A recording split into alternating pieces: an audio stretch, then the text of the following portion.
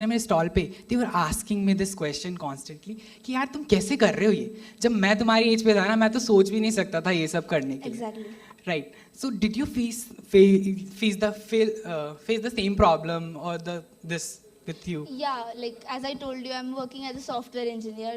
So in office बहुत बार meetings होती है, ठीक है? तो that time the senior people ask for my opinions, what I feel about particular certain topic or anything.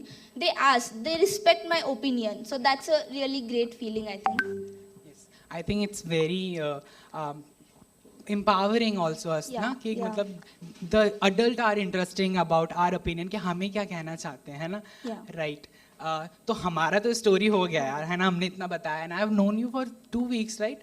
है ना? पर हमारे साथ ना हमारे peers भी हैं. Yeah, we have our peers with us. Youth entrepreneurs. Let's hear from them what their stories are. Yes. I would like to invite Divyanshi on stage.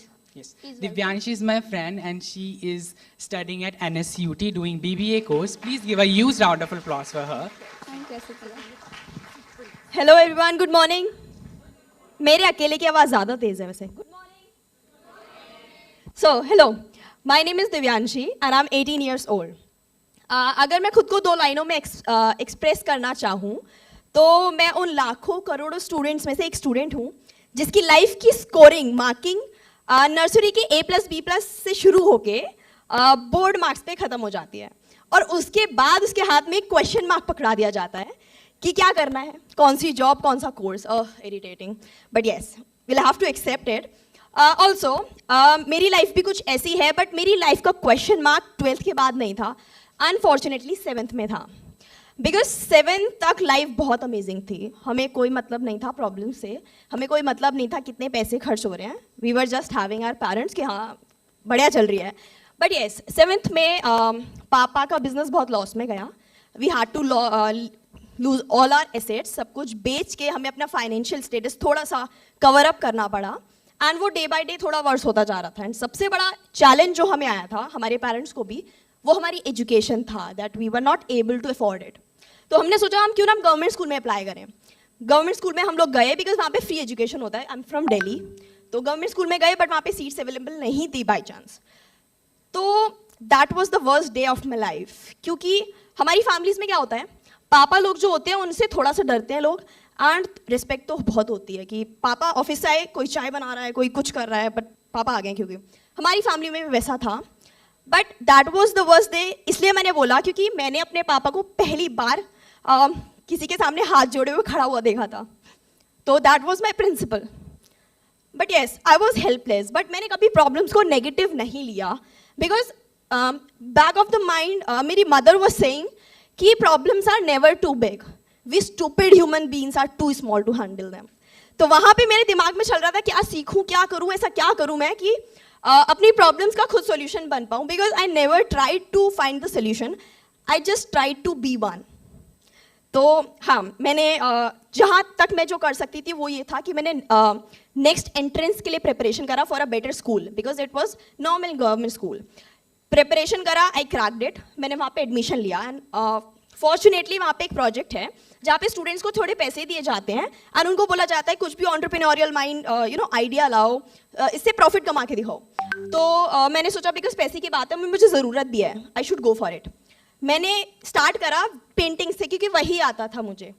तो मैंने पेंटिंग से स्टार्ट करा and with in a couple of months I generated the profit above 50-60,000.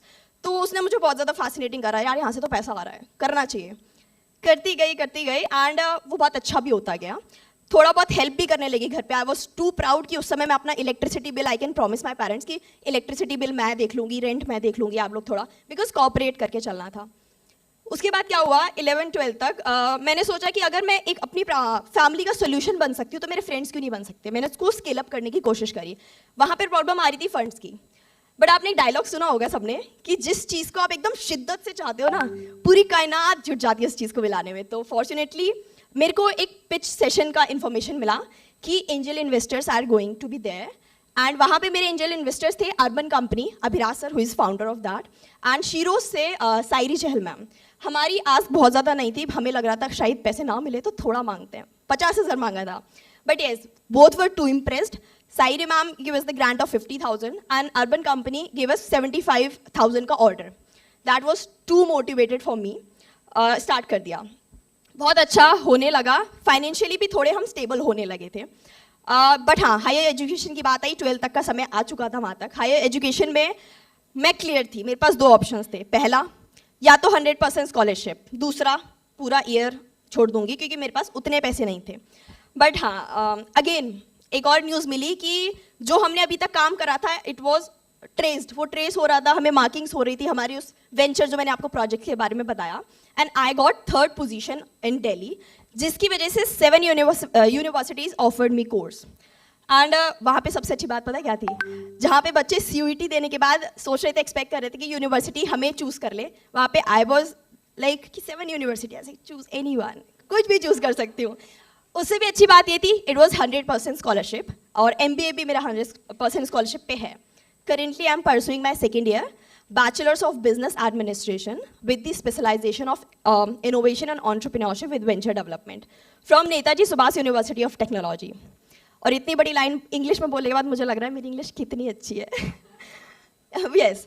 और अगर मैं अपनी current status बताऊँ तो मैं 1 से 2 प्राइवेट लिमिटेड फर्म्स के साथ इंटर्नशिप कर रही हूँ. TND हो गया, नारियो आपने सुना होगा ब्रांड, उसके साथ.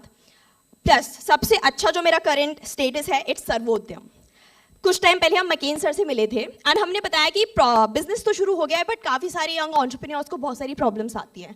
लाइक बिकॉज हमारे मोस्टली फैमिलीज जो हैं, पेरेंट्स हैं, जिस फील्ड से वो आते नहीं हैं, उनको उस चीज़ में एक्सपीरियंस नहीं है और वी वांट समवन कि हमें कोई गाइड कर सके, कि जो उन्होंने फेलियर्स ऑलरेडी देख रखे हमें कोई कर सके गाइड. तो हमने एक कम्युनिटी बनाने की कोशिश अभी भी हम कर रहे हैं, जिसमें कि we want to be each others pillars, industry experts, educators, young entrepreneurs, सब लोग. तो yes, that was all about my story. और मैं अपनी स्टोरी को अगेन एक स्टेटमेंट में कंक्लूड करती हूँ, मैं ज़्यादा बोर नहीं करूँगी. तो मेरी स्टोरी जो शुरुआत हुई थी वो एक सेंटेंस से हुई थी. यहाँ पे सारी लड़कियों की स्टोरी उसी सेंटेंस से शुरू होती है कि भाई साहब घर में लड़की हुई है and I want to work so hard कि मेरे पेरेंट्स इस स्टोरी को कंक्लूड करें कि लड़की हो तो ऐसी. And that will be the best day of my life. Thank you so much. Also you're still small. Go play, do your homeworks, you're still small. So that time, like, I'm still 9th and 8th. I can do something if you share to me. I can help you. So after 10th, I got some course. So I got in government college. So it's called Beauty and Wellness. It's basically for cosmetic and skincare.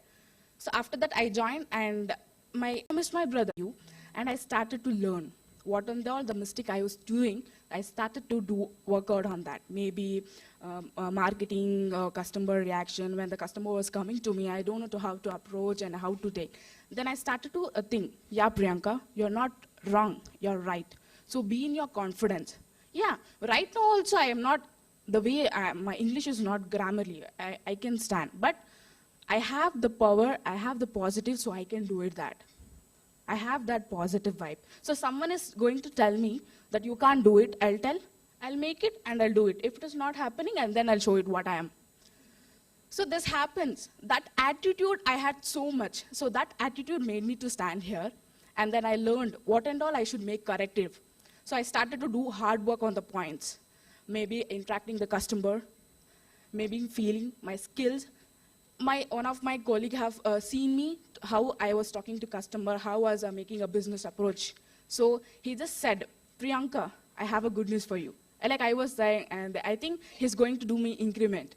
Like he's telling, you're now promoted for a beauty expert. Like I was, sir, it's me. You were scolding me. You don't know anything. You don't know anything. Like I was so shocked and I was so proud also. Like he promoted me a lot, and like my salary was increases too. Like I said, my brother, I'm promoted. I was dancing and I was telling I'm promoted. Like he was like, okay. Every brothers does this, and the sister is going to tell, okay. How this lipstick is there? Okay. When friend is telling, oh, this lipstick red color is so good. When we are wearing, like they'll be, okay, okay. So this happens.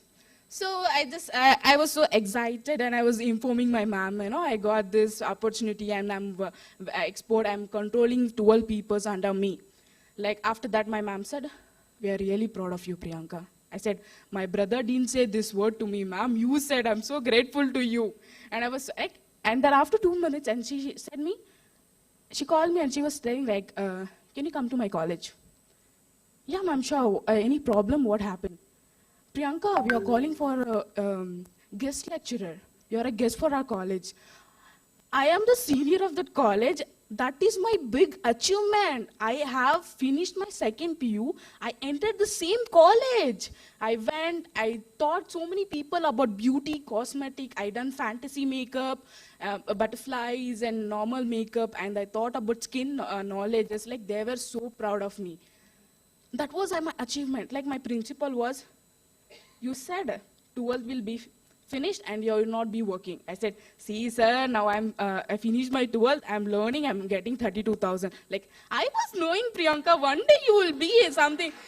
Like, not principal, baby, brother, mother, whatever, they'll be taking in me Divanjali.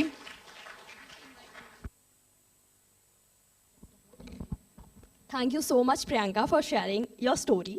तो हमारे पास एक और inspirational story है which is gonna be too good for you. So बहुत सारी तालियों के साथ वेलकम करते हैं प्रियंका अनीता का. Anita please. So, thank you, Divyanshi. Hello, everyone. Good morning. Yeah, I want this reaction. So, yes. So, मैं पुणे में रहती हूँ. मेरा नाम अनीता है, जैसे दिव्यांशी ने बताया. वो कहते हैं ना, देखने के लिए सफ़र बहुत आसान है और जिया जाए तो बड़ा मुश्किल है. हाँ, मेरा सफ़र भी देखने के लिए तो आसान है और मैंने जिया है, थोड़ा मुश्किल था. तो 19 साल की उम्र में ना मैंने बहुत सारी चीज़ें देखी. जैसे मैंने ना खुद मम्मी को 12-12 घंटे काम करते देखा. उसके बाद मैंने मेरी बड़ी बहन की शादी देखी जो उसकी मर्जी के खिलाफ हुई थी. मेरी 2 छोटी बहनें हैं, उनको मैंने खेलने की कूदने की उम्र में ना रोता देखा. Yes, I am quite nervous right now. हाँ, बट मुझे पता है कि मैं रुकने वाली नहीं हूँ क्योंकि अभी तक मैं रुकी नहीं हूँ. यस, और हाँ, जब मेन जो रीज़न होता है ना कि ये क्यों है, ऐसा क्यों है, क्यों बहनें रो रही थी, बड़ी बहन की शादी क्यों हुआ, तो यस, मेरे पापा ड्रिंक करते हैं, आज भी करते हैं. और हमने ये एक्सेप्ट किया कि वो अभी नहीं रुकेंगे. वो हमको कुछ सपोर्ट नहीं करते, फाइनेंशियली नहीं करते, मेंटली नहीं करते, बट स्टिल हमने एक्सेप्ट किया. तो मम्मी सारा देखती है, मैं उसके ऊपर छोड़ नहीं सकती. वो बेचारी क्या क्या करेगी यार, घर देखेगी, मेडिकल इश्यूज वो देखेगी, और या पापा ने जो कर्जा लिया था बहन की शादी के वक्त वो फेडेगी. तो 12th तक तो सब सही था कि गवर्नमेंट स्कूल में थी मैं भी और ज़्यादा फीस नहीं थे तो मैं पढ़ पाई. उसके बाद क्या, मुझे ना फर्स्ट ईयर ऐसा लग रहा था कि बीकॉम कर लो यार, फीस कम होगी, हो जाएगा वो जल्दी से. बट स्टिल वो एक पैशन होता है ना खुद में कि कुछ तो करना है. तो मुझे ना न्यूज़ रीडर बनना, मुझे जर्नलिस्ट की फील्ड में जाना. तो क्या किया जाए, फीस मैंने सर्च किया, 50,000, 1 लाख, 2 लाख, बहुत सारी फीस. मैं पुणे में पढ़ती हूँ तो ऑफकोर्स वहाँ के कॉलेजेस में फ़ीस बहुत ज़्यादा होती है. तो क्या किया जाए, तब मैं लैंड हायर इंडिया से कनेक्टेड थी. मैंने वोकेशनल एजुकेशन पढ़ा था 4 इयर्स के लिए. मैंने रिटेल सेल्स एसोसिएट्स ये सब्जेक्ट पढ़ा. तो उसकी वजह से मैं लैंड हायर इंडिया से कनेक्टेड, और मुझे पता चला कि वहाँ एक अपॉर्चुनिटी है जिसके लिए मैं अप्लाई कर सकती हूँ, और वो है without interest paid scholarship for 40,000. मैंने बोला ये मुझे हेल्प कर सकती है. और हाँ, मुझे ये पता था कि ऑफ कोर्स 4 साल बाद 5 साल बाद वो मैं पे कर दूंगी क्योंकि उतना भरोसा है मुझे खुद पे. या मेरे पैर भी कांपने बंद हो गए राइट नाउ, तो I am that much comfortable. So मुझे भरोसा था खुद पे. और हाँ, स्कॉलरशिप पे क्यों करनी है पता है फिर से, क्योंकि मुझे ना मेरी 4 और अनीता को स्टैंड करना है अपने खुद के पैरों पर. शायद वो 40,000 जो आज मुझे हेल्प कर रहे हैं, 4 साल बाद वो किसी और अनीता को जरूर मदद करेंगे. That's why I wanted to pay that and definitely I will pay that. और हाँ, मैंने एडमिट तो कर लिया, एडमिशन हो गया. मैं अभी first year mass communication and journalism की पढ़ाई कर रही हूँ पुणे के एक टॉप कॉलेज में, आबा साहेब गरवारे कॉलेज में. और हाँ, प्रॉब्लम यहीं तक रुका नहीं है, आगे भी है. जैसे I am facing some financial issues, सब मम्मी के ऊपर नहीं छोड़ना, क्योंकि ना मेरे एक रिलेटिव्स ने बोला था कि 4 बेटियाँ यार, अगर एक लड़का होता ना फैमिली को सपोर्ट हो जाता फाइनेंशियली. और हाँ, मुझे भी लगा यार शायद लड़का होता तो कर सकता था क्या, बट नहीं, मैं रुकी नहीं. मैंने बोला यार मैं भी कर सकती हूँ, क्यों नहीं कर सकती. और हाँ, मेरे पास एक इंस्पिरेशन था, मेरी 2 बहनें जो मुझे फॉलो करने वाली थी. तो मैंने सोचा क्या किया जाए. मैंने बोला जॉब कर लेती हूँ यार, कोई ढूंढ लेती हूँ, बट इतनी आसानी से मिलेगा नहीं. तो लिंडा हैंड इंडिया की मदद से मैंने H&M H&M में as a sales advisor apply कर दिया। तो मुझे पहले लगा यार क्या मेरे में क्या फैशन सेंस है, मैं क्या प्रमोट करूँगी H&M को, ऐसा ऐसे सोच के मैंने बोला यार नहीं होगा शायद। बट हाँ स्टिल मैं रुकी नहीं, उन्होंने मुझे इंटरव्यू के लिए कॉल किया तो मैंने बोला हाँ ठीक है आ जाऊँगी। मैं गई इंटरव्यू के लिए, कुछ प्रिपेयर नहीं किया था, बस आ जाऊँगी, कम्युनिकेशन करूँगी, देखते हैं मैनेजर क्या बोलते, हुआ तो अच्छा है, नहीं हुआ तो देख लेते, रुकना नहीं है। तो यस मैं रुकी नहीं, मैं इंटरव्यू के लिए गई। हाँ एंड फॉर्चुनेटली मुझे एज अ सेल्स एडवाइजर उन्होंने सिलेक्ट कर दिया। तो अभी मैं अराउंड 15 to 20,000 पर मंथ कमा लेती हूँ। स्टिल मैं first year mass communication and journalism पढ़ रही हूँ और हाँ फैमिली को सपोर्ट कर रही हूँ फाइनेंशियली। और जो रिलेटिव्स थे ना बोल रहे थे लड़का होता तो शायद हेल्प हो जाती फैमिली को, आज वो कुछ नहीं बोल रहा है। और हाँ मेरे स्टेटस देख के जब मैं डेलीगेट से मिलती हूँ, जब मैं स्टेटस स्टोरीज डालती हूँ, तब वही होते हैं जो रिप्लाई नहीं करते, कमेंट नहीं करते, बाकी सब कर देते हैं पता नहीं क्यों। यस अभी ऐसा लग रहा है कि हाँ मैं इंस्पिरेशन बन चुकी हूँ, बाकी किसी के लिए नहीं बट मेरी 2 बहनों के लिए बन चुकी हूँ।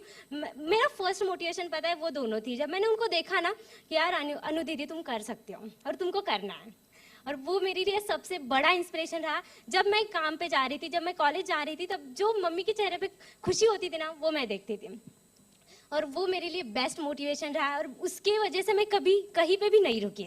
और यार फाइनली आज मैं भी नहीं, अभी भी नहीं रुकी। और यस अगर कुछ करना है ना आपको तो आपको रुकना नहीं चाहिए, आपको फैमिली सपोर्ट कर रही है, होपफुली वो एक आपके लिए बैकबोन हो सकता है। तब अभी मेरी फैमिली मेरे लिए बैकबोन है, और हाँ फ्यूचर में मुझे मेरी फैमिली का बैकबोन बनना है। जैसे एक लड़का अपनी मम्मी पापा को संभालता है ना, मुझे वैसे संभालना है, बस और क्या ही चाहिए ज़िंदगी में। Thank you so much. So अभी हमारे पास, जैसे आपने दिव्यांशी की स्टोरी सुनी, प्रियंका की सुनी, तो अभी हमारे पास गुणश्री है जो अपनी स्टोरी शेयर करेगी, और मैं भी बहुत एक्साइटेड हूँ गुणश्री को सुनने के लिए। होपफुली आप भी होंगे। So please. Okay, so let's welcome Gunushri. Again, one more inspiration for all of us.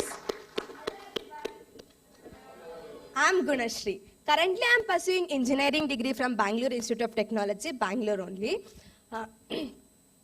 If I should start my story with, I was like many of us, I'm from middle class family. I'm from middle class family. While I was in 3rd standard, I was talking to my father one day at night. I was telling him, Papa, there is one school called Navodaya. It will give free education from 6th to 12th standard. Shall I go there? Should I apply for that? Will I get selected? Like that, I was asking my father. He was like, let's see. It's still it was like Navodaya is basically an exam for rural students. It is conducted at district level. It will be conducted at the age of, I will write the exam at the age of 10. In 5th standard, we'll write the exam. If we get selected, we'll get into Navodaya and we'll study from 6th to 12th class. It is under Government of India CBSE curriculum. It is basically free education for all the students from 6th to 12th class residential school. It is one of the best residential school amongst many schools in India. If I stood at the age of 10, it was not easy for me to get into a residential school, manage my daily works, and study all by myself. Means teachers were there for self-studying and all. It was not easy for me to study at the age of 10 without parents' help and all. After I joined into Navodaya at the age of 6, 7th, 8th, 9th, 10th. It was normally it was going well. And then after 10, suddenly, a few years back, COVID pandemic started. COVID started and lockdown started. We spent all our 11th class in online mode. It was very difficult for many students like me to manage studies during online classes. Avanti is a trump card for us, JNV students. Avanti is basically tied up with Navodaya for supporting students in the competitive exams like JEE and NEET exams. They started online courses. We used to have CBSE classes from morning to afternoon, and then from evening we used to have Avanti classes. And it was I stay in village. It was pura network issues were there, and like that. In that time, Avanti made one. Teachers used to record the sessions. They used to send us the videos. I used to refer the videos, and I used to study with that. Because I couldn't attend online classes, it was pura network problem in my place. Then after that, we switched again from online mode, we switched to offline mode. It was like so difficult for me, my classmates, many of the students to cope up with the 11th class, because everybody knows that 11th and 12th is the most important phase of student life, because it will decide your career, what you'll do in further years, what you'll do in life.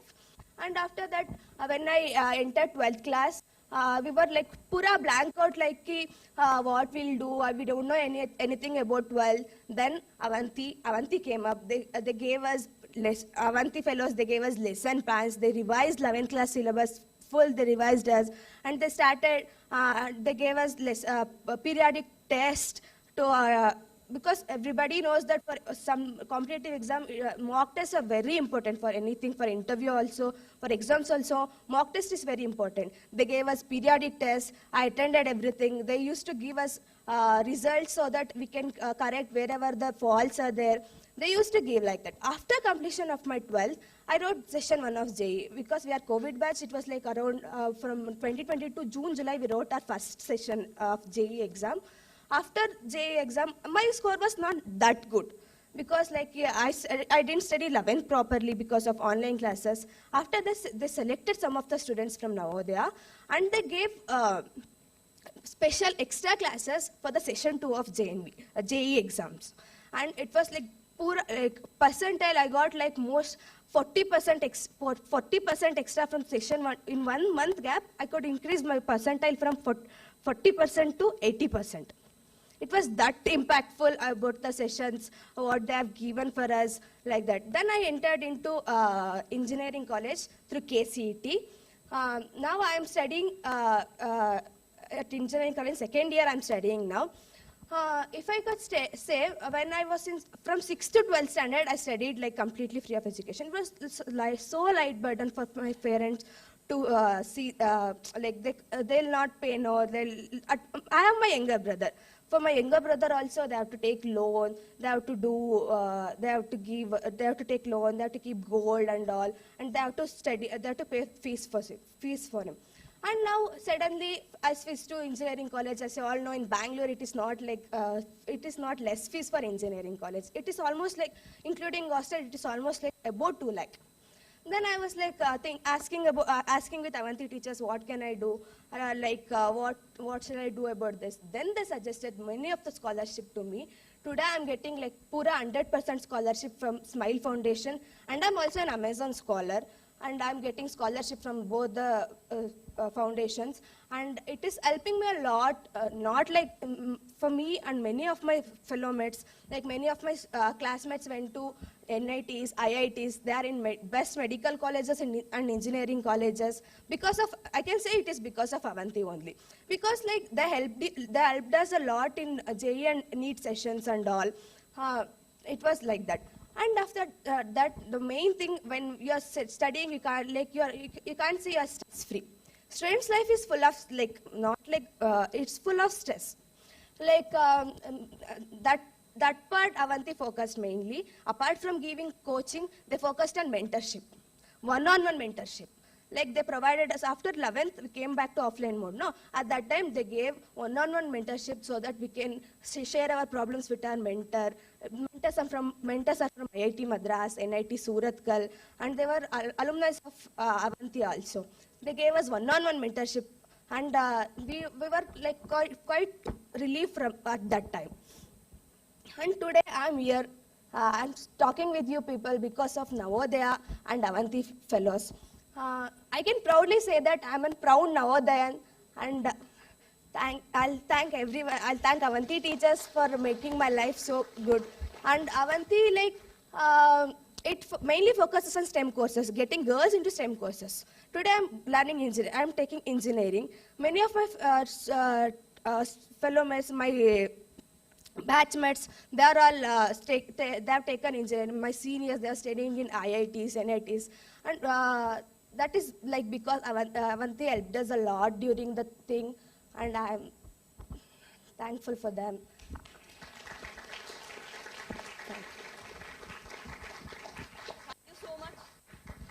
what's happening over there. But yeah, thank you so much. क्या हमारे MCs को हम वापस बुला सकते हैं? To proceed. Thank you, Divyanshi. Hi. So once again, thank you, Divyanshi and the team. Inspiring story. I hope you all get inspired. Harshita, enthusiasm देखा?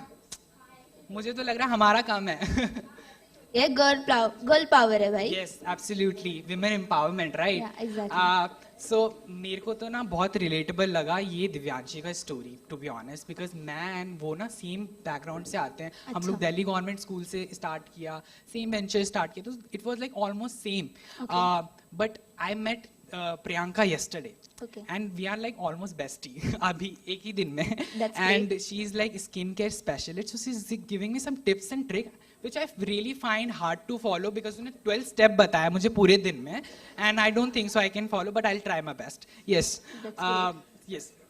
Okay, so I've been seeing Anita from last couple of years. She's my junior. So the transformation she's got, that's truly amazing. I'm really proud to see her here talking very confidently, full of enthusiasm. And Gunashri, obviously, she's doing some J things. I am completely out of those things. So that is. And how Navodaya help her to do those sessions and all, that is very commendable. Right. For the next session जो हम जा रहे हैं ना, Harshita, I think that's really empowering. पता है क्यों? मेरे पास एक fact है, मैं लेके भी आया हूँ. I'll have to use my power class. Go ahead. So for that, पता है, according to 2021 World Population Review, 600 billion people aged between 18 and 35 in India. Isn't it amazing कि हमारे इंडिया में यूथ कितना सारा है? That's very amazing. Now let me tell you the fact. 57 out of those, 57% of Indian students in class 5 cannot read a class 2nd level text. 73% of Indian youth don't make it to college. Only 23% Indian workforce possesses formal vocational skills. Okay, What do I you didn't think know about about this? those numbers, but I think we should call the expert to know more about it, right? But I have this one question in back of my head. Yeah. Ki, is there enough opportunity for the youth today? I'm sure there must be. There are a lot of things happening out there. I'm sure about it. So we have our experts here. Let's hear from them. Right. Please give a huge round of applause for Makin Maheshwari sir, founder and CEO of Udhyam Learning Foundation. And I would like to add this gesture that I have known sir for a long time. He has been helping me with my venture, and whenever I need something, he keep on asking me कि क्या problem है बताओ, I'll figure it out for you. And I'm really thankful for you, sir. Thank you so much. Thank you so much. Thank you. Good morning, everyone. Welcome to Prayaas, second edition, and thank you all for making time to be here. I have the honor of both inviting and then interviewing possibly the most influential person who's shaped the country's thinking around education. She's the winner of the Yadan Prize, which is called the largest education prize on earth. She led to, and she's led USER for years now, which has helped us see where we are. And I think, like the kids said, it's not a very bright picture. But what some of you may not know is that Rukmini is also a child. Her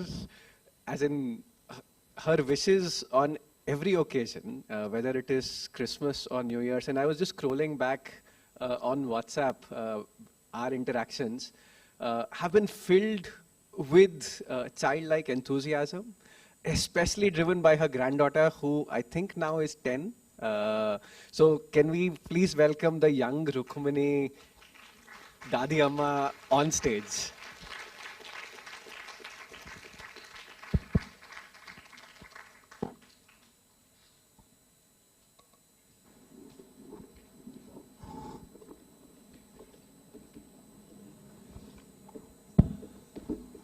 Welcome, Rukmini. Okay, so we'll I think the kids posed us some hard questions, so I'll start and continue with some of those for you. That this year's Asar focused on the 14 to 18 year age group, right, and had a bunch of findings. What for you were the most surprising that you didn't expect at all? And then also maybe talk about which do you feel are the most impactful or have touched you the most? First of all, thank you to Prayaas for inviting me here. And I shouldn't thank you for putting our conversation after these amazing young people who've just spoken before us. So to speak after Priyanka and Devanshi and others, I think is really boring for everybody here. And then to move into numbers and figures when you have real live examples of fantastic stories of change. The Asar of 2023, we are in 24, but the Asar that you're speaking about of 2023 focused on the age group of 14 to 18. And this is the second time that we've done that. The usual Asar, as everybody knows, is on basic, are you in school, can you read, can you do arithmetic, and it's done in every rural district in India. But now we do that in every gap year so that you have a middle year in which to think and dive deep into something else. Now, I would say that in terms of surprising results or things that jumped out, before getting to the results, because when you print a report, everybody looks at the outcome. Don't look at the process that goes inside producing something like this. So I think this is quite typical for those who watch TV, that you're asked a question, but you answer something else. So I just follow that Indian tradition to say that when we focused in 2017 on 14 to 18, we actually began work on that a year and a half before. And the idea was to say कि ये 14 से 18 साल के बच्चे कैसे होने चाहिए, आज कैसे हैं, and लोगों के दिमाग में, लोग could be anybody, could be your family, could be your teachers, could be your sarpanch. What is the vision that we have of what a 14 to 18-year-old should be like? We started actually with a bigger age group, and then we brought it down, and I still think 14 to 18 is actually a big range. Even our young people who spoke here are probably at the higher end of this age group. And two things came out from many months of work. If I had to summarize it, and we did this in different, we have Asar teams in all states in India. So these kinds of questions were asked to many, many different kinds of people. And दो चीजें निकल के आई that you could summarize. One was that अच्छा इंसान होना चाहिए.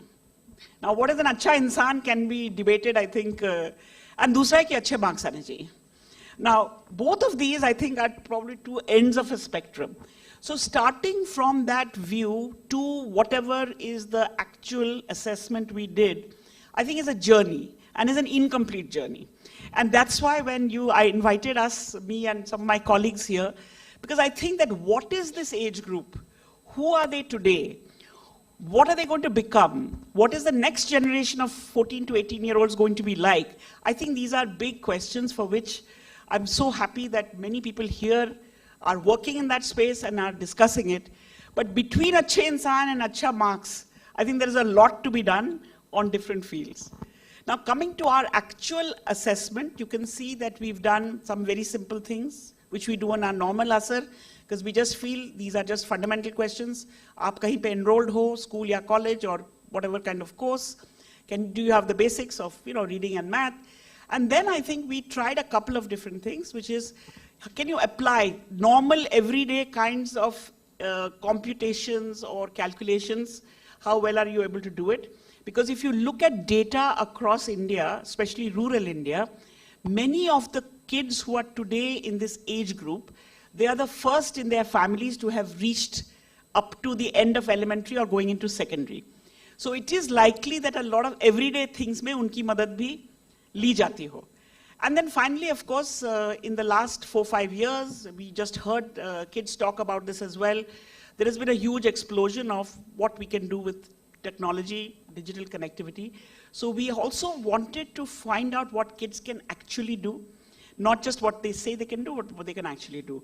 So I found actually the whole process of developing this one-on-one in the household method of looking at digitally what you can do in some real practical sense, one of the more exciting pieces of this. The results are there in the report, and the results are, I think, people will not be surprised. But I think the process by which this was done, to me, was really interesting. Yeah. Thank you, Rukmini, for not answering my question. But also, I think pointing us into a meaningful direction, right? Like you said, the results are there, and ASAR report has been talked about by enough people, enough media agencies, so I'm sure that a lot of the audience has had a chance to read it. And if not, I strongly recommend it. If you're working with this age group, I think it's foundational data, please do look it up. The part between अच्छा इंसान and अच्छे marks, और उसके बीच में this, what you just said, कि not just what young people say they can do, but what they can actually do. This orientation of actions, कि क्या काबिलियत है, आप क्या कर सकते हो. So in your experience with young people and in various parts of the country, what are some actions or capabilities besides what ASAR usually tests, besides the foundational learning and numeracy, literacy and numeracy levels, that you have found to be possibly something that can be very empowering or that can help young people in living good lives, in succeeding in life? So what are some of those actions or abilities जो आपको लगता है, hey, these abilities है तो मतलब हाँ ये बच्चा शायद दूर जाएगा, ये काफी कुछ कर पाएंगे? I mean, again, I'll go back to the young people who were talking just before us. I think these are all journeys. And journey के शुरुआत में you have a little bit of a sense, like many of them said, कि मुझे तो कुछ करना था. मुझे अपने मुसीबतों से, I didn't want to be held back by my troubles. So one of the things that I think that I'm constantly learning and impressed by young people in general is that what is the first step that can be made available to, as many people as possible, and how many then use that first step to push to the second step and the third step and the fourth step. Now, many of our, like, अच्छे marks, there is a destination, which is कि 10th and 12th में आपके अच्छे marks होने चाहिए. But who gets the अच्छे marks and who does well in life, sometimes are not correlated at all. I think of my long ago school and college career, actually all the badmash people are doing very well right now. And all the good people are doing like good jobs and so on. So I wish there were ways in which people on their CV could say who they really are, as opposed to मेरे board exam में मुझे इतने marks मिले थे. I mean, I'm sure both you, I, and everybody in the audience has many stories that I think that, each step that you open up, if I ask people, what is आपको क्या बनना है? So they look at you and say, what kind of answer does she really want to have? And then they give you that answer. Then you push further. And some of my colleagues who are here, we actually, as part of this ASAR, did much more in-depth talking. And I think to really get to who you are and what you want to do, what are you thinking today, and what you're going to influence by, needs much more deeper conversation. And the successes that we saw from these three kids, the four young people here, are that somebody has persisted with them step by step by step in taking them forward. And the success, I think, is also not just their individual success, but the success of the programs that are supporting them is that perhaps, and I'm sure this is the case, you've been listening hard to many, many such examples and then tweaking and redesigning the next steps as we go forward. And I think that's really what the whole education system needs, the whole social system needs, is give people an opportunity, see what they do, and then shape the next opportunity accordingly. So in my mind, there isn't a set of criteria or a set of characteristics. I think what we really need is a set of diverse opportunities where young kids can actually try themselves out. Last night, we had very interesting many discussions with many of them who are in the room.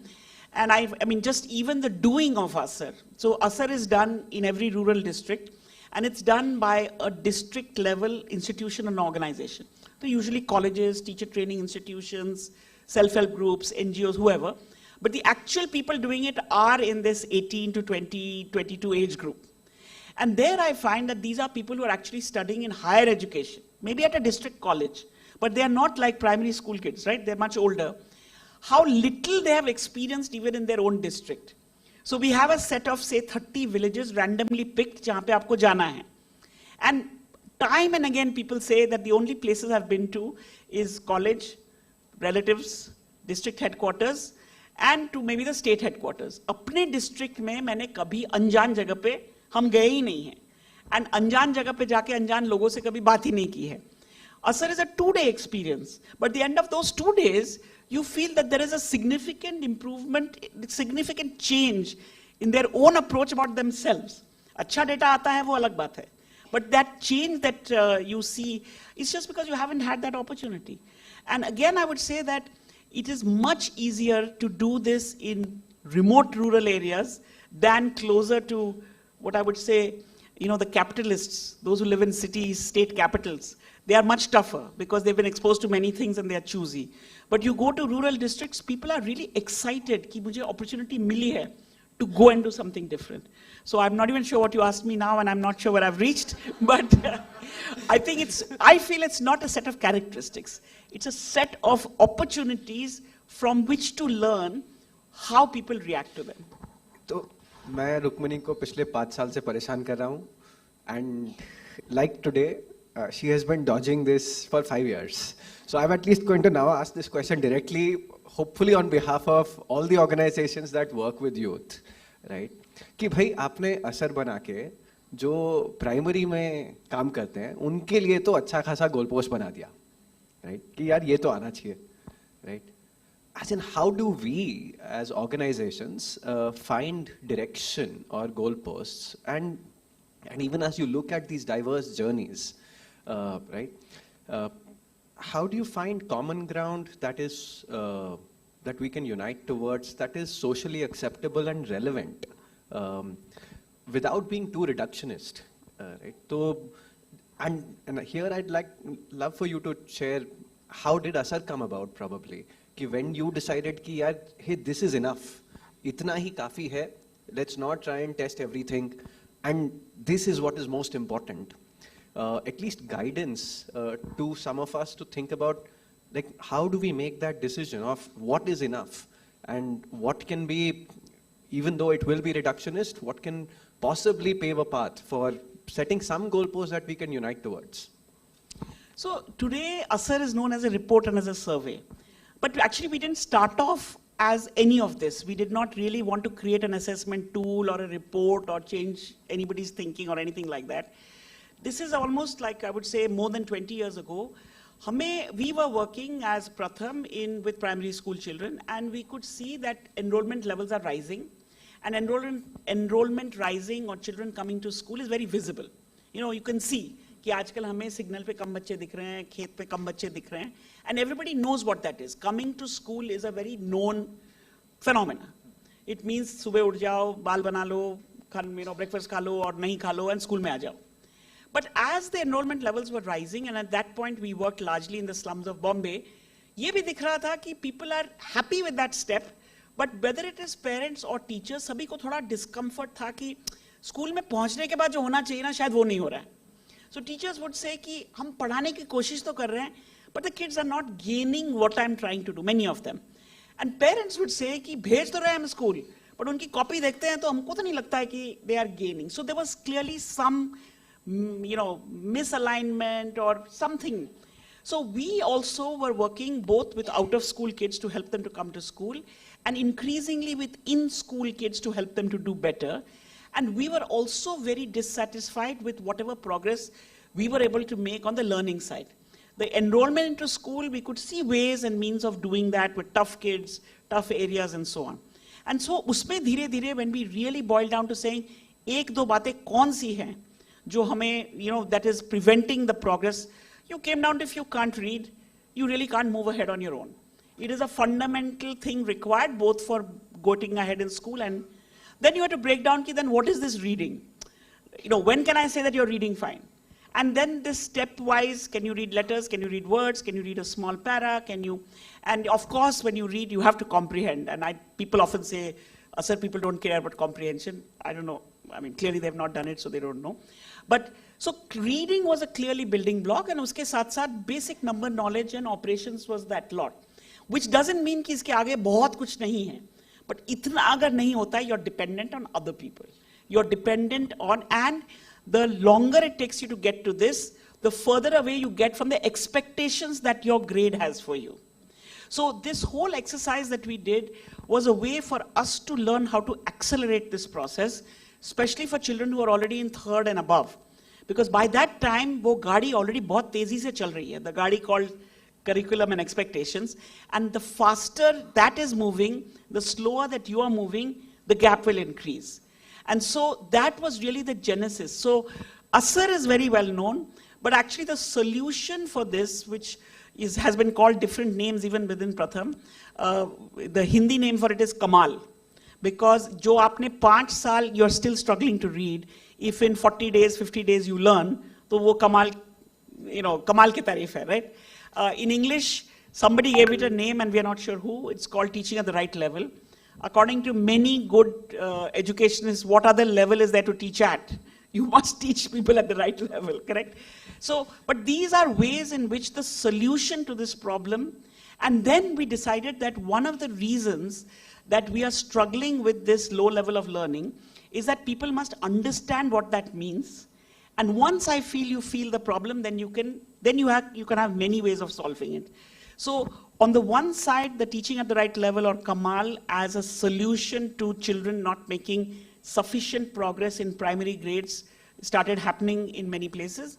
And on the other side, we felt that feeling the problem, understanding the problem in a way that everybody can participate, that's what turned into Asar. And even before Asar became a national survey, we spent 3-4 years doing village report cards. When you go into a new location, we were doing a lot of rural work in those days. इस गांव की स्थिति क्या है? क्या सब बच्चे school जाते हैं? क्या उनको पढ़ना आता है? क्या उनको गणित आती है? And how do parents, community members, sarpanch, teachers view this? Because if there is a problem, it will need the help of everyone to solve it. So all this became a national survey well after all the groundwork. And our hope was, and I think it has been, it has gone to a logical place, that once you feel the problem, once you discuss the problem, once you have a common understanding of the problem, solutions will then start coming. And so for people working in this age group, what is it that you feel is holding people back? What are you doing about it? There are many different solutions even in this room. So really, I think it's not a question of coming up with a report. It's coming up with a common understanding of how to go ahead and getting a lot of people to feel that issue so very often people say to me, we want to do Asar on Falani. So I said, it's not a cookie cutter thing. It's like we had a certain logic. You may have a different logic, but it's आप कहाँ से शुरू करना चाहते हो, कहाँ तक जाना चाहते हो, and the understanding and the pathways to solving, I really feel have to go together. No, thank you. Now I answered his question. Yes, thank you. First one, right? I got Hema's glare and 2 minutes. Lekin I will still ask one question because I feel कि Rukmini is a brilliant storyteller. At least I have had the benefit of enjoying it, and I'd love for you to tell us a story where some young person really surprised you, right? That you come across a young person and what they do or who they are or how they are with you or doing something else, like really surprised you. And this could be recent or earlier, but would love for you to share. So, very difficult question because as Pratham, we work largely in pre-primary and primary. That's the bulk of our experience. And then we also, our skilling program works with 18 and above. And so actual ongoing, lots of experience of this 14 to 18 group is much less. However, I think it is difficult to find a situation in which you have not been surprised. Now that could be कि खुद ही बहुत बुद्धू हैं, कुछ नहीं आता है इसलिए anything that anybody does is surprising. Or I think you have to be looking for, on any daily basis, something that you go back home that is saying, I hadn't thought about it. So I'll give you an example. I was sharing it with some people last night and they liked it. So then it is a story that perhaps, so we have a lot of volunteers in our education programs, usually local volunteers, high school kids or older, who help the younger kids. And we've had this view कि वो लोग इतना समय देते हैं तो उनके लिए भी कुछ होना चाहिए. But हम क्या दे सकते हैं? Because we don't have that kind of resources and we are not particularly skilled in things that you all, in fact, I have lots to learn from some of the examples in this room. So we usually do some small, digital readiness, first aid, things like this for them. We do have a skilling program. So at one point in Odisha particularly, we thought, ki how can we bring, maybe for our village volunteers, many of whom are girls, what of our skilling program can we offer? So our electrical team was doing a community-based skilling model. And our usual skilling program is training, residential program, placement anywhere in whatever part of the world. Now we knew that these girls may not go that far, but we said, try karke dekhte hain. I went to this course, maybe, I can hear myself. Okay. So I went to this skilling program maybe 3 weeks into it. And the group had large number of girls in it. So I said to them ki aap logon ko electrician banna tha. Aspiration. You're here doing electrical thing because you must be. So I all started giggling. And you could tell from the giggle that there is, basically जब giggling की इन लोगों को कुछ नहीं आता है ना, उल्टा उठपटांग सवाल करते हैं, kind of giggle. So anyway, we got down slowly and I said, so tell me exactly how you came here and what happened. So the girl said कि पहले तो घर के पास कोर्स हो रहा था, free में था, and all of us friends were there. So we said, चलो try करके देखते हैं क्या है ये. And that's how they came in. Parents said, free में है यार, चले जाओ, time waste मत करो, make sure you go to college and high school, but side में हो रहा है तो कर लो. First week or within the first 10 days, the instructor gave them an assignment कि घर के किसी electrical problem को identify करो and try to solve it. Take a simple problem, probably they were given some simple problem. When they did that, people at home said, what? You're actually learning something. Because we are very used to enrolling in courses and not learning anything but giving the exam. So parents were like, my God, you actually learned कि भाई switch को ठीक करना है. 2 weeks down the road, they were given an assignment कि मोहल्ले में जाके some problem को solve करो as a group. So I said कि 2 weeks में तुमने कितना क्या electrical सीख लिया? They said नहीं उतना कुछ नहीं सीखा था, but हमारे पास phone था and the sir said कि वहाँ पहुँच के problem को समझ के मुझे video call करो and then together we will solve it. So actually the problem was solved on video calls, different places, but the problem was solved. So मोहल्ले के लोग said, my God, इन लोगों को तो कुछ आता है. Because most of us don't know how to fix a switch or a fuse or whatever it is. So we are also starting as a society from a pretty low level on this. And by this time, the skilling program gave them shoes, the electrical के लिए जो shoes होते हैं, and a shirt and a hard hat. So it took 3 weeks to really get into this fact that this is really a pathway. People are actually giving us some value. We as friends have gained quite a lot of experience. And now it looks like this is a viable thing. So it wasn't like, I think they were surprising themselves as they went along. And I was very surprised as to how rational this whole process was and how as a group. And the girl said, ki, we can't leave studies in the middle. Abhi main high school mein khatam karna hai. But don't worry, we have enough traction in our immediate mohalla that hame electrical ka kaam milta rahega. Now this is not a charted path. But if whoever it is hadn't put this opportunity out, we wouldn't have learned कि लोग इस path पे कैसे चलते हैं. With that, thank you so much, Rukmini, for making time to come all the way and share these insights. Thank you so much. Very, very grateful.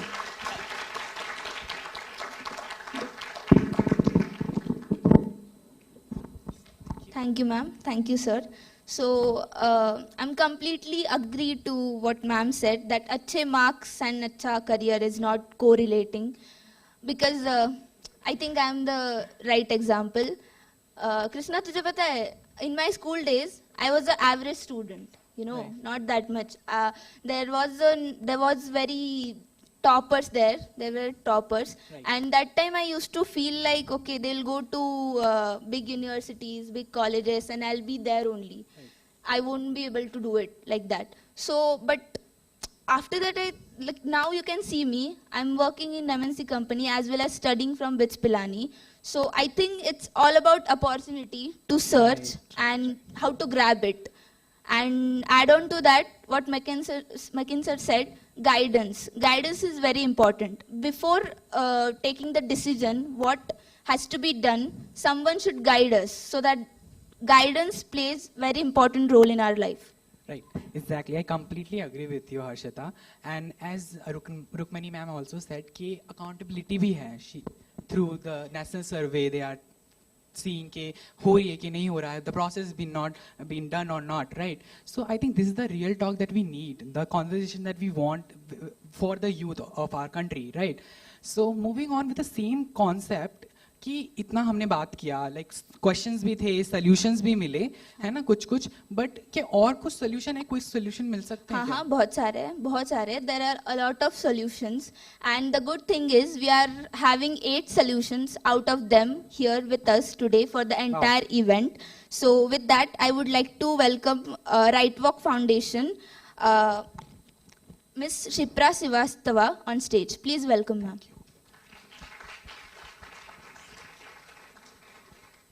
Hi, thank you. My name is Shipra and I'm a co-founder in Right Walk Foundation. So I would like to request, can you please play a video?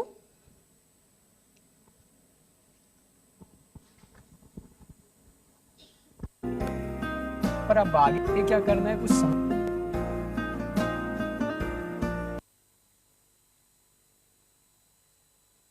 हम लोगों को ITI की degree तो मिल गई, पर अब आगे क्या करना है कुछ समझ में नहीं आ रहा. काश कोई प्रोफेशनल ट्रेनिंग मिल जाती तो हमारे नौकरी के रास्ते आसान हो जाते.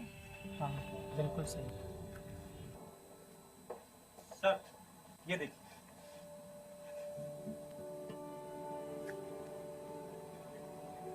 ये इतनी सारी नई मशीनों का ऑर्डर तो दे दिया है, अब इतने सारे ट्रेन एम्प्लॉइज कहां से लाएं जो इन मशीनों के लिए एकदम फिट हो. आप दोनों की समस्याओं का है सिर्फ एक समाधान, भारत सरकार की नेशनल अप्रेंटिसशिप प्रमोशन स्कीम और उत्तर प्रदेश सरकार की सीएम अप्रेंटिसशिप प्रमोशन स्कीम. केंद्र सरकार एवं राज्य सरकार द्वारा बड़ी संख्या में बच्चों को स्किल ट्रेनिंग प्रोवाइड कराई जा रही है. इसमें ITI के बच्चे भी हैं और कौशल विकास के बच्चे भी हैं. इसके साथ ही साथ बहुत से बच्चे 10वीं और 12वीं पास भी हैं जो कि चाहते हैं कि उनको स्किल में कोई ना कोई ट्रेनिंग मिले. लेकिन बड़ा चैलेंज ये आता है कि स्किल ट्रेनिंग लेने के बाद भी इंडस्ट्री में एक्सपोजर कैसे हो. इसी के लिए सरकार आपके लिए लाई है अप्रेंटिसशिप स्कीम. इसमें आप जॉब के बिना भी इंडस्ट्री में 6 महीने से लेकर 3 वर्ष तक के लिए एज अप्रेंटिस, एज ट्रेनी जुड़ सकते हैं. वहां पर आपको स्टाइपेंड तो मिलेगा ही मिलेगा, इसके साथ ही साथ आपको इंडस्ट्री के ही मशीनों पे, उनके शॉप फ्लोर पे काम करने का एक्सपीरियंस मिलेगा. इस इंडस्ट्री में जहां बच्चों को तो फायदा है ही कि उनको इंडस्ट्री के बारे में पूरी जानकारी मिलती है, वहीं दूसरी तरफ इंडस्ट्री को बहुत बड़ा फायदा है. इंडस्ट्री के जो भी हमारे लोग हैं उनको एम्प्लॉयमेंट लेने के पहले ही अप्रेंटिसशिप के मोड से बच्चों को हायर करने की सुविधा मिलती है. जहां शिक्षित युवाओं को मिल रहा है 6 माह से 3 वर्ष तक अप्रेंटिसशिप करने का सुनहरा मौका. इस योजना से आप होंगे रोजगार के लिए पूरी तरह तैयार और कंपनीज को भी मिलेंगे ट्रेन्ड एम्प्लॉइज. अप्रेंटिसशिप आपको देता है अपने कौशल विकास का बेहतर मौका. 4 अक्टूबर को फर्स्ट अप्रेंटिसशिप मेला हमारे स्टेट में मनाया जा रहा है. इसका उद्देश्य यह है कि अधिक से अधिक लोगों को, अधिक से अधिक बच्चे जो एलिजिबल हैं अप्रेंटिसशिप करने के लिए, उन्हें जानकारी हो सके और उद्योगों को भी अभी थोड़ी कम जानकारी है कि हम अप्रेंटिसशिप के बारे में, तो उन्हें भी जानकारी हो सके. ये मैं बताना चाहूँगा कि ये उद्योगों के लिए भी लीगली बाइंडिंग भी होता है. जहाँ भी जिस भी उद्योग या फर्म में मोर देन 29 एम्प्लॉय होते हैं, वहाँ पर 2.5% से लेकर के 15% तक उन्हें एम्प्लॉय और अप्रेंटिस के लिए रखने होते हैं.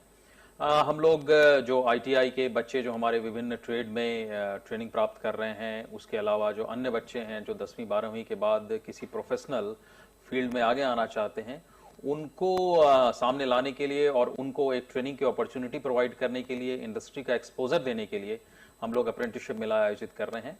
मुझे पूरी उम्मीद है कि अधिक से अधिक इसमें उद्योग, फर्म्स पार्टिसिपेट करेंगे और बच्चों को एक अच्छा अवसर मिलेगा. अधिक जानकारी के लिए अपने जनपद के नोडल राजकीय ITI में संपर्क करें अथवा मिस्ड कॉल दें 07941050777 पर. ऑनलाइन पंजीकरण की सुविधा. हाँ, हम जो सोल्यूशन प्रोवाइड कर रहे हैं बेसिकली है वो अप्रेंटिसशिप. अप्रेंटिसशिप क्या है, क्यों इसकी जरूरत है? अभी जैसा कि हम जानते हैं, जैसे अभी ये लोग बता कर गए हैं हमारे पहले कि कितनी यूथ हैं जो अनएम्प्लॉयड हैं या क्या परसेंटेज है यूथ का। बेसिकली यूथ एक बहुत ही इंपॉर्टेंट पिलर है अभी करंट हमारे जो जनरेशन है उसके लिए, जो करंट सिस्टम है। यूथ अनएम्प्लॉयमेंट अगर देखा जाए तो 28 करोड़ यूथ हैं, जिसमें से जो 17 करोड़ यूथ हैं वो कहीं कहीं ऑक्यूपाइड हैं या वो एम्प्लॉयमेंट ढूंढ रहे हैं। 4 करोड़ ऐसे हैं जो अभी स्ट्रगल कर रहे हैं, वो जाना चाहते हैं हायर एजुकेशन के लिए। 7 करोड़ यूथ अभी भी अनएम्प्लॉयड है, उसको बिल्कुल नहीं पता है कि उसको क्या करना है, कहाँ जाना है, किस तरीके से जॉब करनी है, वो क्या कर सकते हैं, कैसे उनको बेनिफिट मिल सकता है, उनकी अपस्किलिंग कैसे हो सकती है, उनको एम्प्लॉयमेंट कैसे मिल सकता है। तो apprenticeship scheme basically it's a national apprenticeship promotion scheme. ये सेंट्रल गवर्नमेंट की स्कीम है, 1961 में लॉन्च हुई थी। इसमें सेवरल अमेंडमेंट्स हुए हैं।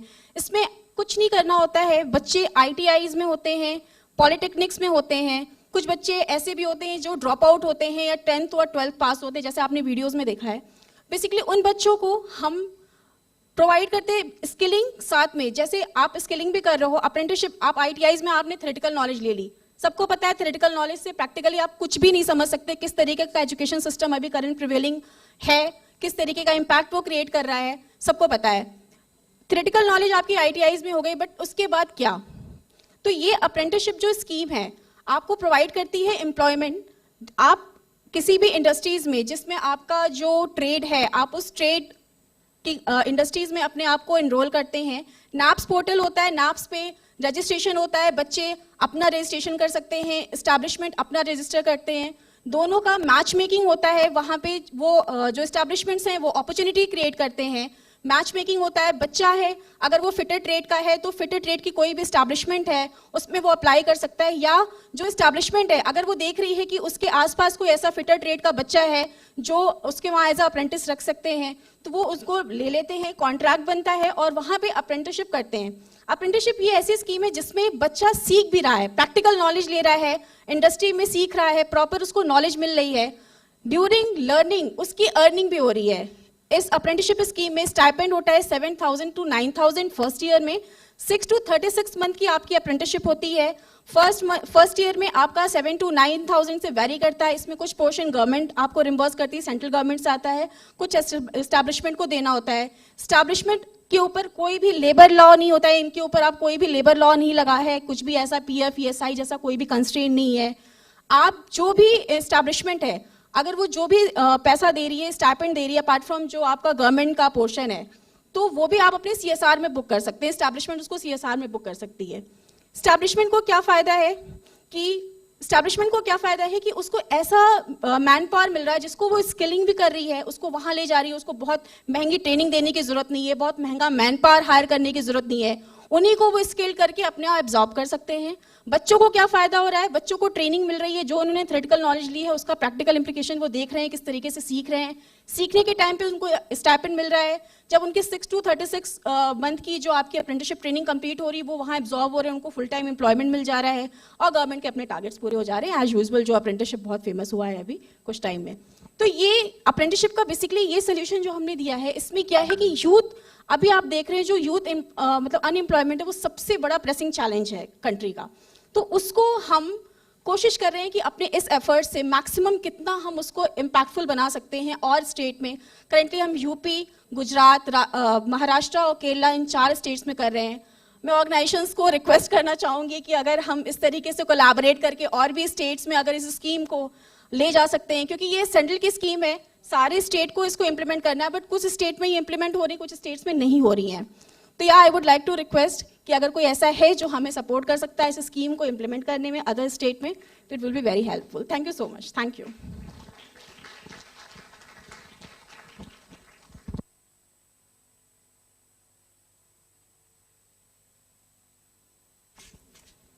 Ma'am, yes. Harshita? Thank you so much, ma'am, for enlightening us. And I believe RightWalk will take us on right pathways. Right. And once again, we would like to thank Amazon for making this event happen. Right. And मेरे को एक चीज़ बहुत अच्छी लगी इस session में ना, solution बोलो। वाले में, कि मैम ने ना फोकस कर प्रैक्टिकल नॉलेज पे भी काफ़ी ज़्यादा। इवन तो मैं स्टडी कर रहा हूँ पूरा थ्योरी वाला, I am doing a BBA course, but मुझे ना प्रैक्टिकल चाहिए। तो मेरा इको का सब्जेक्ट है ना, मुझे उसमें भी प्रैक्टिकल चाहिए। तो मैम ना मुझे, मैं उनको सजेस्ट करता हूँ कि हमको इवेंट्स पे लेके जाएं, एक्सपोजर दें। तो आई think that's the part which I want for कि सबको चलना चाहिए, राइट? मूविंग ऑन तो Yeah. So, Krishna, don't you think it's fascinating that how technology is altering everything from classroom to future job skills? I think that's very interesting Harshita, क्योंकि मेरे को भी ये बहुत क्यूरियोसिटी है कि ना ये टीचर्स कैसे कोप अप कर रहे हैं with the technology without having the fear to deal with it, right? कि कैसे डील कर रहे हैं इससे बेसिक लेवल पे। So I think that's very interesting.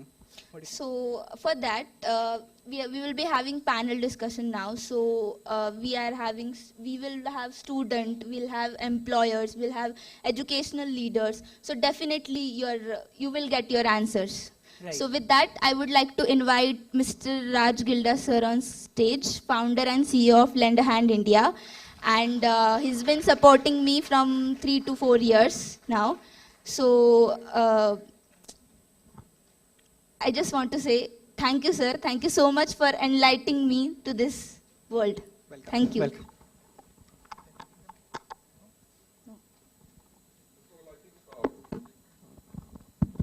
Such a great job from our, anchors for today. Krishna and Harshita are here, so 3 cheers for you guys. You are definitely teaching us some skills, which I'm making note of as, and hopefully, we'll go from there. So welcome everybody once again, and especially from Lend a Hand India. This is our first event we are hosting in partnership with Udhyam, so very special as well.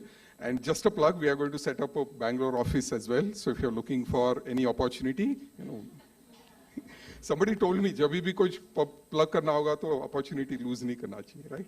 So anyway, so I think today, as Harshita and Krishna mentioned, that we are at the cusp of such a reform, as the cusp of many things changing, and today we are going to speak to, as part of this 30 minutes, upcoming 30 minutes, to variety of our panel members who will throw light on these aspects. So first, we would like to invite Karan Kumar from Shinobadi.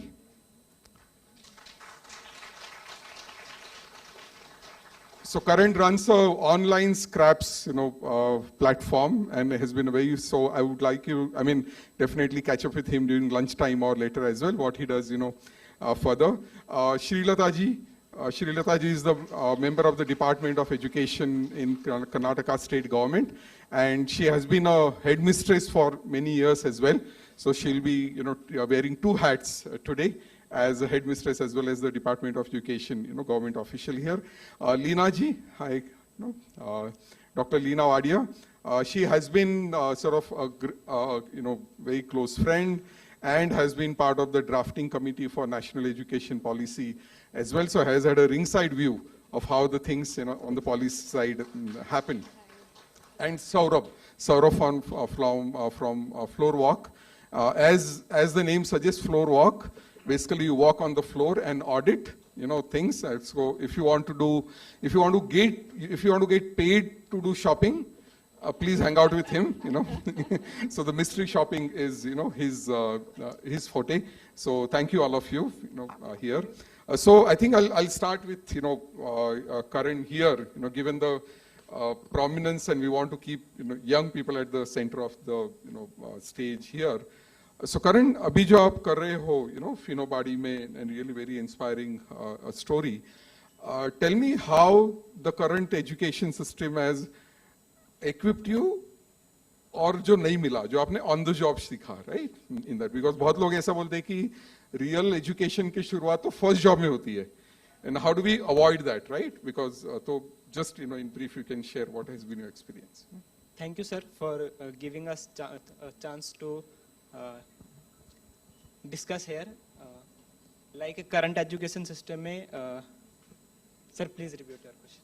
अच्छा, इतना कठिन सवाल पूछा मैंने, हाँ, मुझे बहुत अच्छा लग रहा है मेरे से ही, नहीं, so मेरा सवाल ये था कि करण, आप अभी जो फिनोबाड़ी जैसा बहुत ही अच्छा एंटरप्रेन्योरियल वेंचर चला रहे हो, हाँ, तो कई चीजें आपने स्कूल में सीखी होगी, कई चीजें स्कूल से बाहर सीखी होगी, और आजकल का जो एजुकेशन ऐसे होता है कि हमारा जो एक्सपीरियंस होता है उसकी शुरुआत फर्स्ट जॉब से होती है ना। तो आप बताएंगे कि आपने स्कूल में क्या सीखा और स्कूल के बाहर क्या सीखा, और अगर आप स्कूल की अगर वापस शुरुआत कर रहे हो, सपोज आप 3rd ग्रेड में जा रहे हो, अभी 4th ग्रेड में जा रहे हो, तो क्या सीखना चाहोगे अगर आप अभी शुरू करें तो?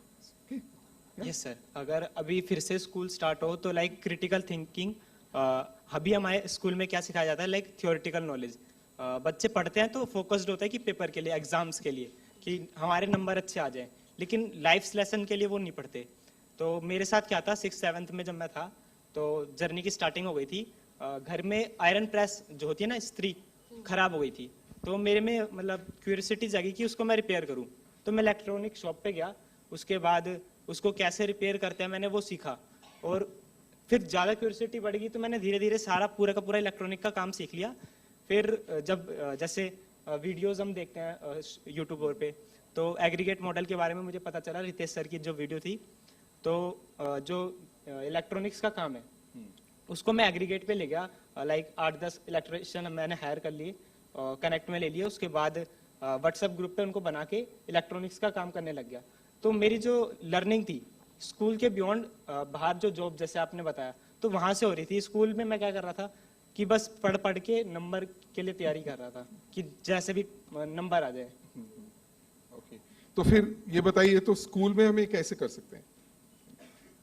लाइक अभी स्कूल में जब हमें पढ़ाया जाता है तो वो सिखाते हैं हमको कि हमको क्या सोचना है, ये नहीं सिखाते कि कैसे सोचना है। अगर हमें ये पता चल जाए कैसे सोचना है और अपने बारे में कैसे सोचना है, अपनी लाइफ के बारे में, लाइक क्रिटिकल थिंकिंग, तो हम खुद से सोच पाएंगे कि हमें क्या आगे करना है। बढ़िया। And I think 3 cheers to Karan here. I think जो आपने 3 मिनट में जो बात बताई है, जिंदगी का बहुत बड़ा सच आपने बताया, तो जरूर आपसे वापस will come back to you. Shrilata ji, namaste. She has been a partner for Lendahan India for almost 7 years now. So have had a wonderful, experience of working with her. बहुत बार ऐसा बोला जाता है कि, पॉलिसी बनाना इजी होता है, सॉरी लीना, लेकिन उसको इम्प्लीमेंट करना, या और बहुत बार वी थिंक कि, सरकार तो काम ही नहीं करता है ना, यानी the government doesn't work and other things too. We as civilians, we think like that. तो आज हमने श्रीलता जी को इसलिए इनवाइट किया कि एक तो वो इनका जो सवाल था कि स्कूल में क्या नहीं पढ़ाया जा रहा है, how do we sort of address that, and secondly also please educate us, how smallest of things are difficult to make it happen when you are working with the government, sort of system, right, and especially with regards to education. Thank you. Basically, thank you very much, sir, for inviting me. In fact, I was very impressed, seeing all these young people here, their confidence in speaking and all. Sir, this is what we lacked when we were young. When we were young, no matter we had our dreams, we had so many things to do, but we actually lacked that confidence. And maybe I can proudly say that this confidence is what is being taught in our schools now, maybe. No matter the new education policy says so many things, but they are in books. But putting them into practice is really a big thing. Especially in government schools, where you have children coming from a background where the parents are totally illiterate or maybe first generation learners. So first of all, our turn is to change their perception of what exactly is education. So education doesn't only mean to provide them a piece of bread or their livelihood, but it also means to bring the interest, to bring the aspirations of young minds into practice. This is what I came to know once I saw these children on stage. First thing. Secondly, what I thought was, see, education is something, as rightly said, it can bring about many policies. But the policies, when it is rightly put into practice, only then the effort comes. But there are so many things that also fail, sir. Because all policies, all recommendations of the policies are not in the same way. Because while you, actually put that into practice, especially in schools like ours and government schools, there are so many problems coming in between to putting that into the implementation. One thing that, as I told you, it is the perception of people. Let me speak about vocational education only, sir. See, vocational education, no matter it's not a new concept to us, especially for Indians. We have thought about this right from the basic education policy itself. But what people think is that, see, there is, if you just introduce a vocational education course in a school, they say, ma'am, this course is for only those people who are average. It is not for students who have good scholastic knowledge. Or especially the same problem rose to me when we wanted to introduce this in Adarsh Vidyalayas in the state of Karnataka, which are supposed to be the model schools of Karnataka. So once we thought of actually proposing them for to get the approval from the Ministry of Education, the first thing that I got was from my own officers saying, "Arey, Adarsh Vidyalaya, why do you want to take up Adarsh Vidyalaya?" Because, see, no matter they are the schools of excellence, they did not even think that vocational education can really inspire those children also there. But the thought was that the vocational education by itself is only for average children, for those of them who cannot do in the vocational subject. The same thought is also even with ITIs also. People say those people who are financially not very sound or something, or maybe they have got less marks, those children will be the students for ITI or diploma or anything. For those students who can aspire more, they will be in the engineering college. But that perception has to change. And unless that perception is changed, you cannot get all the policies, all the recommendations of the policies into practice. So that was the first thing which I thought. And that was a major hindrance to me also. Because being a part of vocational education program for the past 7 years, this is the fight that I have been making all these days. We will be given the last priority, or even now that I have entered into the middle priority, from the last stage I have come to the middle stage now. So allotting funds also for providing such trainings also are a hindrance to us. First of all, once the budget is announced, I think most of us know, the top priority will be of the primary education background. I really say, because that is the basic necessity of any government or any other thing. The second portion will be for the higher education concept. But less focus is given to the secondary and the senior secondary stage, which we call from the age 14 to 18, whatever you say. That is the place, or that is the time where you are supposed to give more importance, but it is given the least. So the implementation portion, no matter you have an attitude to implement or you have people who can do it, funds are again another crux to us. So implementation of any policy should also depend upon the fund flow that comes to you, and that fund flow should be so free that it can be implemented as it is been recommended in the policy. So these are the major two things that I feel that schools, should need. Because as he said, schools are providing, but whatever his experience is only from outside the school. But even inside the school, if we have to give, these are the two major hindrances that we are facing. Thank you, Shrilata ji. और I think हमारा प्रयास रहेगा कि हम कैसे इन bottlenecks को address कर पाएं, right? So Lina ji, coming to you. You had a very eventful 2-3 years, I would say, drafting the policy, and one can imagine, I always say that India is like United States of India, each and every state is a different country, and to have a national education policy in that is such a mammoth, task to happen. So if you can just share your, few stories, your few war, battle cries while drafting the same and how it has come about now, it will be great. Thank you.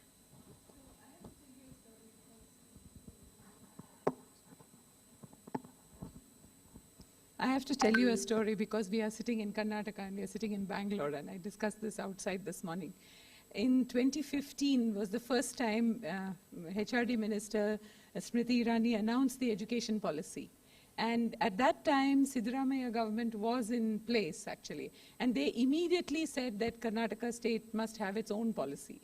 And so in 2015, under Dr. Kasturi Rangan, because he was chairman of the Karnataka Knowledge Commission, we made the Karnataka state education policy first. And most people who worked on the national education policy, many people were involved in that too. I think there's a keynote speech by Manish Sabharwal and Anurag Bihar and so many, all of us. So all of us learned from there. And what I find tragic is that today we are still waiting for Karnataka government to come out with another Karnataka state education policy. For the same Siddaramaiah government. I was the member secretary. I wrote the document. It was there in the Karnataka Knowledge Commission website and distributed widely, and we've just sort of just thrown it away. So we are losing a lot of time in trying to come up with state policies. But if only the states would actually focus a bit more on implementation. You talked about, different states needing different things. And if anybody has read the draft National Education Policy 2019, you will realize that the main focus there, and Dr. Kasturi Rangan was very clear about this, is that we should have enough flexibility to help every child develop as per their own interests and aspirations. Interests, abilities, and aspirations. So the era of industrial age is finished. We don't want everybody to be taught the same things. We don't want everybody to get the same high marks and, like somebody said, not do that well relative to those who didn't get high marks. We want every child to be given a choice, and we want every child to be given guidance on how he or she, based on what they like to do. Today one of our speakers spoke about how she knew only painting, and she's luckily, thanks to Delhi government, she's managed to create a venture from there.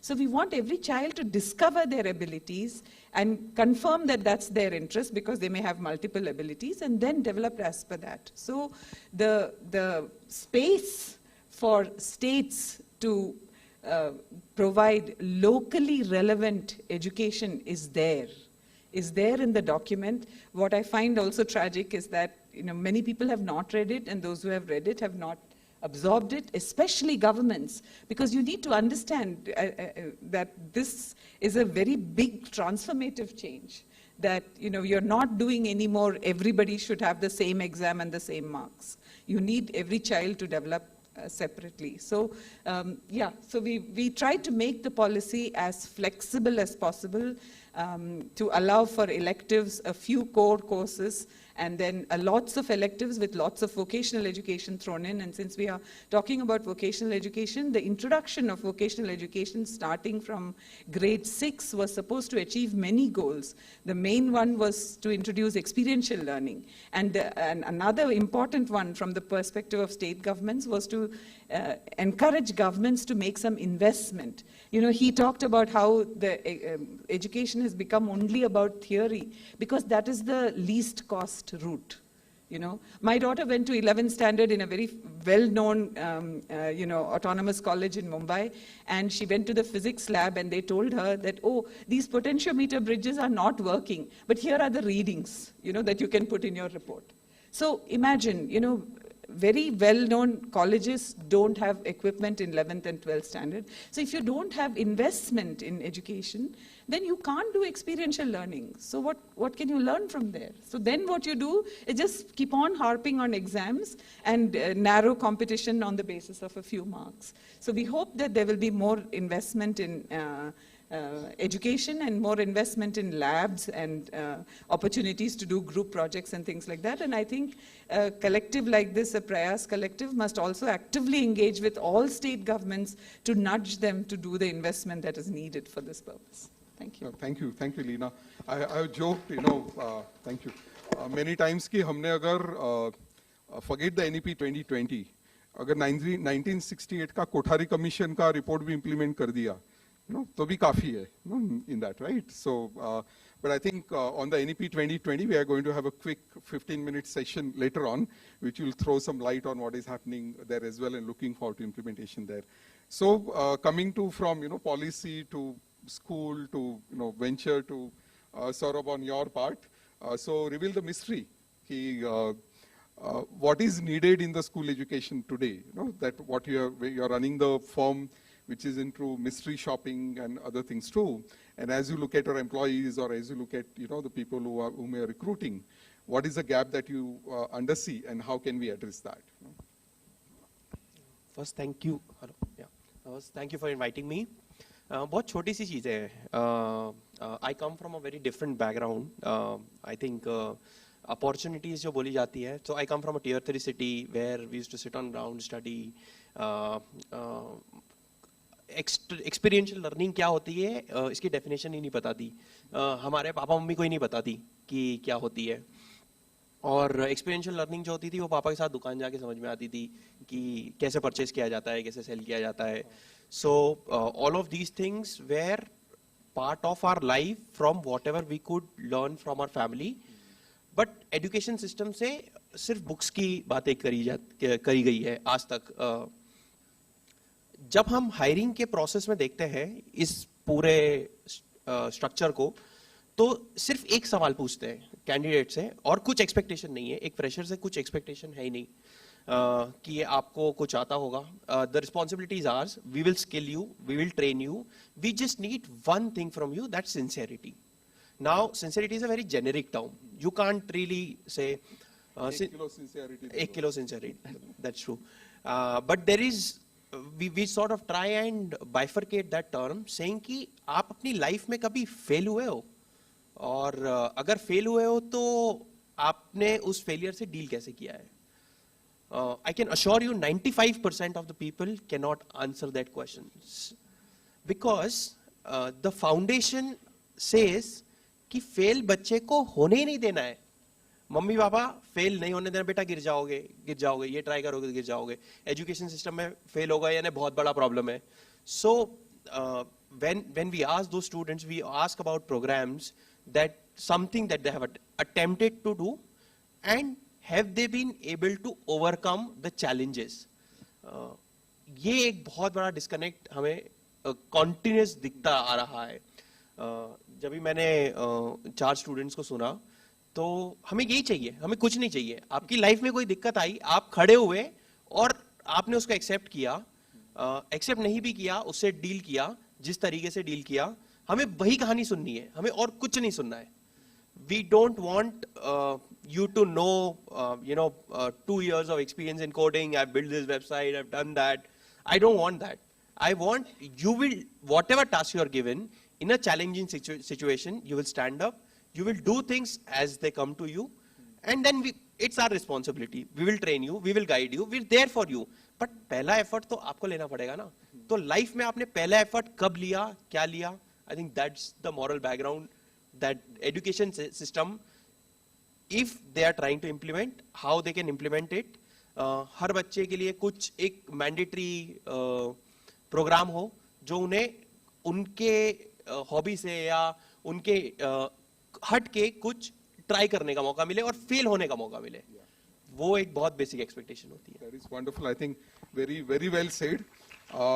Try करने का मौका मिले और fail होने का मौका मिले, because that is what is life sort of all about, right? So coming back to Shrilata ji, if you can share with us ki what are the innovations which are in the pipeline, in spite of all the constraints we speak about, but we can't give up, hope से ही तो दुनिया कायम है जैसे बोलते हैं. तो please share with us, what is in the pipeline. Sir, in spite of all these hindrances, we have been being in the department, it is really proud for me to say. Once I entered into the department as an officer, I thought I was just an officer, come to the office and then finish my work and go. But it's not like that now, because I have so many other things to do. Government, on the other hand, is not only helping. See, funds are always there, sir. Fund crux are always there. But it's not that it is hindering our way, like our work. We from the government of Karnataka, initially we had a course called JOC. I think most of us from Karnataka would be knowing. It's a job-oriented course. And this was for students of senior secondary schools, as madam also knows that. That paved a way for a otherwise entry into the course and for the student to pass out of 12th standard. Because people were scared to enter the PUC structure because they were sure that they were going to fail, as he said. Failure was their fear, actually. And when JOC came out like this, the government thought that this would be an alternate way, so we would like to close that course. So it is only after 2014 and onwards we started off with vocational education, that too when RMSA came, the Rashtriya Madhyama Shiksha Abhiyan, which was launched by MOE, and then we started off with vocational education. Initially, Karnataka government was scared to implement the project because we had already seen the failure of JOC. And as the government said, no, we are not going to take up this course. But it was actually forcibly put upon us by the government of India that, no, you are supposed to take up this course. And that's how we started with occasional courses and NSQF, whatever it is. Since 2014, sir, we were only 100 for so many years, 100 schools. And it was taken upon as a very leisure period, you know, it was taken very coolly by people. And they said, there will be an exemption given to you. You need not study the third language. So you can, for those people who were scared of Hindi, they got an opportunity to get into our course because that was an easy way. Doing something in beauty and wellness, doing something in automobile and retail, that would just pass them out of 12th standard. But later on, when people came to know what exactly is going on in our labs, what exactly is going on in our classes, the real interest started. And now that no matter on the government scale, we are only in 528 schools, just 7 years. That's what I was telling Leena madam the other day. She said, when we were writing the position papers, it was only 240, Srilata, and now that it is really raised. We have doubled ourselves, ma'am. But there are so many other ways of how we were able to double. Well, I don't call it an innovation, sir, but I can tell you that this is the way forward that we have come from our days where we had thought it in a different way. And now that it has been implemented in a different way, we have, as madam said, lack of labs. There were lack of labs for children and all. The government came forward to establish around 12 labs in the KKRDB division, which is considered to be a very economically backward districts of Karnataka, Kalyan Karnataka regions. And these skill labs, which are called as Kaushalya skill labs, were introduced. And we are now in the field of introducing vocational education, not only in the major 5 sectors, ma'am. We have actually marched forward. We have brought in electronics, we have brought in agriculture, we have also brought in apparel sector, and we are now looking into media and entertainment. We are also looking forward to have something in aeronautics and aerospacing. And the government is now very interested in introducing trades with tourism as one job skill, because Karnataka is a state which with good heritage and also the government is now thinking about bringing something for the tourism thing. And we are also very good at hospitality. So these are the 4 major areas, madam, which the government is now considering to do. And along with that, keeping NEP in mind, well, we are not exactly introducing the pre-vocational course. We have not yet exactly come out to the curriculum of the pre-vocational course, but we have started providing exposure to students of higher primary schools. I think every year we have a project for that. We call it as Project Innovation, and through which we had trainers coming up with their own innovation in their schools. A trainer from Badgi. Badgi is a small town and it is very famous for chilies. The Badgi chilies are famous. So actually when this project innovation was introduced, they said, madam, we don't have any such local artisan or local skill that we can propagate to the state, saying that we from Badgi we can do this. So an innovative idea came out from the trainer himself. Said, ma'am, we'll take the students to the nearby market area, that the APMC yard or something. So the student all these days knew that the chilies were plucked from the fields, and then their fathers would take it to the market and sell.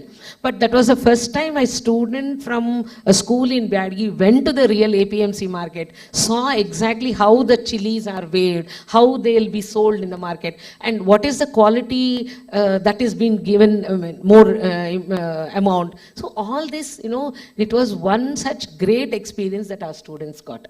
Great. And this was really great that we had this, and this will be continued also. In further years, even the same procedure will be continued. Great, thank you so much. From chili to the robotics, right? That is the, this thing we are going for. I'm getting signals from Hemlata here, but quick, I'm going to put 3 of you on spot.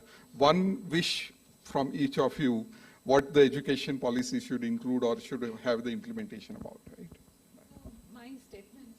You have the mic, you can एक बहुत छोटी सी policy अगर मेरे time पर होती तो बहुत फायदा होता।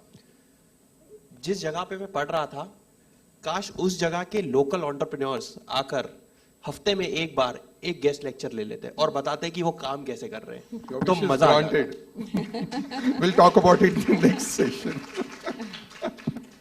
My wish is that ever since the policy came out, we've been going to so many gatherings to discuss the policy and its implementation, and one group of people are completely absent, and those are the teachers.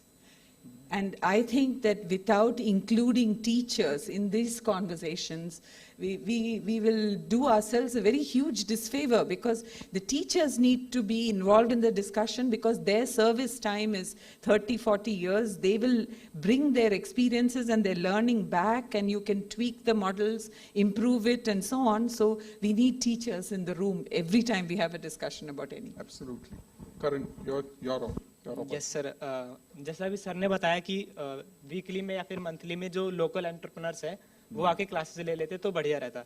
हमारे दिल्ली में तो वैसा होता है उद्यम के through, like entrepreneurs आते हैं और क्लासेस लेते हैं, और जो पॉलिसीज है लाइक न्यू एजुकेशन पॉलिसी है, मेरे हिसाब से ये पॉलिसी और सब जो बन रही है मतलब बढ़िया है, लेकिन जब ग्राउंड जीरो पे इसका इम्प्लीकेशन देखेंगे कि लाइक जैसे स्कूल्स के अंदर टाइम टेबल भी आ गया शेड्यूल की तरह, उसमें स्पोर्ट्स का करिकुलम है कि बच्चों को कराना है, लेकिन टीचर्स का क्या होता है कि उनको अपना सिलेबस कंप्लीट करना है, तो वो अपना सिलेबस पे फोकस करते हैं, बच्चों को खेलने नहीं ले जाते। और जस्ट लाइक खेलने का भी, और टीचर का एक तरीके से ना फेवर हो जाता है कि लाइक जैसे फाउंडर्स जो होते हैं उनको अपने प्रोडक्ट्स, जो पहला प्रोडक्ट बनाया उससे मतलब इतना लगाव हो जाता है कि वो क्विट नहीं करते, अगर वो चले ना चले तो भी, मतलब फेलियर से इतना वो डरते हैं। तो टीचर्स का भी ऐसा होता है कि साइंस में अगर ये बच्चा अच्छा है तो ये साइंस ले आगे जाके, ये आर्ट्स में ना जाए, कॉमर्स में ना जाए, लेकिन बच्चे की चॉइस है कि वो बिजनेस करे, वो कॉमर्स लेना चाहे, तो वहां पे भी थोड़ा डिस्प्यूट होता है। तो करण, ये भी विश आपकी जल्दी ग्रांट होने वाली है। I am feeling so like a god ना, ऐसे हो रहा है वगैरह। But no wonderful, I think Karan Kumar Finobody, if there is any scrap you want to sell, please go to online site of Finobody, right? Once again, free shopping, FloorWalk here. Anything to do with policy, Lina is your person, or government of Karnataka, Shrilita is always there, our champion, right? So thank you so much. Thanks for being wonderful participants. Thanks. If you want to open a recycle bank in India, anywhere, you can contact me. Like recycle bank, deposit your trash and withdraw cash. Thank you. Thank you so much. Thank you, Karan. Thank you. Thank you so much, all of you. Harshita, मतलब how amazing that was, है ना? Like student का perspective भी सुनने को मिला, educator का भी. Got all your answers, right? Maybe not every, but I think I should clarify this, कि मेरे को ना ये बहुत सही लगता है कि जो बात बार बार छिड़ रही है कि vocational courses होने जरूरी हैं. As for me, Gen Z, we are not so much fond of reading, so please कुछ करो उसका. And this is all Prayaas. What is it about? And I have one example also. Add bungee jumping as to define gravity also. है ना, ये अच्छा curriculum हो सकता है. But moving on with our next segment, I think this is the most important, जो सारे youth के लिए होना चाहिए. How a youth can get into industry, right? And I, for one, and I've seen you, and you are the best example that can be given here, कि you also are working as a software engineer, है ना, and such young age. I truly admire you. So how do you do that? After 12th, I joined HCL. So that time I was 19 years old. So I think it just like you should like you just need to find a platform to connect youth to industries. That's all about it. And I mean, my question is, why can't we do that? One particular project, like I'm working in particular project, so I'm a Techbee, I am a youth. So why can't we do that like all youths, childrens like me, kids like me who completed their 12th grade, they skilled on particular technology and now they're working in projects. So the whole team, the project team, why can't we do that? Whole youth, like youth panel. So what do you think about it? I think it's an amazing idea and what you have done so far. And I think with that, we should invite our expert to get more into the next section or the segment, which is fireside chat. And there will be some questions at the same time answers, and it's going to be really fun. So I would really like to invite Mekin Maheshwari sir again, once again. Please give a huge round of applause for him. Thank you.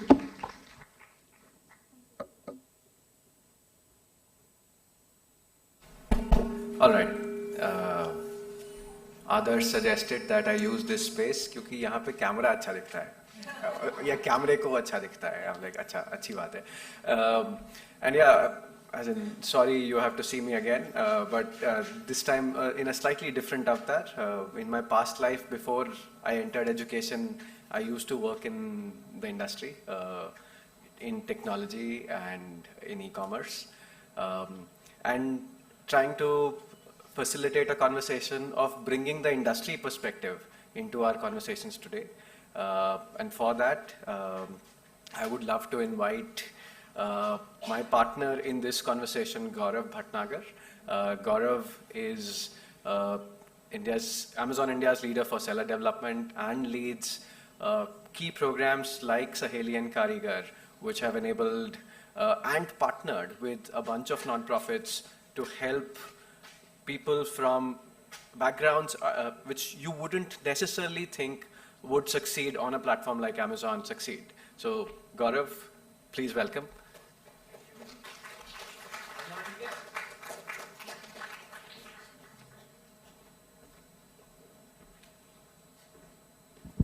Sorry, can I have a louder round of applause, please? I think... Thank you. I'm sure the folks are wondering what's the picture there and the gentleman sitting here is different. But yeah, this is the real Gaurav Bhatnagar. Yeah. Yeah. So Gaurav, you've had wide, vivid experiences across the country, and you were with Unilever for a long time, selling a large variety of things. As you have seen the world change and India change in the last few years, what do you think are new trends that are emerging, which are important to keep in mind for young people as they think about possibly selling on platforms like Amazon and generally about careers?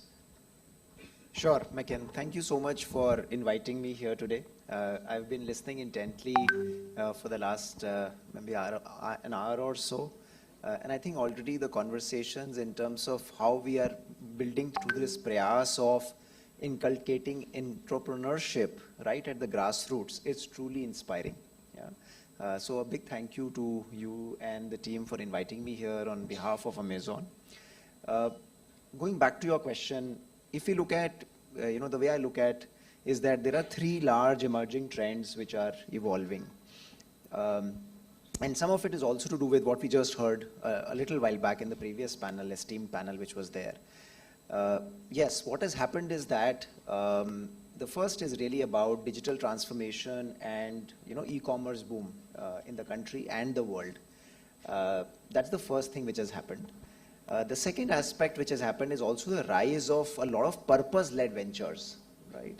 And I'll talk about it. And the third is really about diversification of skill set per se. And let me talk with the third one first. Diversification of skill set is really where earlier it was about specialization. Either you can be an engineer or a doctor.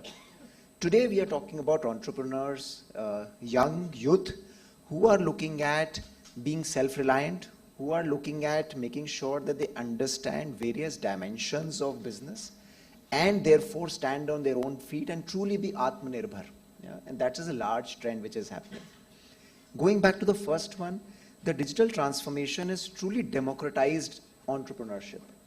Today, with the kind of tools and scalable solutions that many of the marketplaces or social platforms offer, today our youth and young entrepreneurs are able to actually start up an idea into execution right from the comfort of their homes. Yeah. The third, which is really about purpose, rise of really purpose-led ventures.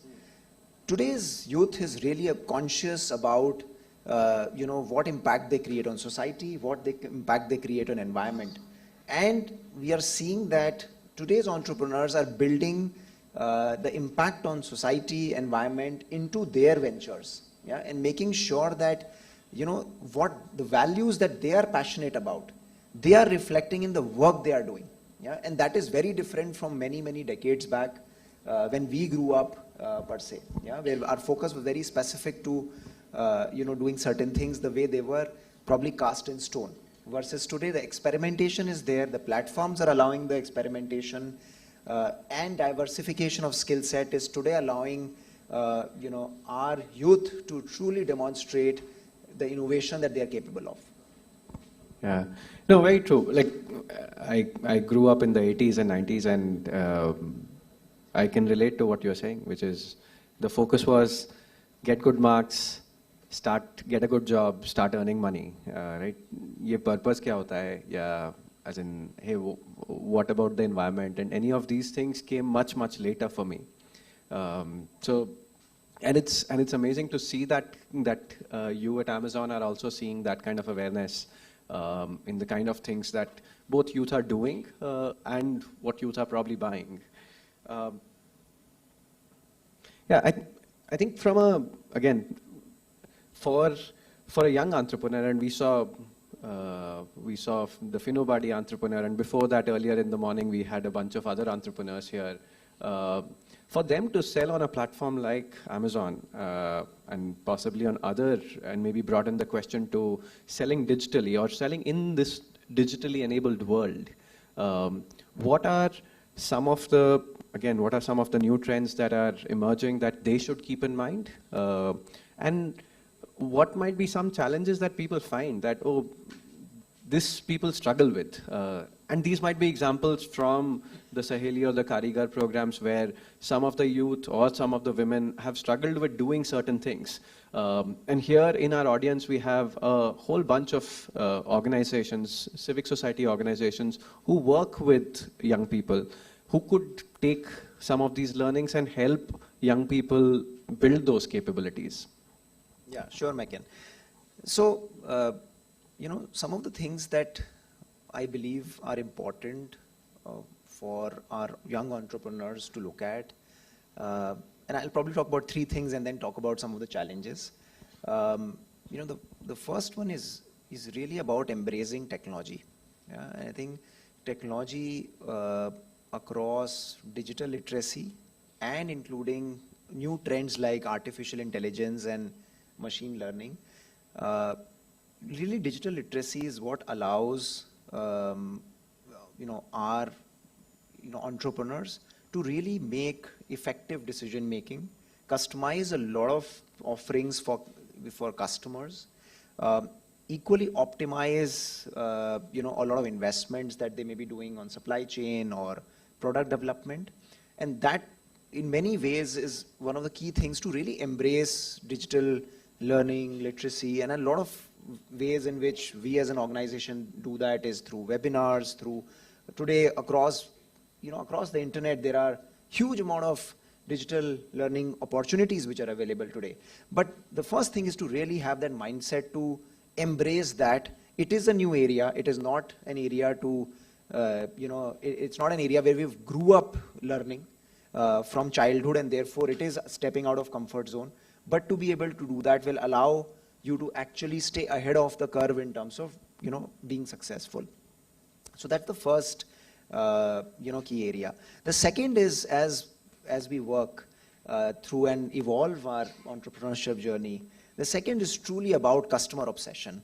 It is about customer centricity to say that how do we think first principles, how do we think about what is the customer problem that we are trying to solve, and really have a feedback loop to understand. E-commerce today, for example, allows you to get a feedback loop in minutes or hours from somebody buying a product to get you getting a feedback, for example.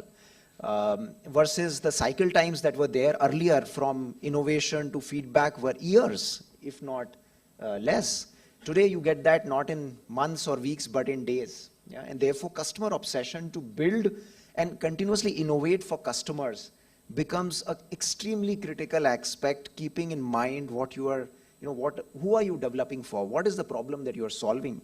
And therefore, how do you make that better, right? And keeping that abreast with the changing trends in terms of how customers are looking at what are their needs and how are they evolving.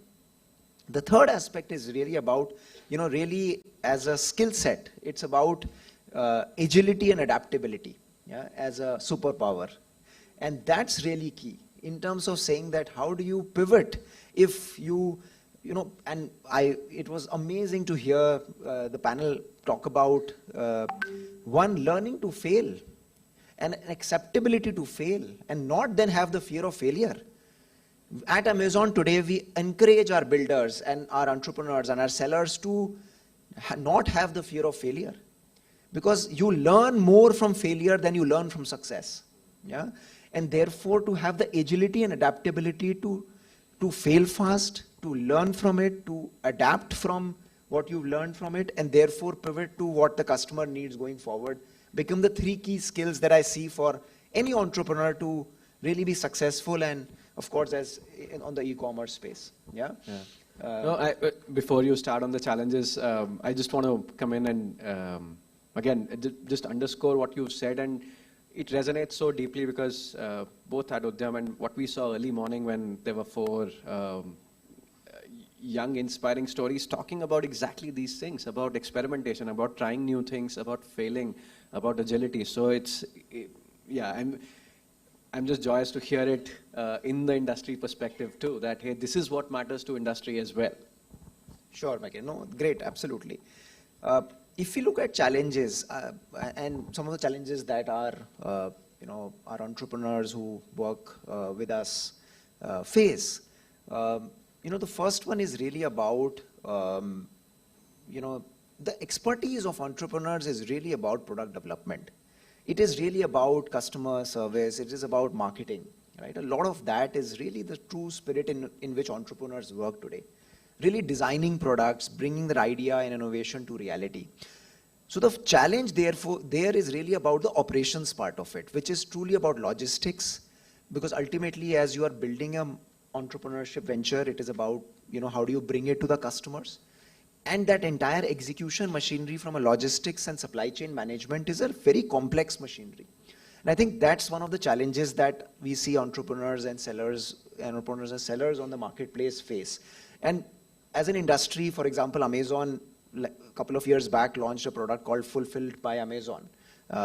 And today also, for example, a lot of products you buy on Amazon, you will find Fulfilled by Amazon per se. And now what that does is it makes sure that the headache of the entrepreneurs on managing this complex supply chain is taken over through product technology that Amazon offers, through an end-to-end solution between, making sure that the storage of goods, making sure that it is getting to the customers, order management is managed end-to-end by Amazon, so that the entrepreneurs can focus on what they truly are finding and what they are bringing to the table in terms of ensuring the innovation is brought to life. Yeah.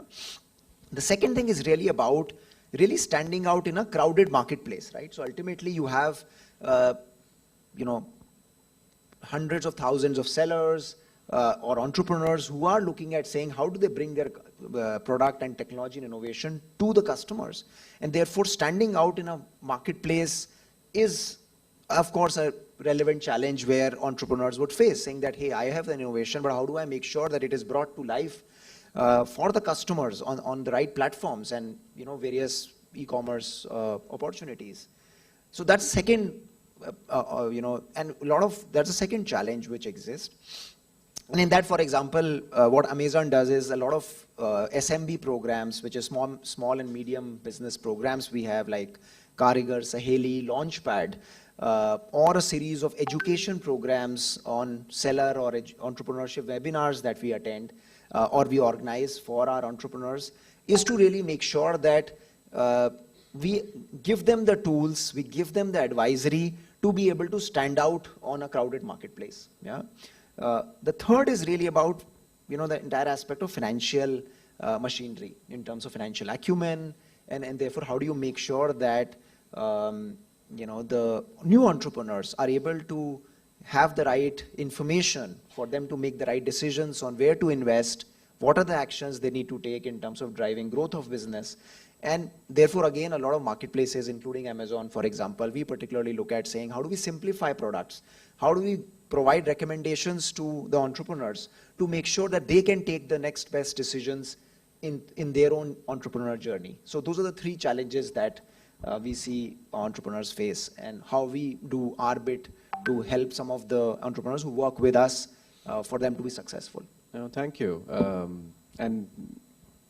And helpful for us in the education and skilling space to also think about these challenges and see how some of us could incorporate learnings that could help young people overcome these challenges. In your experience, have you seen examples of success stories that have been able to overcome some of these, or that just are inspiring to others? Oh, I mean, there have been, I must say, there are thousands and hundreds of thousands of them as we see. And truly, when I say that e-commerce has democratized entrepreneurship, it is in reality. It is not that this can happen or this may happen. It is a reality. Today we have entrepreneurs who are, you know, innovating mosquito nets which are magnetic, and, you know, make sure that they can, you know, just ensure that the right customer problems of, if somebody is walking out of a door, the mosquito net is not left open behind but auto closes, to, you know, somebody looking at pimples is a very real problem and not solved at scale by a lot of current solutions, to really innovate and bring solutions there, to really crafts of the country, which, you know, and they're preserving the crafts of the country. Like there is a bunkar, you know, entrepreneur, his name is Aman Jain, for example. He set out to make sure that across the length and breadth of the country, how the artisans who are, you know, in the, you know, weaving industry and traditional crafts, working with them, working with NGOs to make sure that we preserve that and have the opportunity through Amazon Karigar program to actually, you know, preserve those arts and for them to provide the livelihoods and make sure that they are actually doing well. Or from, let's say, a sports entrepreneur in Shastri Nagar, Meerut, young chap, met him who, you know, had a business of their grandparents, but it wasn't doing well in that catchment. But the person, instead of stepping out and trying to do something, you know, the person actually said that I can take it to, the strength is there, the skill set is there, how do I take it to the world? And then joined us as part of the Launchpad program, and then now today does some 14 lakhs a month kind of a, you know, sale. So the stories are, I mean, multifold, and it's just humbling for me. And I joined Amazon 2 years back, working with Unilever for over 17 years. And it's been a humbling experience seeing the kind of work that our entrepreneurs in our country are doing and truly transforming, you know, the solutions that they bring to the customers across the length and breadth of the country. No, thank you. Very inspiring. I think my last question to you is around how Amazon has worked closely and partnered with NGOs or nonprofits, right? And it's a good opportunity to thank Amazon for being a sponsor for Prayaas as well. They have been a supporter of Prayaas both this year and last year. They continue to be a big supporter of the work that we do at Udhyam. But I think, like, how does an industry or how does a corporate like Amazon think about working with nonprofits? Because rarely do you see these partnerships, right? And given Amazon has had a bunch of these successful partnerships with NGOs and nonprofits, would love to learn from you about what does it take for these partnerships to get built, and what are some of these partnerships at Amazon that in your mind have succeeded? Yeah, sure. No, I think, again, an area which I'm truly proud of. And I think that's another aspect of purpose that we as a company look at, which is to do good for India.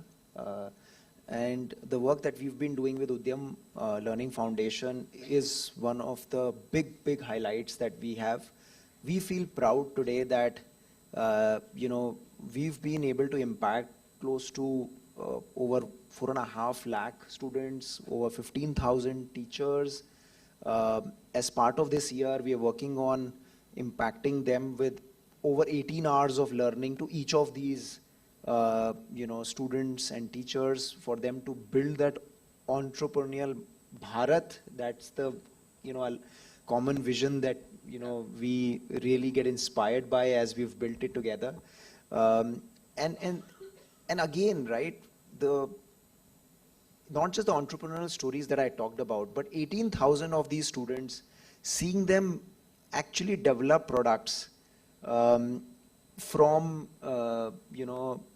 a snake detector in Andhra Pradesh to let's say pesticide spray in agri areas, to as amazing as missed call alert on water tanks which might be leaking. These are outstanding stories, right? These are real problems that are there in an ecosystem where you need true innovation.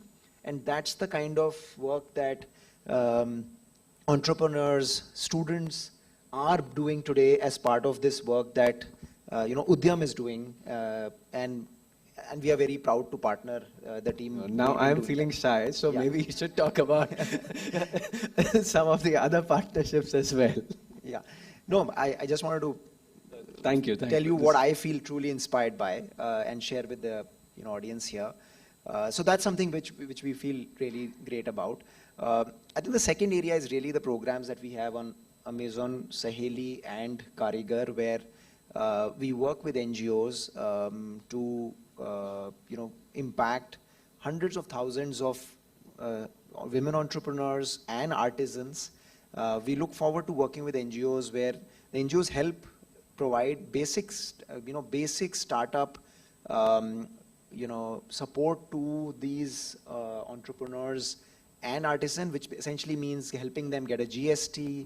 And from there on, we provide the onboarding support, the account management support for them to list their products, make sure that they are, having all the digital marketing support to get their products stand out in a crowded marketplace. Yeah, and therefore have a platform for them to really showcase the work that our women entrepreneurs and artisans are doing across the country. And we partner with government, corporations, NGOs extensively as part of these programs. I think another one which, in fact, I saw Krishna on the stage. It was such a great thing to see. Krishna was one of the young entrepreneurs that we at Amazon, what we did was we looked at a pilot where we said, can we have the top leadership of Amazon, 22 of the senior leadership, spend some time with the young entrepreneurs who've been on a journey to build their businesses and provide them with speed mentoring. Yeah, and I must tell you, the kind of insights that Krishna had, who is standing right here, they were rooted in real customer problems. They were rooted in saying his vision was clear, his clarity of how he's solving that problem has been clear. And when we had those speed mentoring sessions, I was glad that I could spend some time with him to share a perspective of how does he take to market, what are the things in terms of the marketing, the financial decisions, but let me tell you, he was already very, very clear. Yeah. So it's some great work that the team is doing. We also have a program called Amazon Future Engineers, which again we work with students per se, where we work to help them develop. I talked about the digital literacy, I talked about artificial intelligence, robotics, and we work with them to inculcate that learning at an early stage of their student life. And then from there on, they have a course and career path coming into Amazon as well. So that's another very, very philanthropic, but more importantly, and it's more for the underserved students and something which we feel good about. And it's a pilot where we started off last year, and we are going to double our footprint into that going this year into future. No, this is fascinating, and it's amazing to see the amount of work Amazon is able to do with nonprofits, and an example for both nonprofits to partner with industry, but also for industry to think about working more closely with nonprofits. To broaden this conversation, I now have the pleasure of inviting Lokesh. Lokesh, if you could join us on stage. Can we have a chair, please?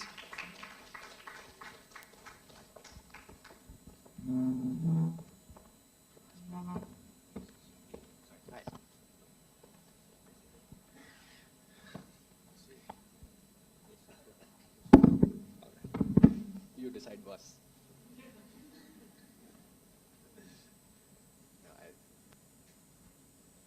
Thank you so much. Thanks, Gaurav. Thanks, Lokesh, for joining us. Sorry, is that mic work? No. Yes. Okay. Thank you. Good. I met Lokesh yesterday at our dinner, and Raj introduced us, and I was preparing for this panel, and we were talking about like, okay, Lokesh, can you bring in industry insights? And Raj's suggestion was, Mekin, start with Lokesh's story, and that will bring in a hell lot of industry insights. So Lokesh, if I might request you to start with your own journey, and from there, I feel like there are a bunch of insights for how, as in what might be right for young people, the kind of skills that can help them get into jobs, and the way you have gone about your career. Thank you. So I think I was talking, Raj, I happened to meet Raj in Pune. I was really inspired from what Lend a Hand India does in Pune. My association with them has just been about 6 months, that I got to know there's something called Lend a Hand India. And I did visit Pune, and they showed me the skill development center that they've done. Is an awesome job. So we just had an impromptu chat, and that's what initiated me to come here. So I work for this company called MSI. So it's been, the company's formed in 1975, and I joined them in 97 as a quality control inspector or a product planner.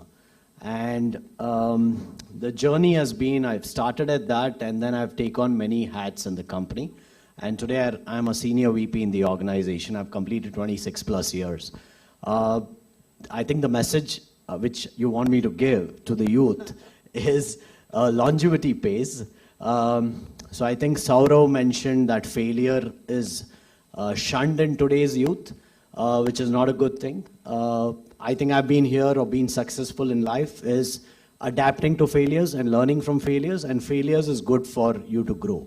So in terms of skill set, we spoke about digital. I think we are associated with 200 plus manufacturing units in India, where we buy many containers every month out of India.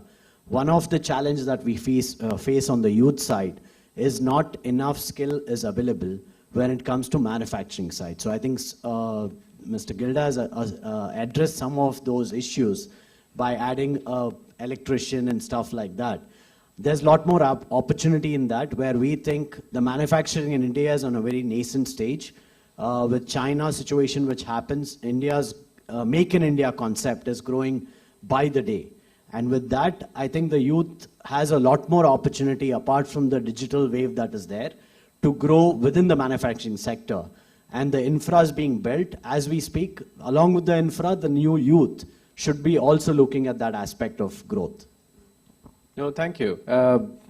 Actually, would love your perspective on building a little bit on what Lokesh said. Like, what skills do you think could help youth in in thinking about the future, right? Like, you talked about digital literacy, and which are very useful from thinking about if they want to be entrepreneurs and if you want to be selling. But in general for life, what are some of the skills that might be useful for young people to be prepared for life?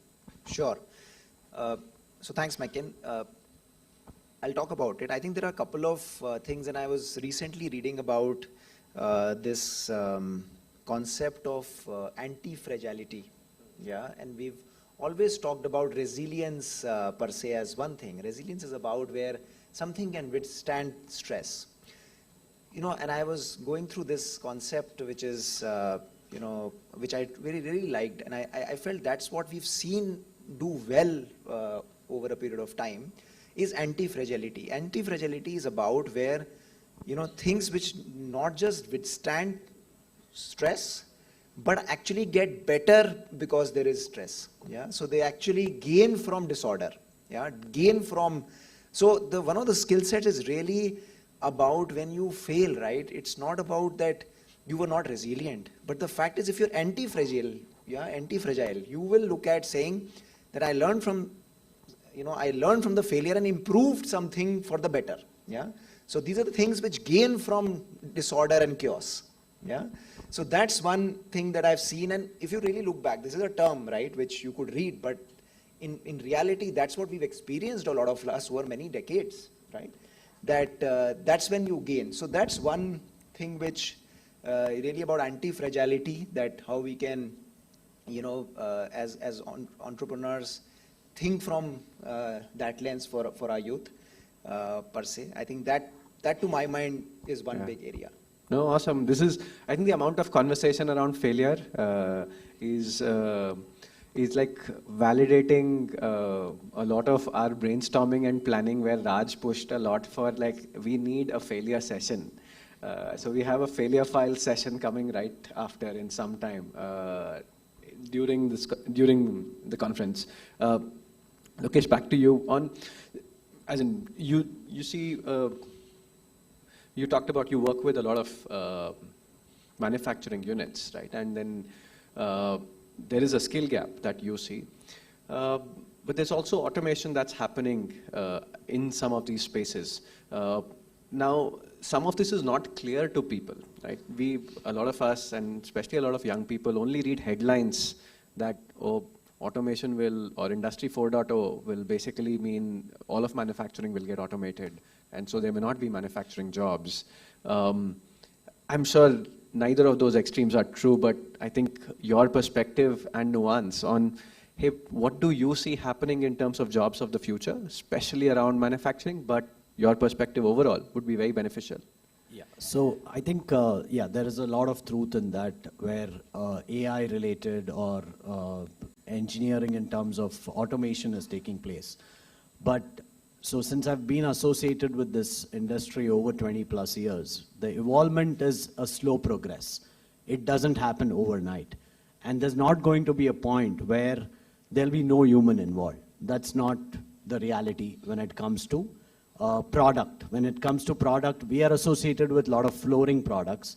It has its own human touch which is required, and that will continue to be there. The human touch cannot come from AI. It can come, but not to the extent that it's required. And we think what it's going to do is it'll take the low-hanging fruit, is what we say, versus the high-hanging fruit will always be humans who will be involved. So just the scale of work is going to improve, versus it's not going to be that jobs are not going to be there. We think it's just a start of the industry where there's a lot more opportunity for India to grow on many items that are not available in India today for us. So we buy a lot of our products, we buy from 36 countries. India is one of them, and there are other 35 countries that we buy stuff out of. We can buy all of that from India, but I think the lack of infra as well as lack of manufacturing is there, which is evolving as we speak. So there's a lot of landscape for improvement on that, or opportunity for the youth to evolve over that. So I think the fear of automation is going to be there or AI is going to take over. It's too big spoken about, but at ground reality, yes, it's going to be there, but humans will prevail. Yeah, I'd like a little more, like, so for say some young people sitting here or some organizations that work with young people, what might be the specific skills that we could help the young people gain or young people could learn that will help them both in the current manufacturing scenario and the manufacturing scenario as you see it, say 5-10 years from today? Because your guess is going to be much better than ours. Yeah, so I did speak to Raj on working with him on coming up with those situations or scenarios where we think certain skills can help. Like, I'll give you an example that today our infrastructure overall in India, whether it's a tier 1 city, tier 2 or tier 3, the construction is in a large scale. When it comes to installation, floor installation, counter installation, all of that, we don't see enough skills or skilled labor available. So today I do my own when I constructed our own office, and if I see my friend's office, the workmanship is really average when it comes to the people who have done the other office, because I know the people who do. Now the challenge is, in this industry, if I'm a mason or if I am a fabricator or basically an installer, I am hiring a guy from my village or from my circle and I'm teaching. If I have learned something wrong, I'm teaching that guy wrong as well. And that goes on. So this industry lacks that in a big way, which is one of the essence. In that there are many folds which we can suggest to improve, which overall on the flooring side or on the lot of products that we deal in can evolve. So I intend to get associated on that. No, fantastic. And maybe my last question to actually both of you, right? That what you touched upon, which is average workmanship or chalta hai, right? Or like being okay with mediocre or low quality. What might be some things that we could do culturally, or that if any of you have seen in your work, right, that actually has been able to change this mindset of mediocrity, to move away from mediocrity or average quality to actually pursuing good quality, or I think Gaurav, like you called customer obsession, like and this iteration and improvement. What could we do in our education system or skilling system that will, or in our society, that will help build this mindset towards higher quality? Sure. So I believe that a lot of quality is a function of, are you invested in what you are passionate about? Are you invested in something which is what you find purpose in, and therefore you persevere with that? I think the first step is really allowing our entrepreneurs and our youth to be able to have the opportunities to do what they want to do. Yeah, what is it that they are passionate about, what they find purpose in, and therefore they can persevere with that. And I think in many ways that is the starting point of them to be invested in that, and therefore create something that they are proud of. And that automatically drives quality, right? That's a starting point. And yes, as you look at customers, the customers are very demanding. And if you stay customer focused and obsessed, you will automatically equally make sure to be successful, you are driving up that quality and not mediocrity in terms of your offering and what you are doing, right? So these are the two things which to my mind are important as we build this mindset of quality per se. Thank you. So, just to add to what he said, is I think when it comes to the new youth, there's a lot of not chalta hai attitude. The new youth doesn't have that chalta attitude, it's changing.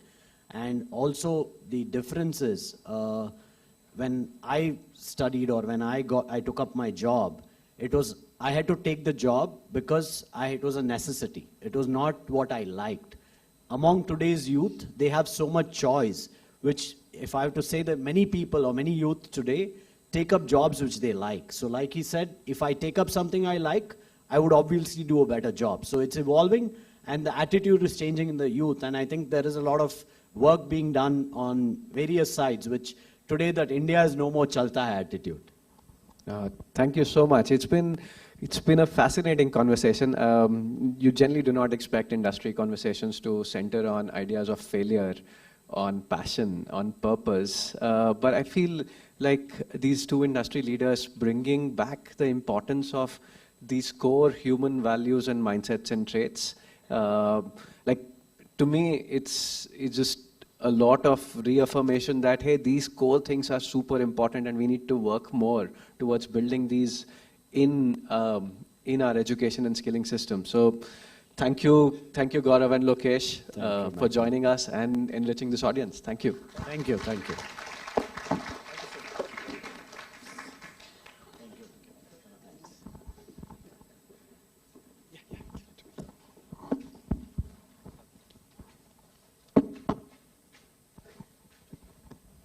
Hello. So we are back again. So how do I put this? So I'm really overwhelmed by what are the things that Gaurav sir mentioned about me. I'll just give a quick review what he was mentioning. So in November, Udhyam flight 35 students from Delhi to Bangalore for leadership session. And in that session, I got the opportunity to sit with Gaurav sir and जो उन्होंने insight बताए मुझे, I think मुझे लगता है कि that was the first time that I could say कि यही मेरे को चाहिए था, needed था मेरे business के लिए. I implemented that. जो मेरी packaging problem था वो sorted हुआ. I think अगर यहाँ पे जितने भी youth भी बैठे हैं, अगर उन्होंने सही से सुना होगा what he was referring to, तो मुझे लगता है उनका तो चल जाएगा, निकल जाएगा काम, है ना? तो that's something and I'm really thankful, sir. So thank you so much for that. Lokesh sir is having 20 plus years of experience in manufacturing industry, so that's really huge. And they explained very well that how, like what skill could required for the manufacturing industry to get in, and so how we can take that to youth, how we can give them opportunities. So thank you, sir. That was very inspiring session. Right. So next session, I think ये वाला session ना हर्षिता तुमको बहुत पसंद है, क्योंकि मैंने I've heard about it, but मुझे ना कभी chance नहीं मिला कि मैं जाऊँ. So it's Jagriti Yatra. So I think I don't need to say more, and you will be continuing from here because you have visited, right? Yeah. So पहले तो बहुत मजा आता है, trust me. So Jagriti Yatra is basically 14 days of entrepreneurial journey. You have to stay 14 days in train, ongoing train. You have to bath ongoing train, that too with cold water. Don't worry. So with that, you will meet people all over the globe. Yeah, I said all over the globe. Foreigners also are like joining Jagriti Yatra. So you will hear people all over the globe. Many of them having startups, their innovations. You will hear their opinions, innovations, and many more things. So it's incredibly wonderful journey. I'm a part of Jagriti Yatra. I was a yatri last year. So मेरे पास बहुत कुछ है बताने के लिए एकदम. लेकिन we have Chinmay sir here from Jagriti Yatra. Welcome, sir. So he'll introduce you to Jagriti Yatra.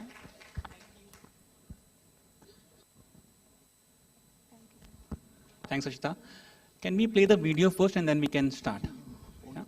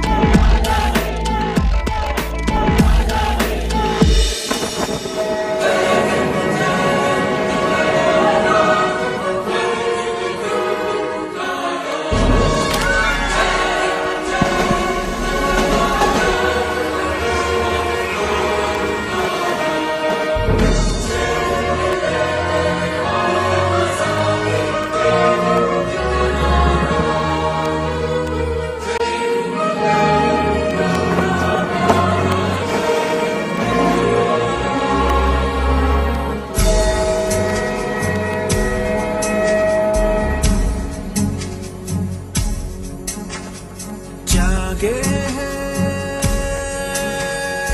अब सारे लोग एक वतन ऊंचे हैं नारों से अब ये जमीन और ये गगन कल तक में तन्हा था सुने थे सब हंसते कल तक में तन्हा था पर अब है साथ मेरे लाखों दिलों की धड़कन देख वतन। और आप कर सकते हैं, बशर्ते कि एक बार वो लक्ष्य तय कर लीजिए।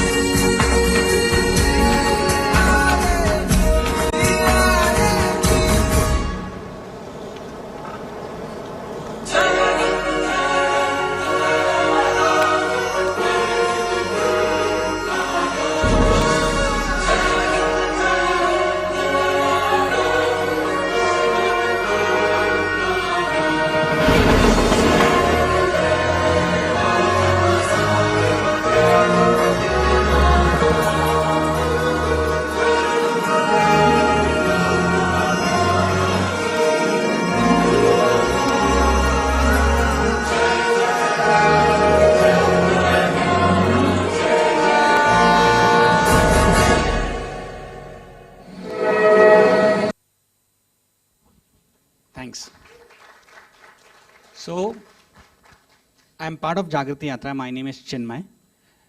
Jagriti Yatra is a train journey, a special charter train journey of 20 bogies, wherein we circumnavigate the length and breadth of the country.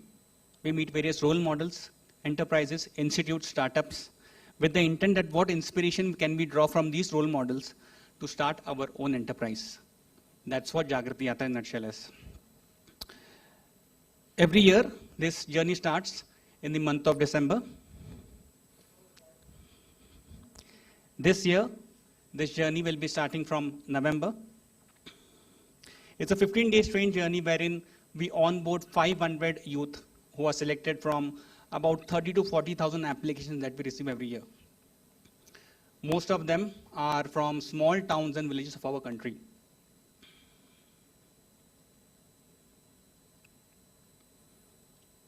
About 40% of them are women.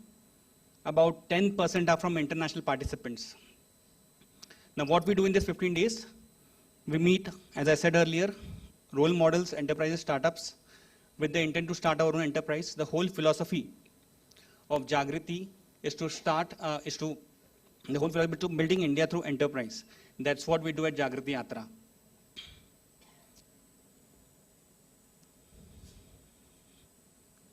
Apart from bringing this a beautiful journey, it's also a journey of collaboration. So, in the Yatra, you will meet various role models, at the same time, various Yatris, who about 500 of them on the Yatra, they get inspired, they meet, they speak. One such story is of Rasik and Chirag. Rasik was from Nasik. Chirag was from Delhi. They both had a common problem. Their problem was, यार देश में parking की समस्या बहुत है. इस parking की समस्या को कैसे हल करें? That's how they started Get My Parking. And today, Get My Parking is operational in more than 6 countries. Likewise, हमारे पास ऐसे बहुत सारे stories हैं. We have stories of inspiration, transformation, collaboration in Jagriti Yatra. Harshita, who was the MC right now, she was also a Yatri. Saurabh Nasaria, who was the panel recently, he was a Yatri. Likewise, we've created several such change makers entrepreneurs, builders of this nation across this country. Right? Our recent fame was some of the Yatris were also featured on Shark Tank. Like for example, Jatan and Tushar. They came on the Yatra, एक दूसरे को जानते नहीं थे, पहली बार यात्रा में आए, एक दूसरे को मिले. They thought that let's collaborate, like we can create something amazing. And they formed Perfora and they also got some funding. Same is the case with Divyanshu and Dharmil, who started Bull Spree. Likewise, there are several such collaborations that happen on the Yatra. And that's what Jagriti Yatra is. Till date, Jagriti Yatra, more than 8,000 plus people, Yatris we call them, have participated in this train journey. And more than 28% of them have turned into entrepreneurs. Our intent is, thank you. Our intent is that if you are a change maker, if you want to create the change in that society, we strongly believe that get out of your comfort zone, understand the country, meet the real India, which is there in small towns and villages, and we will take you there. So if you are about 21, if you want to be a change maker, if you want to be an entrepreneur, if you want to see the change in that country, come join the Yatra. We have a stall here. Please come and visit. Thank you.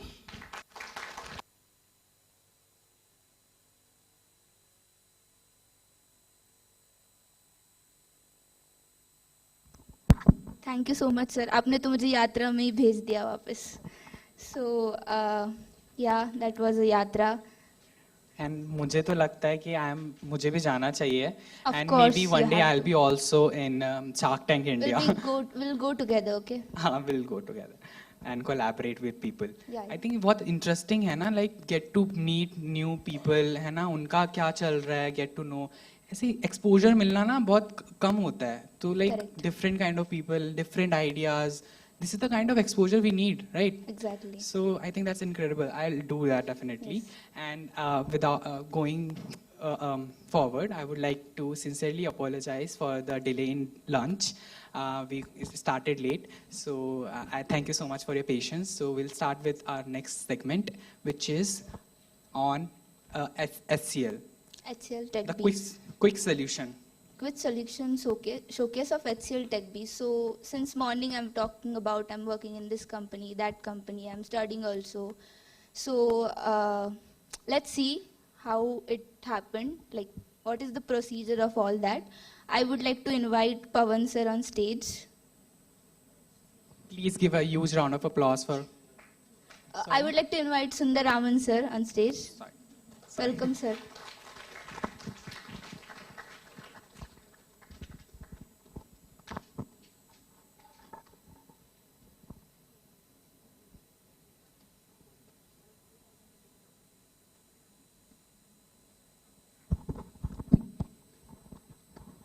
Good afternoon, everyone. I think this is a difficult session. Holding you all before lunch is very, very difficult, right?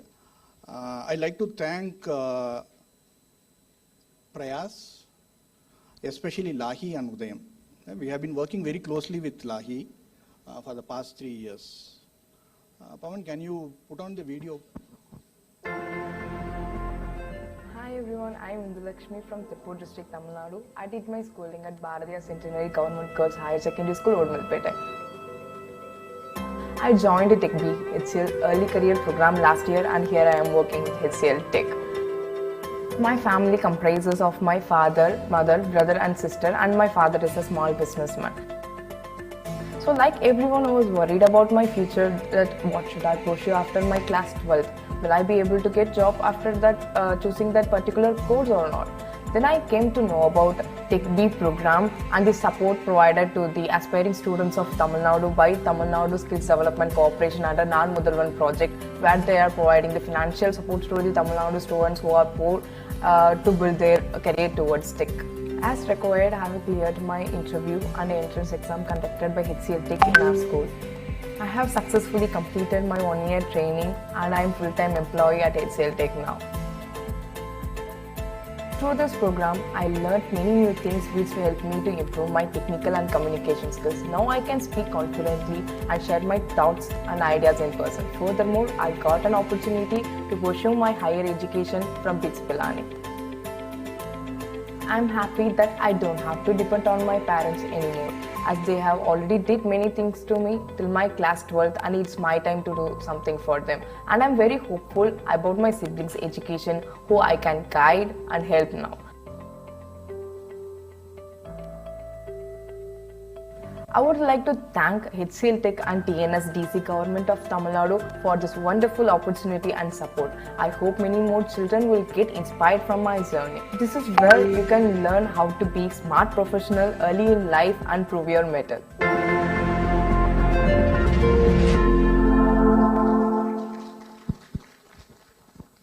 Okay. From morning we have been seeing kids talking. So we just wanted to show a small motivational video here. Fine. How many of you think that graduation is important for a job? Not many. So how many of you think that engineering graduates are required for IT job? Fine. I could see very few hands. Fine. Let me take you through this presentation. See, HCL Tech, how many of you know HCL Technologies? I can see only very few hands. Good. Right. So HCL, if you see the IT giants in India, there are 4 IT giants: TCS, Infosys, HCL, Wipro. These are the 4 Indian IT giants. Coming to HCL, we are spread across 60 countries. Right? And we have somewhere around 2.5 lakh employees across these 60 countries. Started in the year 1976. So if you see all these IT companies, they are into IT services. They are into IT services, right? It is not a product. Everyone will serve various clients like Amazon or Flipkart. Everyone will have their own IT clients, vendors who will help them coming out with a solution, right? So when we started and we thought, okay, we take lots of graduates, engineers. Right? What has happened over the years is, one is retaining the engineers is very difficult. Number one, they keep jumping. They see a small amount and they jump. So retaining them is very, very difficult. Number two, the academic and the industrial requirements. Currently, if you see, there will be lots of engineering colleges that has mushroomed. Many engineers are being produced. Only 13% of the engineers coming out are getting a campus placement, right? Rest 87, they do various other jobs. They don't get into a campus placement. They do jobs that is not relevant to what they have studied. So what we thought is, why do we need engineers? Anyhow, after they come in, they are not matching our requirements. We have to train them, skill them for almost 6 months. They jump very frequently. Then we came out with a process called as Techbee, which is meant for candidates who complete standard 12th. Right? Mathematics is important. They have to undergo a assessment. It will have 20 questions in mathematics, 20 in logical reasoning, 20 questions on English. Why we are keeping English as mandatory is because we are spread across 60 countries. They have to address all the client requirements. They need to interact with the clients. Right? Once they clear that, 40% in each session they have to clear. Once they clear that, we put them on another assessment, which is called as, I do not know how many of you know CEFR, right? It is on the communicative part. Listening, reading, speaking, writing. These 4 will be tested. Once they clear that, we move them into an interview. Why interview for 12th standard kids? We don't test them on any technical part. We see whether these kids are interested in IT or not. Someone is pushing them into the system, or they are really interested. Whether they will cope with the pressure, whether they will be in a position to learn, upskill. That is required. So we put them under an interview, give them an offer letter. Right? So once they come into the system, they have to pay a fee of 1.4 lakhs. That is a fee. 6 months will be a training. Due to COVID, it was online. Slowly we have moved into a dual thing, online as well as the in-person. From April onwards, it will be continuously in-person training only, right? We will do it in various offices which we have across India. Once the 6 months training is done, they clear everything, they'll be into internship. 6 months of internship, it differs from project to project. Sometimes it will be 6 to 8 months. If it is 8 months, CRT will be only 4 months, right? So it will be totally the training part and the internship part is for 12 months. They have to clear all the process. If they don't clear the process, we give them 3 attempts, else we refund the fee to them. Whatever they are paying, that 1.4 lakhs, it will be refunded to them.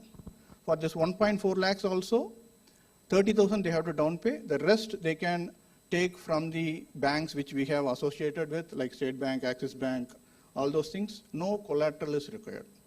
Only our offer letter is sufficient, right? That is the provision which we have made for the kids. If they don't clear, the fee will be refunded, right? Once they complete the 12 months training and the internship, they will become a full-time employee of HCL Technologies. Once they become a full-time employee, they will start with a salary of 2.2 lakhs. Every year, based on their performance, there will be increment, right? They also have to mandatorily do their graduation. So we have graduation. These are some of the, these are some of the job roles which the candidates will be into. People need not think they will be into BPO or something. They will be into development side, they will be a coder, they will be into infrastructure, network managers, they will be working on clouds, they will be into research. All those things they will be doing. And we segregate them during the initial 2 months itself. We'll put them into the basics, we'll test them where they are good at, what is that they can do, and then we'll finally fine-tune them into the domain skilling. So that is what will happen. Once they become a full-time employee with 2.2 lakhs, they can take graduation from BITS Pilani, IIT Guwahati, IIIT Kottayam, IIM Nagpur, Amity Shastra, KL University, few more universities are coming up. So graduation is compulsory for these kids. We don't keep them as 12th, right? After graduation, 2 years of service agreement will be there. Few people break that and go. But we want to ensure that these kids complete their graduation so that their career going forward will be much better, right? So these are the universities which we have. For higher education, HCL part sponsors their fees. For example, if you take BITS Pilani 4-year course is 2.42, HCL sponsors them 1.4 lakhs. If it is IIT Guwahati, there will be entrance exam to get into it. 3.49 is the fees. HCL will part sponsor 1.4 lakhs. So similarly for each university, the part sponsoring will be there, right? I would really thank Lahi. They have been supporting us. I would like to request Harshita and Rahul to come on stage. These are 2 Techbees. Harshita is from Lahi. She was supported by Lahi for school education. Then she came into Techbee. So she is working with us for the past 2 years. So we have partnership with various governments as well. So we have tied up MOU with various departments of the governments so that this can be taken into schools.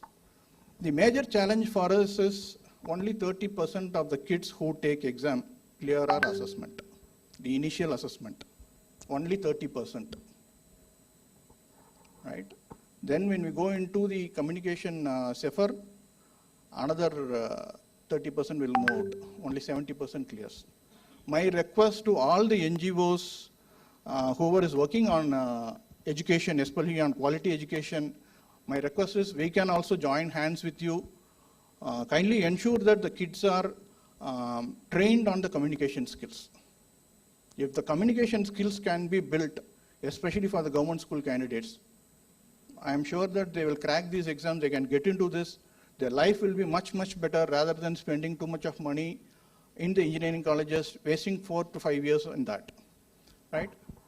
Harshita, please come here. So she is, she has been campaigning right from morning, Rahul. These 2 kids are with us for the past 2 years plus. He has also become a full-time employee. He has also registered into BITS. He is from KV, basically from Kerala but settled in Karnataka. She is from Pune. Can you just give me a brief background about yourself?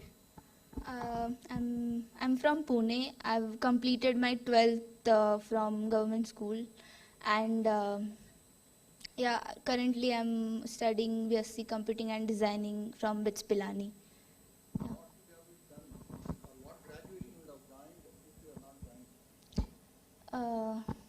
So till 12th I studied in government school. I wanted to become computer engineer only. Like I wanted to do something in IT field only. So I knew that I wouldn't get. Even if I got like basis on marks, percentile, even if I got admission in big universities or well-known universities, I won't be able to make that because of financial kind of thing. So I thought if I'm getting degree from like local some college, that won't help me. So that's how if I would be not here in HCL, I would be definitely doing some part-time job or some degree in local college. So that's it. Yes, Rahul. Switch it on.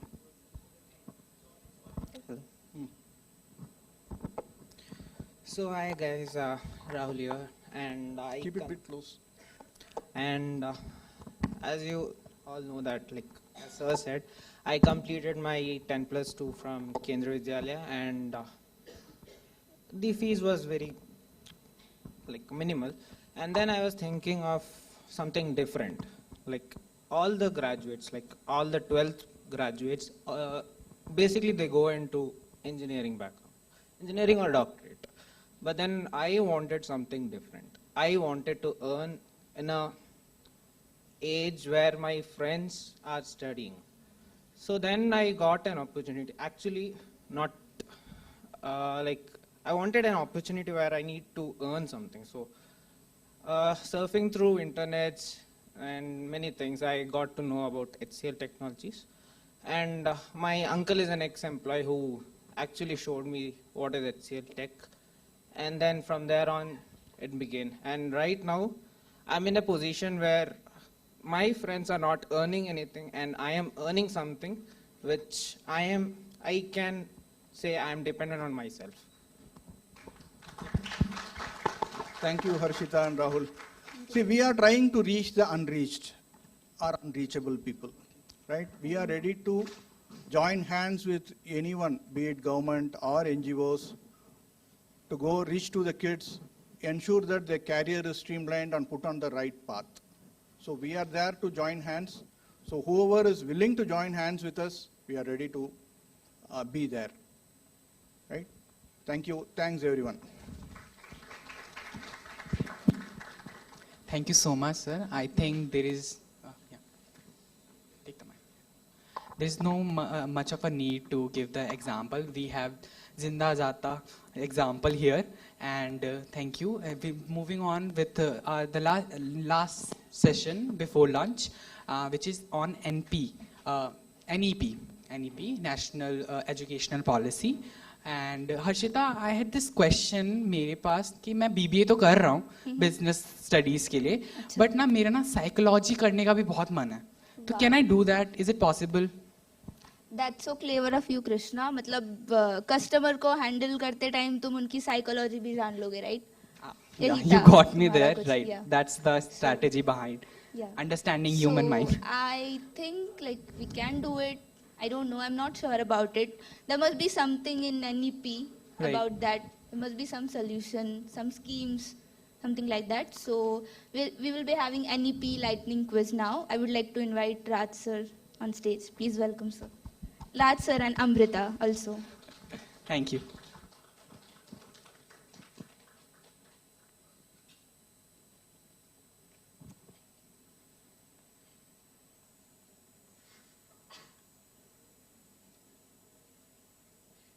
So first of all, I think 3 cheers to Jagriti Yatra. Even we have Deepika, one of my colleagues, also has gone to Jagriti Yatra. So all of you who are sort of considering, please go. And then, of course, so happy to see Harshita as part of the HCL Techbee here when she got to know about the program through the counseling session we are doing. And I also would like to share that when she was visiting our center once, and she was sharing with one of our donor visitor, what is this HCL Techbee all about? There was another student called Vaibhav. He was studying gardening at our center. He heard about, Harshita talking about it, and very happy to share that Vaibhav is also now at HCL Techbee. Imagine he was studying gardening, and after listening to what was going on, he gone on to further do this. So very thankful for all this. But today I'm here with my partner in crime, Amrita Iyer. हमने बहुत कुछ बातें की education policy के बारे में, and क्या होना चाहिए, कैसे होना चाहिए. तो अभी हमने सोचा कि बातें बहुत हो गई, लेकिन अभी जानना चाहेंगे कि अमृता आपके दिमाग में या दिल में क्या चल रहा है. Okay, so hello everyone, my name is Amrita. I am one of the youth entrepreneurs who is here to sharing their showcase their ventures. So मेरे भी दिमाग में बहुत सारे questions हैं regarding new education policy जो 2020 में आई है अभी. So I would love to ask you sir, and I hope कि आप best person होंगे to answer my questions. जब मैं स्कूल में थी, I am currently in second year graduation. From NSUT, which is in Delhi. My course is BBA with IEV specialization, which stands for Innovation Entrepreneurship with Venture Development. So when I was in school, तो हमारा सबसे ज़्यादा hectic दिन जब जाता था, जिस दिन हमारी कोई क्लास होती थी फिजिकल एजुकेशन की या फिर आर्ट एजुकेशन की, एंड जब भी हम लोग अपनी क्लास के लिए हमें पता चलता था कि हमारे टाइम टेबल में वो शेड्यूल है, एंड सडनली जब हम लोग अपनी क्लास से बाहर निकलने का ट्राई करते थे, हमारे मैथ्स के टीचर हमारे कॉरिडोर में आते थे and they ran into our class कि कोई बाहर नहीं जाएगा, कोई खेलने नहीं जाएगा, क्योंकि मैथ्स का सिलेबस तो यूनिवर्सल है. मैथ्स का सिलेबस कोई भी डिजास्टर हो जाए कभी कंप्लीट नहीं होता ऑन टाइम. सो वो कभी कंप्लीट नहीं होगा, तो वो आएंगे and they took our art period कि नहीं हम तुम्हारी आर्ट की क्लास नहीं है, इट्स ओके, बाद में खेल लेना, बाद में वो कर लेना, अभी मैथ्स पढ़ लो. तो ये चीज़ हमें बहुत बुरी लगती थी और हम फिर से ऐसे थक के बैठ जाते थे कि यार फिर मैथ्स पढ़ेंगे. सो सर मुझे ये पूछना था कि हमने तो चलो निकाल ली अपनी 12th, जो आगे आने वाले बच्चे हैं, क्योंकि अभी यूथ बहुत स्मार्ट हो रहा है, अभी बच्चे डे बाय डे बहुत स्मार्टर होते जा रहे हैं, उनके अंदर इतनी क्यूरियोसिटीज़ हैं, इतने सारे क्वेश्चंस हैं, इतने सारी फील्ड एक्सप्लोर करना चाहते हैं, तो उसके लिए NEP क्या कर रहा है? हाँ, तो NEP ने इन्होंने मेरा एक्चुअली सीक्रेट खोल दिया. This slide was supposed to be displayed as a response to that. So please wait for my cue before you change the slide. So anyway, so this is a secret, of NEP 2020 की art education, sports and vocational education. जो तीनों चीजें बच्चों को बहुत अच्छी लगती है. They want to get more of it. हमने बहुत सारे लोगों ने, SUPW सुना होगा, socially useful productive work. लेकिन most of the time वो some useful period wasted, हो जाता है. So to address all these, issues and address all this, the NEP 2020 has made that art education, sports and vocational is going to be compulsory till grade 10. So यानी maths के teacher अभी चाहिए तो भी वो आपके पीरियड नहीं ले जा सकते, because इसका अभी परीक्षा होगा, असेसमेंट होगा and सब कुछ होगा. So here is your wish granted, right? Okay. आगे बताओ, अभी आगे क्या चाहिए आपको? सर आगे तो ये चाहिए कि आपने बोल दिया कि क्लासेस बिल्कुल वैसे ही होंगी, कंपल्सरी होंगी, बट हमारे पास टाइम की भी तो रिस्ट्रिक्शंस हैं. हमारे पास एक सर्टेन कुछ घंटों का स्कूल है, उसमें अगर ये चीज़ें कंपल्सरी होंगी तो बाकी सब्जेक्ट्स कहीं ना कहीं लैग करेंगे. तो उस चीज़ का कोई अच्छा आंसर? ऑफ कोर्स हमारे पास है. Next slide please. So, सबसे पहले तो I think what NEP 2020 is going to do is to allocate 30% of the school time for art education, sports and vocational education. So it's a pretty significant, as you can see. In fact, what you can see also here, कि and sorry to keep picking on maths again and again कि maths के लिए they are going to be 135 hours, arts के लिए 115 hours. Physical education ke liye 90 hours and vocational education ke 110 hours, right? So you can see what a great parity has been given as compared to the languages, mathematics and social sciences, science to these, subjects as well, which will give you time, for this, right? Okay. आगे बोलो. Sir ये भी ठीक है. उसके बाद अगर हम आगे बढ़ें तो हम लोगों के पास बहुत सारे वोकेशनल सब्जेक्ट्स हैं. अभी सर ने बताया कि सिर्फ आर्ट या ड्राइंग ही नहीं है. इतना यूथ का जो माइंडसेट होता है जब वो अपनी स्टार्टिंग स्टेज में होता है, 6 से 10 तक जा रहा होता है या फिर उससे भी आगे, वो इतना फ्लक्चुएटिंग होता है क्योंकि अब उन्हें स्किल एजुकेशन की इम्पॉर्टेंस पता है कि apart from maths and science they want to learn skills because वो उनकी आगे उनकी चीज़ों के लिए बहुत इंपॉर्टेंट है. तो कौन सी स्किल उनके लिए किस टाइम पे सही रहेगी और क्या 14 साल की एज में सेलेक्ट किया हुआ स्किल उनको 22 साल की एज में भी उतना ही हेल्पफुल रहेगा या नहीं, इस चीज़ को आंसर कैसे करेंगे सर आप? अरे 14 साल तो छोड़ो, मैं 56 इयर्स का होगा तो भी पता नहीं है, सो you're still further ahead. Next thing please. Anyway, तो first of all तो ये है कि स्कूल टाइम टेबल में जब हम बोल रहे हैं कि 30% time will be allocated for vocational education and sort of arts and sports and all that, वो टाइम आएगा कहाँ से, right? If you know many of the schools, there is a very limited amount of time which is available. So another thing which NEP is bringing about is there will be almost 30% reduction in the academic load. हम सुबह से सुन रहे हैं बहुत, I think 20 बार सुन लिया हमने कि theory अच्छा नहीं लगता, थियरी नहीं अच्छा लगता एंड ऑल दैट, तो वो भी विश ग्रांट हो गया. 30% थियरी कम हो रहा है अभी, और 30% थियरी कम करके वो जो टाइम बचेगा स्कूल के टाइम टेबल में, वही हमें आर्ट्स और वोकेशनल और इसके लिए मिलेगा. Coming to your next question कि हम स्कूल में एक्सप्लोर करना चाहते हैं. फॉर एग्जाम्पल मैं इंजीनियर हूँ, I don't know why I became one.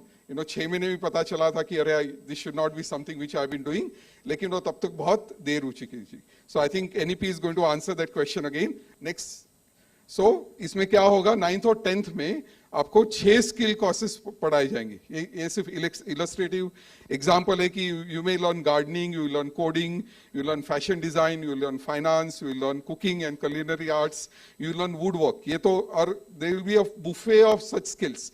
6 इधर दिखाए और 9th और 10th में आप वो करोगे, so that you are able to explore variety of things. 11th में you may say that I like fashion design, so then you can specialize in fashion design during grade 11th and इसका objective ये है कि by the time you finish your 11th and 12th in fashion design, you should be at least be able to do a part-time job in fashion design, in that. जो work study program, I'm a big fan of HCL Techbee कि it's a work study, work integrated higher education. So इस तरह से जब हम ऐसे इस तरह से 9th, 10th, 11th, 12th में 9th, 10th में 6 I mean exploration of skills, and then 11th, 12th में हम एक skill में specialize करेंगे. It will equip you to get a part-time job and pursue the study at the same time, so truly sort of giving you opportunity to explore.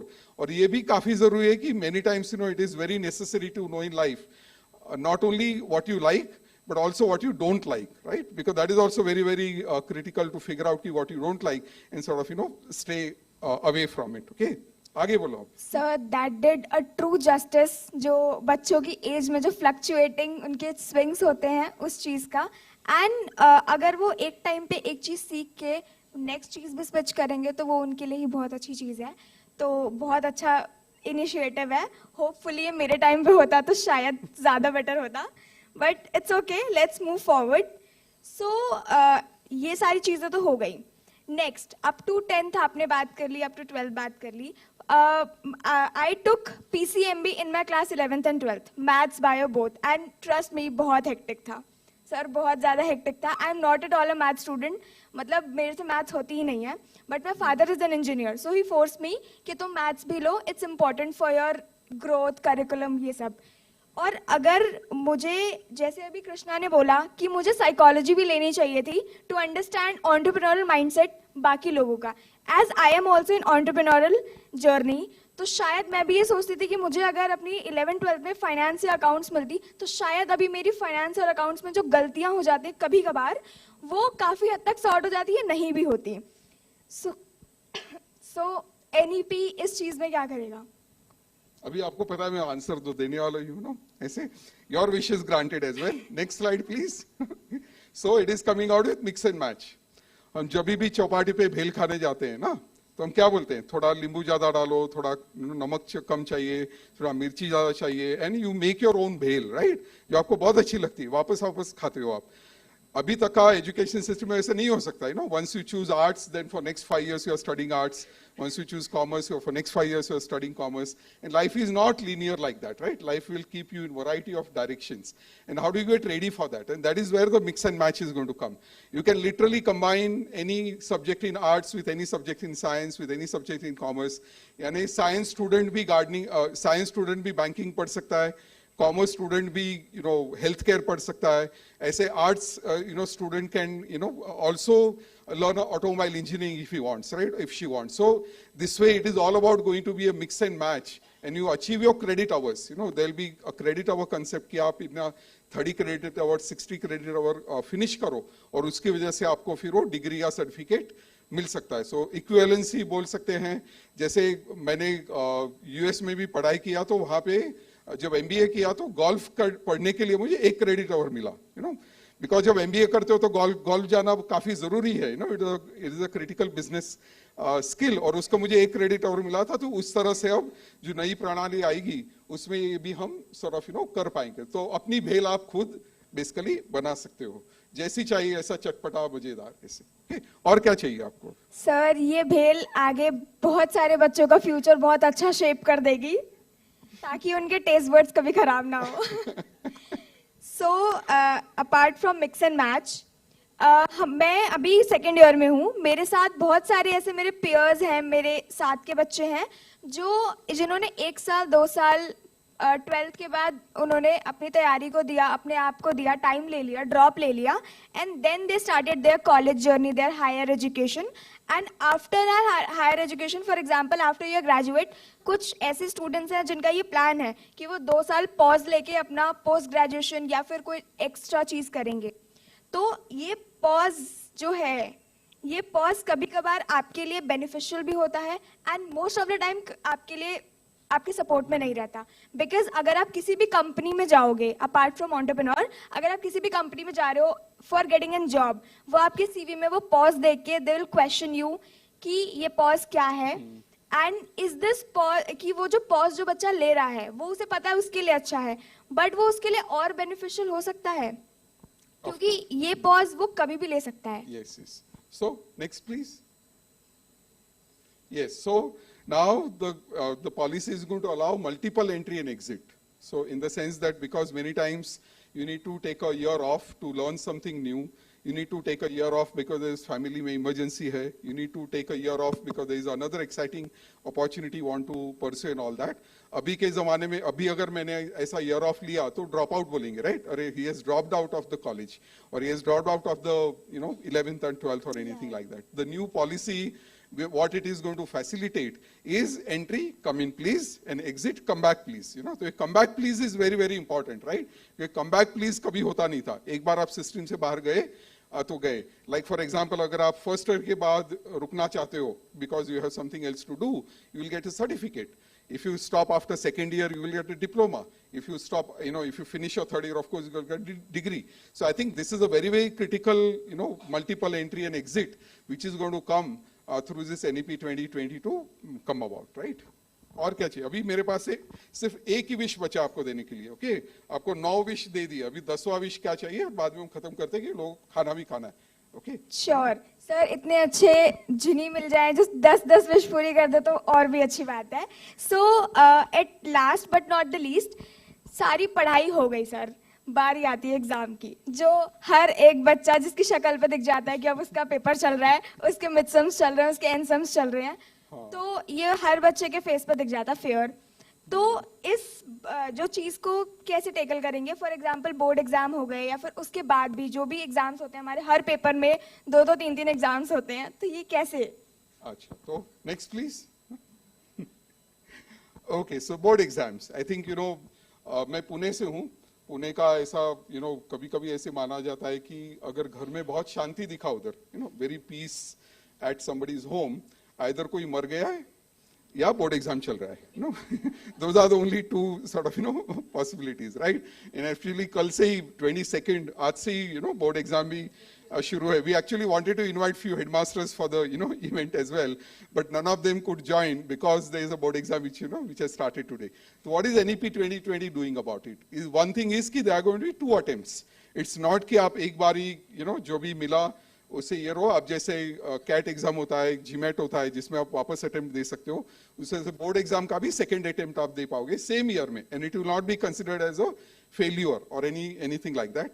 Secondly, eventually the idea is कि आपका जो exam 2 साल में एक बार होता है, 9th and 10th का board exam, it will be semester wise exam, यानी आपको जो रट्टा मारना है वो सिर्फ एक सेमेस्टर का रट्टा मारना है, पूरे 2 साल का नहीं मारना है, उसकी वजह से पढ़ाई हो। और सबसे इंपॉर्टेंट बात है कि exam is going to focus on what you have learned rather than what you have mugged in the whole process. In fact, आज ही मैंने इंडियन एक्सप्रेस में पढ़ा कि CBSE is trying out open book exam now. There is a pilot which they are going to launch about open book exam. मैं वो देख के title पढ़ के तो बहुत खुश हुआ, लेकिन बाद में आर्टिकल पढ़ा तो समझा ये तो मैं कभी पास नहीं कर पाऊंगा, क्योंकि वो बुक पढ़ा हुआ होना चाहिए एग्जाम के पहले।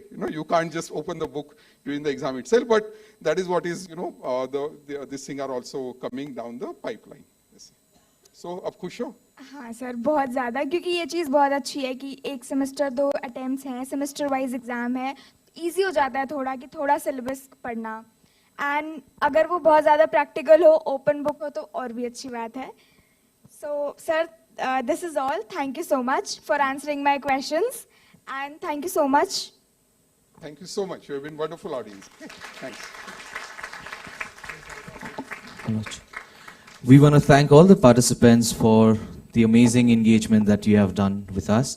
We are serving lunch on the terrace. We would love for all of you to join us. And please do come back by 2:30. We have some exciting discussions for all of you. Thank you.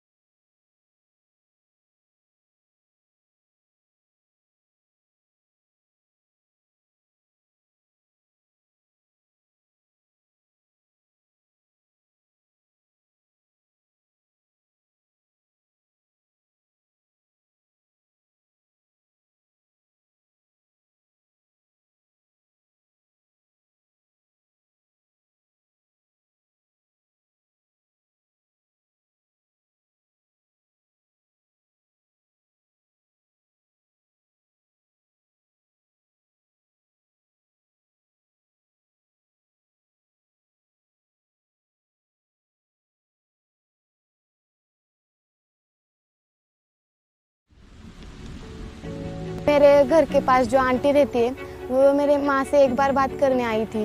वो रो भी रही थी, मेरे माँ से बोल रही थी कि हमारी जो खेती है वो बहुत ज़्यादा बारिश होने के कारण नुकसान हुआ है उसका। तो मेरे ख्याल में आया कि मैं उन्हें खुश देखना चाहती हूँ।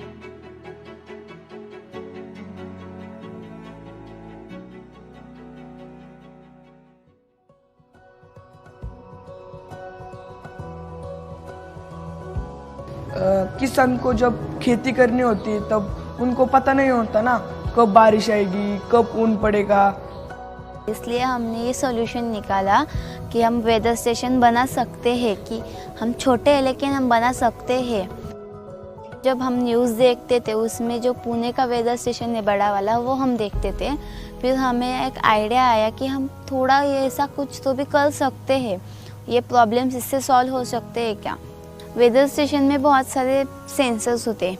वेदर स्टेशन में एक फ़ैन जैसा एक गोल घूमने वाला एक ये होता है, हमारी हवा चलती है ना उसका हम वेग जो होता है वो हम कलेक्ट करते हैं उसकी वजह से, और उसमें एक डायरेक्शन का भी लगा होता है, मतलब एक वो उसको एक पट्टी होती है और वो उसको गोल जैसा होता है, वो घूमता है तब हमें विंड का डायरेक्शन बताता है। ये जो स्कूल से आप जैसे देख रहे हैं कि मैंने कहा गांव में स्थित है, सिटी से काफ़ी दूर है, तो यहाँ के बच्चों को वो जो टूल के एक्सेसिबिलिटी है वो थोड़ा लिमिटेड हो जाती है, जिस वजह से वो एक्सप्लोर कर नहीं पाते हैं चीज़ों को। तो Amazon फ्यूचर इंजीनियर ने हमारी हेल्प की लैब सेटअप करने में और टीचर को कोडिंग और कंप्यूटर साइंस में ट्रेन करने में, ताकि हम बच्चों को सिखा सके।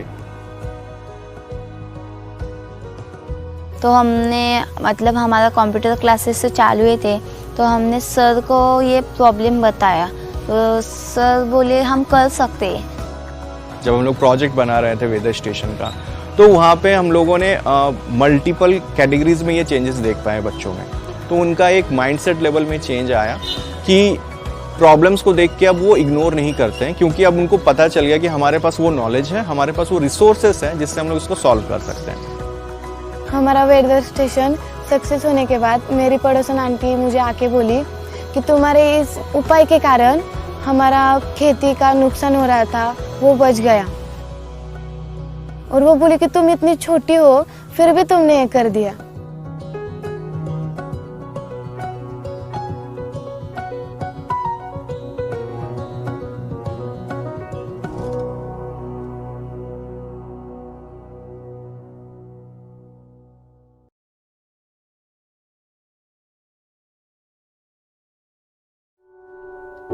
कोडिंगच्या माध्यमातून जेव्हा मी विद्यार्थ्यांना शिकवलं आणि त्यांच्या चेहऱ्यावर आनंद पाहिला, तो आनंद पाहून असं मला मनामध्ये वाटलं की आपण सुद्धा शिक्षक बनण्याच्या माध्यमातून जे मी स्वप्न पाहिलं होतं ते कुठेतरी साकार होताना दिसत आहे।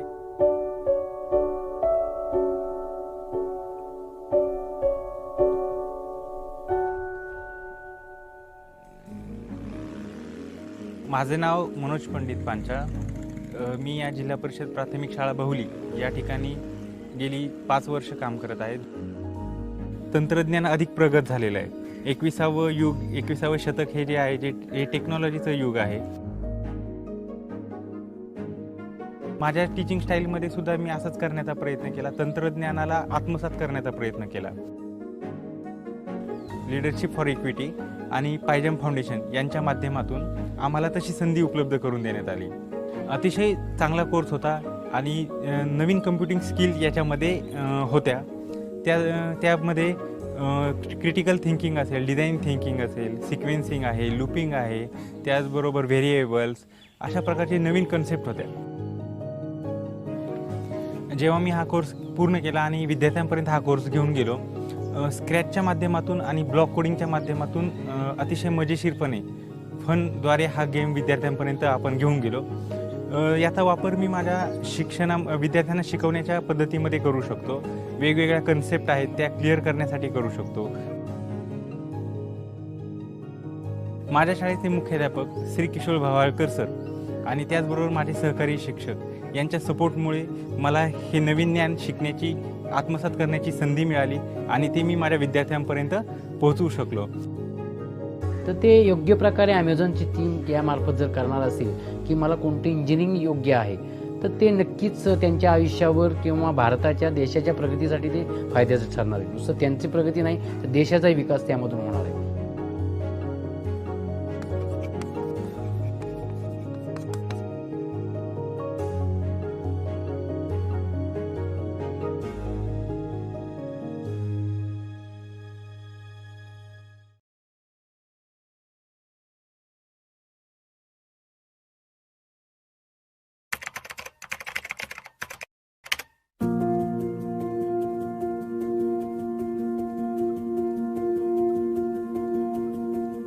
कंप्यूटर में बहुत स्कोप था क्योंकि अब तो कोडिंग ही ट्रेंड में है, कोडिंग कंप्यूटर में था। तो मेरा ये था कि कोडिंग से मतलब हम उससे पैसे ज़्यादा इन्वेस्ट ना करके अपने ब्रेन का इस्तेमाल करके कुछ ऐसा इन्वेंट कर सकते कि वो हमारे कंट्री को या हमारे कंट्री में रहने वाले लोग हैं उनको भी उससे फ़ायदा ज़्यादा हो सकता है। सिर्फ अपने ब्रेन चलाना है, बाकी उसमें कुछ इन्वेस्ट भी करना है। Information technology has already transformed the world and it will continue to do so. Therefore, I wanted to pursue computer science and engineering so that I can contribute my part in helping and serving the people to lead a better life.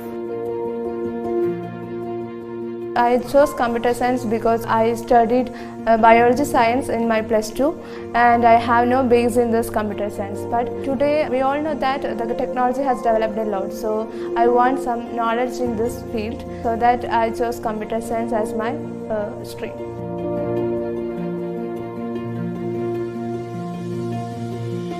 Having lost my father in COVID has put a lot of pressure on me and my mother on how we will manage all the things alone, especially my higher education.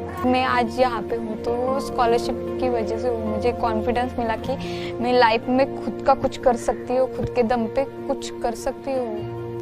Life में मुझे आगे बढ़ना हो तो मुझे किसी की ज़रूरत नहीं मिलेगी। जब मेरे पास टैलेंट होगा तो सब कुछ मेरे पास आएगा।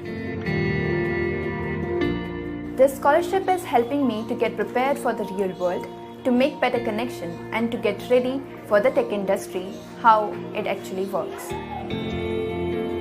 I got FFE Amazon scholarship and I got very excited and very happy for that. And my family also get very happy because I think they are more happier than me because they get very worried as they can't help their child to achieve her goal. So that I am very proud of that. Amazon Future Engineer program ने हमारे hard work को समझकर हमारे passion को follow करने के लिए उन्होंने हमें बहुत सपोर्ट किया स्कॉलरशिप देकर। उसके लिए मैं उनका बहुत सारा थैंक्स बोलना चाहूँगी क्योंकि उससे मेरी लाइफ की बहुत सारी प्रॉब्लम्स भी कम हुई और उससे मुझे बहुत सारा सपोर्ट भी मिला।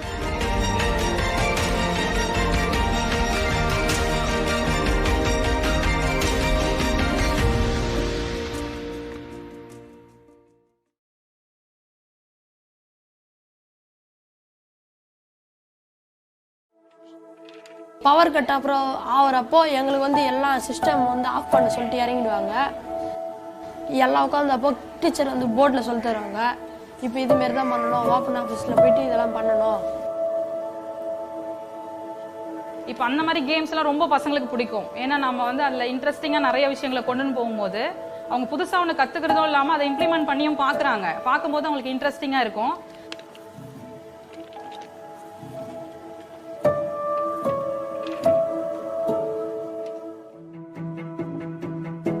என் பேர் சீதழிலரசி.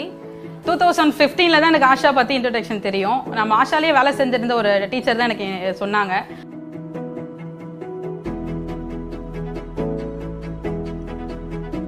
ஸோ டெய்லியும் சப்ஜெக்ட் வைஸை தான் நடத்திட்டு இருந்தோம். அதுக்கப்புறமா தான் நெக்ஸ்ட் இயர்லேருந்து தான் எனக்கு வந்து கம்ப்யூட்டர் டீச்சராக ப்ரமோட் பண்ணாங்க. ஃபஸ்ட்டு எனக்கு முதல் வருஷம் எனக்கு அந்தளவுக்கு சேஞ்ச் அந்தளவுக்கு தெரியல. ஆனால் செகண்ட் இயரில் நல்லா சேஞ்ச் நான் பசங்கக்கிட்ட பார்த்தேன். ஏன்னா பசங்க வந்து இதை ஸ்கூலில் கிளாஸ் சப்ஜெக்ட் வைஸில் அவங்க இது செய்கிறதோ இல்லையோ, ஆனால் கம்ப்யூட்டரை சூப்பராக பண்ணுறாங்க பசங்க. எதை சொல்லி கொடுத்தாலும் பசங்க கற்றுப்பாங்க. ஏன்னா கம்ப்யூட்டர் கிளாஸ் அன்றைக்கி டீச்சர் வந்து புதுசாக சொல்லிக் கொடுப்பாங்க. எங்களுக்கு வந்து இப்போது பிளாக் லீக் லெம்ஸ்லாம் வந்து 7th சொல்லி தந்துருந்தாங்க.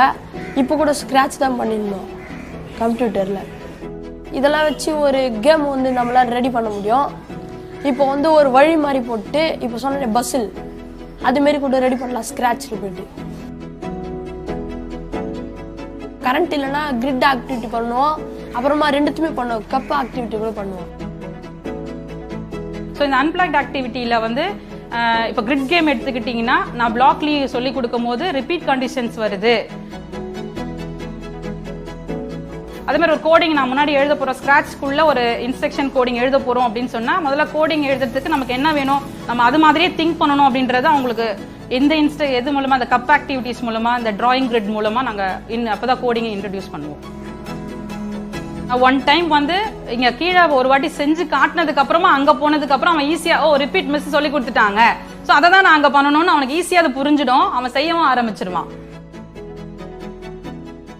ஃபர்ஸ்ட் ஆஃப் ஆல் எங்களுக்குலாம் வந்து முதல்ல லேப்டாப்ஸ் பார்த்தீங்கன்னா ரொம்ப நிறைய உடஞ்ச மாதிரி இருந்துச்சு, கீபோர்ட் சரியாக யூஸ் பண்ண முடியாது.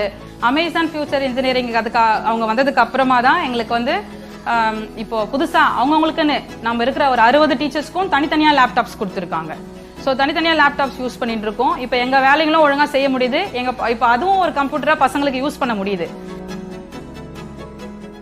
அது இல்லாமல் எல்லா ஸ்கூலும் வந்து என்ன சொன்னாங்கன்னா இன்ட்ரெஸ்டிங்காக இருந்தாங்க. எங்களுக்கும் கம்ப்யூட்டர் சொல்லிக் கொடுங்க.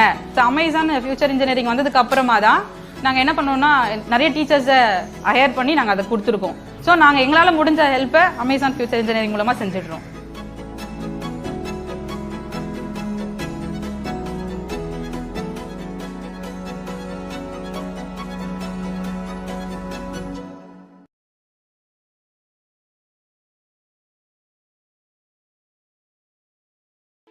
तुम अकेली लड़की हो और कोई नहीं है क्या? तुम वहाँ अकेले जाओगी? नहीं जाना चाहिए, ऐसा हुआ था कि it's better if you don't go. But you know मेरे पेरेंट्स ने कहा कि I believe in you, you can do it.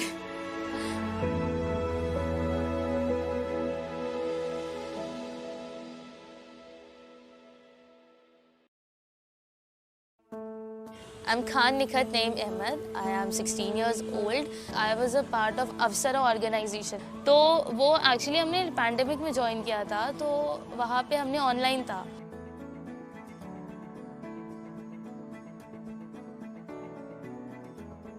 हमारा एक्चुअली था कि हम स्टार्ट करें कि नहीं, क्योंकि हमारे पास लैपटॉप्स वगैरह किसी के पास नहीं थे और लॉकडाउन था, तो हम यहाँ कोई भी लैब जा नहीं सकते थे. तो हमें अमेजॉन फ्यूचर इंजीनियर्स ने हम सभी को लैपटॉप्स प्रोवाइड किए थे. उस टाइम पे उन्होंने हमें HTML सिखाया, जिसमें हम सब ने एक वेबसाइट्स बनाई थी एंड CAD सिखाया था. I am actually more interested in constructing and building things, so I even learned that, and I even made a raw plan, like raw design of robot on laptop. Construction is like, I'm saying not easy, क्योंकि जैसे हम करते जाते हैं ना, हमें add करनी होती है. हम ऐसा स्टार्टिंग में नहीं बोल सकते ये मेरी फाइनल डिज़ाइन है और ये मैं एंड तक ये एकदम ऐसे ही दिखने वाला है.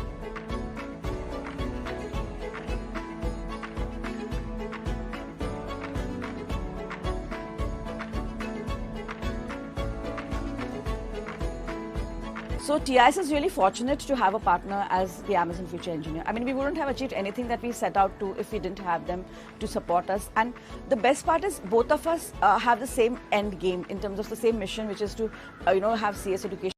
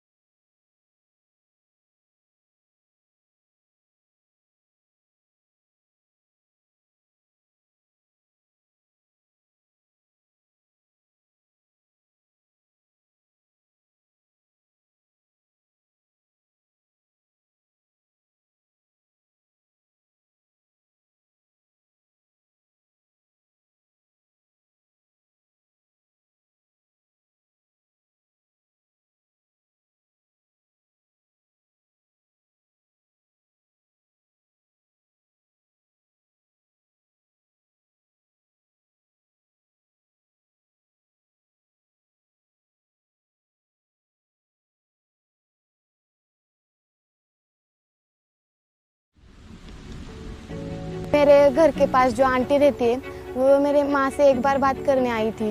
वो रो भी रही थी. मेरे माँ से बोल रही थी कि हमारी जो खेती है वो बहुत ज़्यादा बारिश होने के कारण नुकसान हुआ है उसका. तो मेरे ख्याल में आया कि मैं उन्हें खुश देखना चाहती हूँ।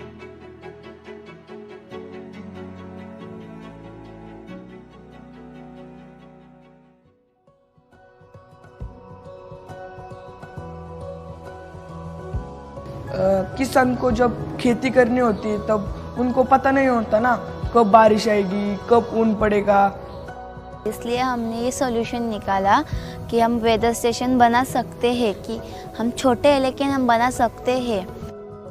जब हम न्यूज़ देखते थे उसमें जो पुणे का वेदर स्टेशन है बड़ा वाला, वो हम देखते थे। फिर हमें एक आइडिया आया कि हम थोड़ा ये ऐसा कुछ तो भी कर सकते हैं, ये प्रॉब्लम्स इससे सॉल्व हो सकते हैं क्या। वेदर स्टेशन में बहुत सारे सेंसर्स होते हैं।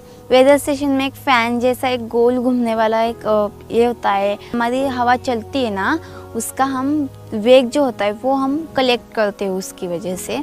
और उसमें एक डायरेक्शन का भी लगा होता है, मतलब एक वो उसको एक पट्टी होती है और वो उसको गोल जैसा होता है, वो घूमता है, तब हमें विंड का डायरेक्शन बताता है। ये जो स्कूल से आप जैसे देख रहे हैं कि मैंने कहा गांव में स्थित है, सिटी से काफ़ी दूर है, तो यहाँ के बच्चों को वो जो टूल के एक्सेसिबिलिटी है वो थोड़ा लिमिटेड हो जाती है, जिस वजह से वो एक्सप्लोर कर नहीं पाते हैं चीज़ों को। तो Amazon फ्यूचर इंजीनियर ने हमारी हेल्प की लैब सेटअप करने में और टीचर को कोडिंग और कंप्यूटर साइंस में ट्रेन करने में, ताकि हम बच्चों को सिखा सके।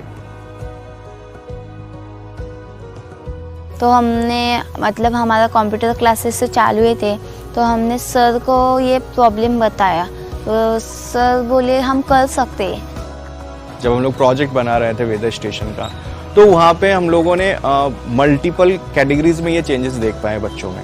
तो उनका एक माइंडसेट लेवल में चेंज आया कि प्रॉब्लम्स को देख के अब वो इग्नोर नहीं करते हैं, क्योंकि अब उनको पता चल गया कि हमारे पास वो नॉलेज है, हमारे पास वो रिसोर्सेस हैं जिससे हम लोग इसको सॉल्व कर सकते हैं। हमारा वेदर स्टेशन सक्सेस होने के बाद मेरी पड़ोसन आंटी मुझे आके बोली कि तुम्हारे इस उपाय के कारण हमारा खेती का नुकसान हो रहा था वो बच गया। और वो बोली कि तुम इतनी छोटी हो फिर भी तुमने ये कर दिया।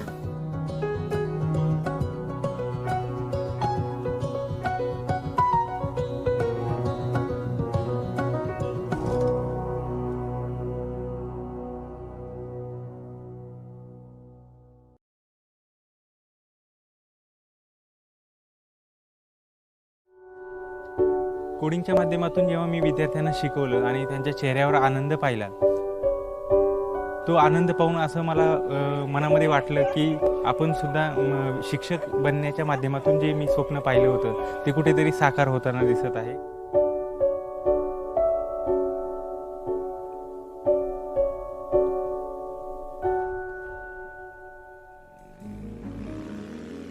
माझे नाव मनोज पंडित पांचाळ, मी या जिल्हा परिषद प्राथमिक शाळा बहुली या ठिकाणी गेली 5 वर्ष काम करत आहे।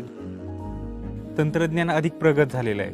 21वे युग 21वे शतक हे जे आहे हे टेक्नॉलॉजीचं युग आहे। माझ्या टीचिंग स्टाईलमध्ये सुद्धा मी असंच करण्याचा प्रयत्न केला, तंत्रज्ञानाला आत्मसात करण्याचा प्रयत्न केला। लीडरशिप फॉर इक्विटी आणि पायजम फाउंडेशन यांच्या माध्यमातून आम्हाला तशी संधी उपलब्ध करून देण्यात आली। अतिशय चांगला कोर्स होता आणि नवीन कम्प्युटिंग स्किल याच्यामध्ये होत्या। त्यामध्ये क्रिटिकल थिंकिंग असेल, डिझाईन थिंकिंग असेल, सिक्वेन्सिंग आहे, लूपिंग आहे, त्याचबरोबर व्हेरिएबल्स, अशा प्रकारचे नवीन कन्सेप्ट होत्या। जेव्हा मी हा कोर्स पूर्ण केला आणि विद्यार्थ्यांपर्यंत हा कोर्स घेऊन गेलो, स्क्रॅचच्या माध्यमातून आणि ब्लॉक कोडिंगच्या माध्यमातून अतिशय मजेशीरपणे फनद्वारे हा गेम विद्यार्थ्यांपर्यंत आपण घेऊन गेलो। याचा वापर मी माझ्या विद्यार्थ्यांना शिकवण्याच्या पद्धतीमध्ये करू शकतो। वेगवेगळ्या कन्सेप्ट आहेत त्या क्लिअर करण्यासाठी करू शकतो। माझ्या शाळेचे मुख्याध्यापक श्री किशोर भावाळकर सर आणि त्याचबरोबर माझे सहकारी शिक्षक यांच्या सपोर्टमुळे मला हे नवीन ज्ञान शिकण्याची, आत्मसात करण्याची संधी मिळाली आणि ते मी माझ्या विद्यार्थ्यांपर्यंत पोहोचवू शकलो। तर ते योग्य प्रकारे ॲमेझॉनची टीम यामार्फत जर करणार असेल की मला कोणते इंजिनिअरिंग योग्य आहे, तर ते नक्कीच त्यांच्या आयुष्यावर किंवा भारताच्या देशाच्या प्रगतीसाठी ते फायद्याचं ठरणार आहे। नुसतं त्यांची प्रगती नाही तर देशाचाही विकास त्यामधून होणार आहे।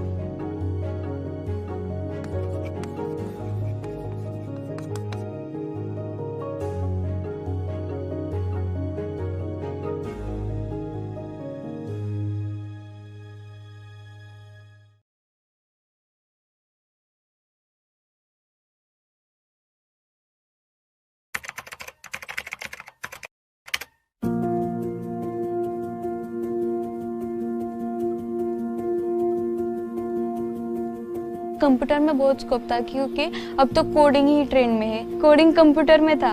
तो मेरा ये था कि कोडिंग से मतलब हम उससे पैसे ज़्यादा इन्वेस्ट ना करके अपने ब्रेन का इस्तेमाल करके कुछ ऐसा इन्वेंट कर सकते कि वो हमारे कंट्री को या हमारे कंट्री में रहने वाले लोग हैं उनको भी उससे फ़ायदा ज़्यादा हो सकता है। सिर्फ अपने ब्रेन चलाना है, बाकी उसमें कुछ इन्वेस्ट भी करना है। Information technology has already transformed the world and it will continue to do so. Therefore, I wanted to pursue computer science and engineering so that I can contribute my part in helping and serving the people to lead a better life. I chose computer science because I studied biology science in my +2 and I have no base in this computer science. But today we all know that the technology has developed a lot. So I want some knowledge in this field, so that I chose computer science as my stream.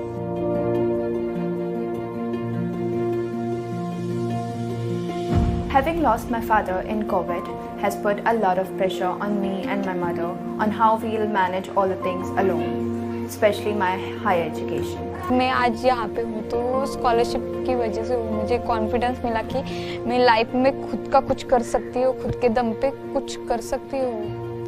Life में मुझे आगे बढ़ना हो तो मुझे किसी की ज़रूरत नहीं मिलेगी। जब मेरे पास टैलेंट होगा तो सब कुछ मेरे पास आएगा। This scholarship is helping me to get prepared for the real world, to make better connection and to get ready for the tech industry, how it actually works. I got FFP Amazon scholarship and I got very excited and very happy for that. And my family also get very happy because I think they are more happier than me because they get very worried as they can't help their child to achieve her goal. So that I am very proud of them. Amazon Future Engineer program ने हमारे hard work को समझकर हमारे passion को follow करने के लिए उन्होंने हमें बहुत सपोर्ट किया स्कॉलरशिप देकर। उसके लिए मैं उनका बहुत सारा थैंक्स बोलना चाहूँगी क्योंकि उससे मेरी लाइफ की बहुत सारी प्रॉब्लम्स भी कम हुई और उससे मुझे बहुत सारा सपोर्ट भी मिला।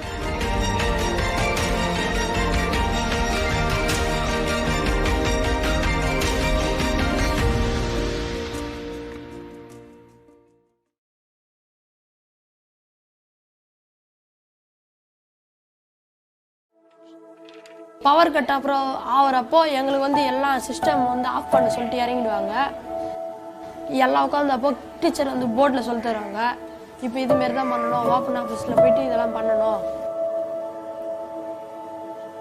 இப்போ அந்த மாதிரி கேம்ஸ்லாம் ரொம்ப பசங்களுக்கு பிடிக்கும். ஏன்னா நம்ம வந்து அதில் இன்ட்ரெஸ்டிங்காக நிறைய விஷயங்களை கொண்டு போகும்போது அவங்க புதுசாக ஒன்று கற்றுக்கிறதும் இல்லாமல் அதை இம்ப்ளிமெண்ட் பண்ணியும் பார்க்குறாங்க. பார்க்கும்போது அவங்களுக்கு இன்ட்ரெஸ்டிங்காக இருக்கும்.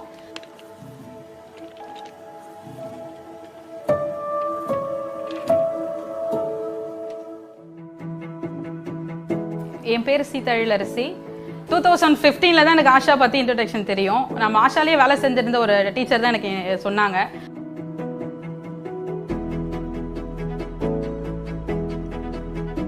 ஸோ டெய்லியும் சப்ஜெக்ட் வைஸை தான் நடத்திட்டு இருந்தோம். அதுக்கப்புறமா தான் நெக்ஸ்ட் இயர்லேருந்து தான் எனக்கு வந்து கம்ப்யூட்டர் டீச்சராக ப்ரமோட் பண்ணாங்க. ஃபஸ்ட்டு எனக்கு முதல் வருஷம் எனக்கு அந்தளவுக்கு சேஞ்ச் அந்தளவுக்கு தெரியல. ஆனால் செகண்ட் இயரில் நல்லா சேஞ்ச் நான் பசங்கக்கிட்ட பார்த்தேன். ஏன்னா பசங்க வந்து இதை ஸ்கூலில் கிளாஸ் சப்ஜெக்ட் வைஸில் அவங்க இது செய்கிறதோ இல்லையோ, ஆனால் கம்ப்யூட்டரை சூப்பராக பண்ணுறாங்க பசங்க. எதை சொல்லி கொடுத்தாலும் பசங்க கற்றுப்பாங்க. ஏன்னா கம்ப்யூட்டர் கிளாஸ் அன்றைக்கி டீச்சர் வந்து புதுசாக சொல்லிக் கொடுப்பாங்க. எங்களுக்கு வந்து இப்போது பிளாக் லீக்லம்ஸ்லாம் வந்து 7th சொல்லி தந்துருந்தாங்க. இப்போ கூட ஸ்க்ராட்ச் தான் பண்ணியிருந்தோம் கம்ப்யூட்டரில். இதெல்லாம் வச்சு ஒரு கேம் வந்து நம்மளால் ரெடி பண்ண முடியும். இப்போ வந்து ஒரு வழி மாதிரி போட்டு இப்போ சொன்ன பஸ்ஸில் அதுமாரி கூட ரெடி பண்ணலாம் ஸ்க்ராட்சில் போய்ட்டு. கரண்ட் இல்லைன்னா கிரிட் ஆக்டிவிட்டி பண்ணுவோம், அப்புறமா ரெண்டுத்துமே பண்ணுவோம், கப் ஆக்டிவிட்டி கூட பண்ணுவோம். ஸோ இந்த அன்பிளாக்ட் ஆக்டிவிட்டியில் வந்து இப்போ கிரிட் கேம் எடுத்துக்கிட்டிங்கன்னா நான் பிளாக்லி சொல்லி கொடுக்கும் போது ரிப்பீட் கண்டிஷன்ஸ் வருது. அதே மாதிரி ஒரு கோடிங் நான் முன்னாடி எழுத போகிறோம், ஸ்க்ராட்ச்குள்ளே ஒரு இன்ஸ்ட்ரக்ஷன் கோடிங் எழுத போகிறோம் அப்படின்னு சொன்னால் முதல்ல கோடிங் எழுதுறதுக்கு நமக்கு என்ன வேணும், நம்ம அது மாதிரியே திங்க் பண்ணணும் அப்படின்றத அவங்களுக்கு எது மூலமாக, அந்த கப் ஆக்டிவிட்டிஸ் மூலமாக, இந்த டிராயிங் கிரிட் மூலமாக நாங்கள் அப்போ தான் கோடிங்கை இன்ட்ரடியூஸ் பண்ணுவோம்.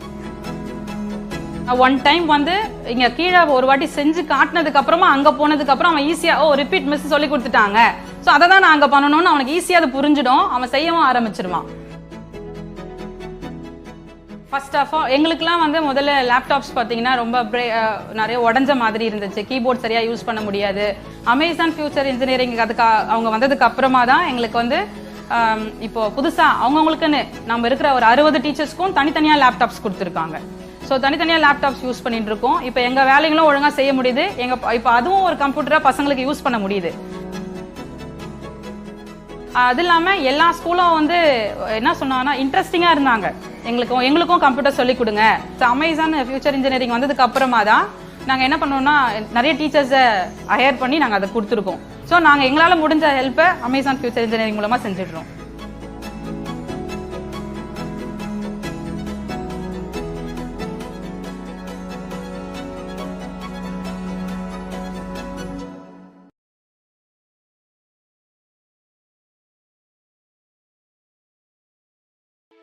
तुम अकेली लड़की हो और कोई नहीं है? क्या तुम वहां अकेले जाओगी? नहीं जाना चाहिए, ऐसा हुआ था कि it's better if you don't go. But you know मेरे पेरेंट्स ने कहा कि I believe in you, you can do it.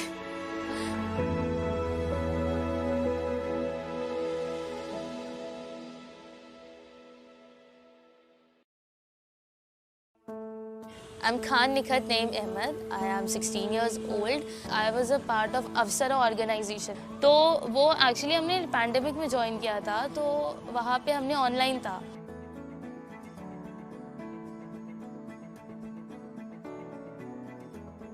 हमारा एक्चुअली था कि हम स्टार्ट करें कि नहीं, क्योंकि हमारे पास लैपटॉप्स वगैरह किसी के पास नहीं थे और लॉकडाउन था तो हम यहाँ कोई भी लैब जा नहीं सकते थे. तो हमें अमेजॉन फ्यूचर इंजीनियर्स ने हम सभी को लैपटॉप्स प्रोवाइड किए थे. उस टाइम पे उन्होंने हमें HTML सिखाया, जिसमें हम सब ने एक वेबसाइट्स बनाई थी एंड CAD सिखाया था. I am actually more interested in constructing and building things, so I even learned that, and I even made a raw plan, like raw design of robot on laptop. Construction is like I'm saying not easy, क्योंकि जैसे हम करते जाते हैं ना, हमें add करनी होती है. हम ऐसा स्टार्टिंग में नहीं बोल सकते ये मेरी फाइनल डिजाइन है और ये मैं एंड तक ये एकदम ऐसे ही दिखने वाला है.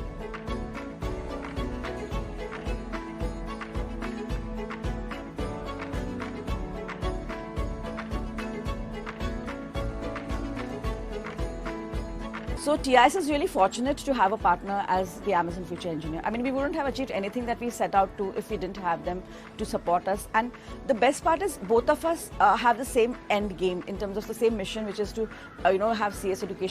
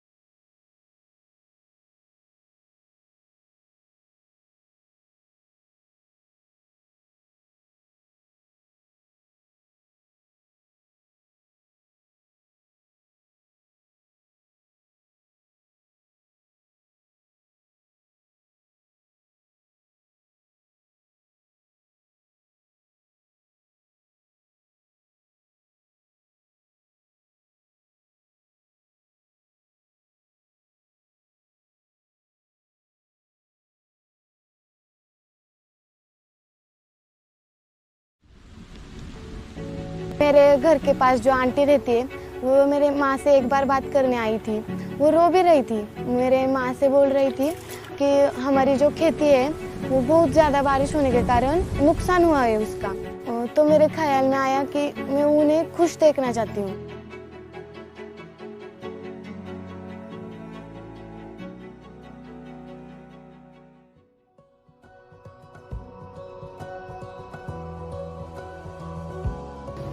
किसान को जब खेती करनी होती है तब उनको पता नहीं होता ना कब बारिश आएगी, कब ऊन पड़ेगा। इसलिए हमने ये सॉल्यूशन निकाला कि हम वेदर स्टेशन बना सकते हैं, कि हम छोटे हैं लेकिन हम बना सकते हैं। जब हम न्यूज़ देखते थे उसमें जो पुणे का वेदर स्टेशन है बड़ा वाला, वो हम देखते थे। फिर हमें एक आइडिया आया कि हम थोड़ा ये ऐसा कुछ तो भी कर सकते हैं, ये प्रॉब्लम्स इससे सॉल्व हो सकते हैं क्या। वेदर स्टेशन में बहुत सारे सेंसर्स होते हैं। वेदर स्टेशन में एक फ़ैन जैसा एक गोल घूमने वाला एक ये होता है। हमारी हवा चलती है ना, उसका हम वेग जो होता है वो हम कलेक्ट करते हैं उसकी वजह से। और उसमें एक डायरेक्शन का भी लगा होता है, मतलब एक वो उसको एक पट्टी होती है और वो उसको गोल जैसा होता है, वो घूमता है, तब हमें विंड का डायरेक्शन बताता है। ये जो स्कूल से आप जैसे देख रहे हैं कि मैंने कहा गांव में स्थित है, सिटी से काफ़ी दूर है, तो यहाँ के बच्चों को वो जो टूल के एक्सेसिबिलिटी है वो थोड़ा लिमिटेड हो जाती है, जिस वजह से वो एक्सप्लोर कर नहीं पाते हैं चीज़ों को। तो Amazon फ्यूचर इंजीनियर ने हमारी हेल्प की लैब सेटअप करने में और टीचर को कोडिंग और कंप्यूटर साइंस में ट्रेन करने में, ताकि हम बच्चों को सिखा सके।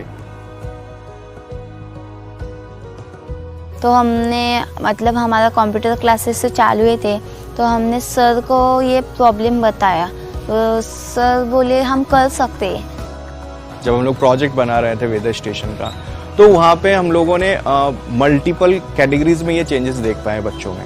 तो उनका एक माइंडसेट लेवल में चेंज आया कि प्रॉब्लम्स को देख के अब वो इग्नोर नहीं करते हैं, क्योंकि अब उनको पता चल गया कि हमारे पास वो नॉलेज है, हमारे पास वो रिसोर्सेस हैं जिससे हम लोग इसको सॉल्व कर सकते हैं। हमारा वेदर स्टेशन सक्सेस होने के बाद मेरी पड़ोसन आंटी मुझे आके बोली कि तुम्हारे इस उपाय के कारण हमारा खेती का नुकसान हो रहा था वो बच गया। और वो बोली कि तुम इतनी छोटी हो फिर भी तुमने ये कर दिया।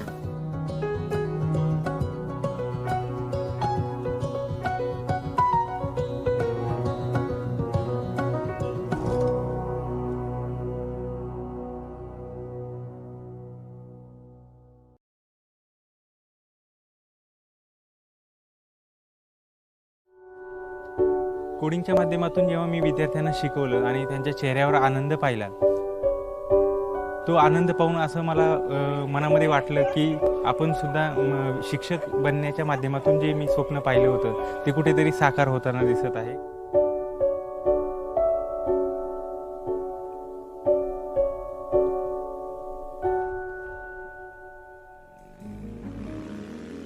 माझे नाव मनोज पंडित पांचाळ, मी या जिल्हा परिषद प्राथमिक शाळा बहुली या ठिकाणी गेली 5 वर्ष काम करत आहे। तंत्रज्ञान अधिक प्रगत झालेलं आहे। 21वे युग 21वे शतक हे जे आहे हे टेक्नॉलॉजीचं युग आहे। माझ्या टीचिंग स्टाईलमध्ये सुद्धा मी असंच करण्याचा प्रयत्न केला, तंत्रज्ञानाला आत्मसात करण्याचा प्रयत्न केला। लीडरशिप फॉर इक्विटी आणि पायजम फाउंडेशन यांच्या माध्यमातून आम्हाला तशी संधी उपलब्ध करून देण्यात आली। अतिशय चांगला कोर्स होता आणि नवीन कम्प्युटिंग स्किल याच्यामध्ये होत्या। त्यामध्ये क्रिटिकल थिंकिंग असेल, डिझाईन थिंकिंग असेल, सिक्वेन्सिंग आहे, लूपिंग आहे, त्याचबरोबर व्हेरिएबल्स, अशा प्रकारचे नवीन कन्सेप्ट होत्या। जेव्हा मी हा कोर्स पूर्ण केला आणि विद्यार्थ्यांपर्यंत हा कोर्स घेऊन गेलो, स्क्रॅचच्या माध्यमातून आणि ब्लॉक कोडिंगच्या माध्यमातून अतिशय मजेशीरपणे फनद्वारे हा गेम विद्यार्थ्यांपर्यंत आपण घेऊन गेलो। याचा वापर मी माझ्या विद्यार्थ्यांना शिकवण्याच्या पद्धतीमध्ये करू शकतो।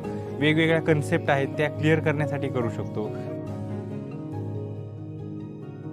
माझ्या शाळेचे मुख्याध्यापक श्री किशोर भावाळकर सर आणि त्याचबरोबर माझे सहकारी शिक्षक यांच्या सपोर्टमुळे मला हे नवीन ज्ञान शिकण्याची, आत्मसात करण्याची संधी मिळाली आणि ते मी माझ्या विद्यार्थ्यांपर्यंत पोहोचवू शकलो। तर ते योग्य प्रकारे ॲमेझॉनची टीम यामार्फत जर करणार असेल की मला कोणती इंजिनिअरिंग योग्य आहे, तर ते नक्कीच त्यांच्या आयुष्यावर किंवा भारताच्या देशाच्या प्रगतीसाठी ते फायद्याचं ठरणार आहे। नुसतं त्यांची प्रगती नाही तर देशाचाही विकास त्यामधून होणार आहे।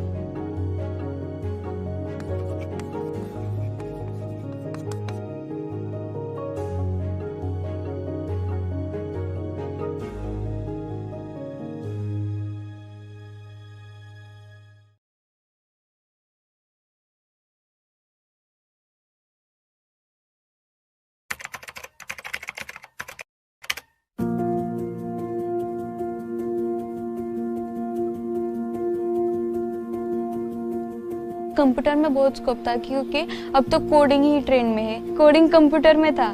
तो मेरा ये था कि कोडिंग से मतलब हम उससे पैसे ज़्यादा इन्वेस्ट न करके अपने ब्रेन का इस्तेमाल करके कुछ ऐसा इन्वेंट कर सकते कि वो हमारे कंट्री को या हमारे कंट्री में रहने वाले लोग हैं उनको भी उससे फ़ायदा ज़्यादा हो सकता है। सिर्फ अपने ब्रेन चलाना है, बाकी उसमें कुछ इन्वेस्ट भी करना नहीं। Information technology has already transformed the world and it will continue to do so. Therefore, I wanted to pursue computer science and engineering so that I can contribute my part in helping and serving the people to lead a better life. I chose computer science because I studied biology science in my +2 and I have no base in this computer science. But today we all know that the technology has developed a lot. So I want some knowledge in this field, so that I chose computer science as my stream.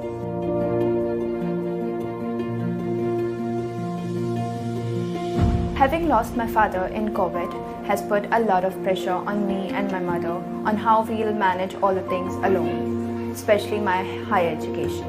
मैं आज यहाँ पे हूँ तो scholarship की वजह से मुझे कॉन्फिडेंस मिला कि मैं लाइफ में खुद का कुछ कर सकती हूँ, खुद के दम पे कुछ कर सकती हूँ। लाइफ में मुझे आगे बढ़ना हो तो मुझे किसी की ज़रूरत नहीं मिलेगी। जब मेरे पास टैलेंट होगा तो सब कुछ मेरे पास आएगा। This scholarship is helping me to get prepared for the real world, to make better connection and to get ready for the tech industry, how it actually works. I got FFP Amazon scholarship and I got very excited and very happy for that.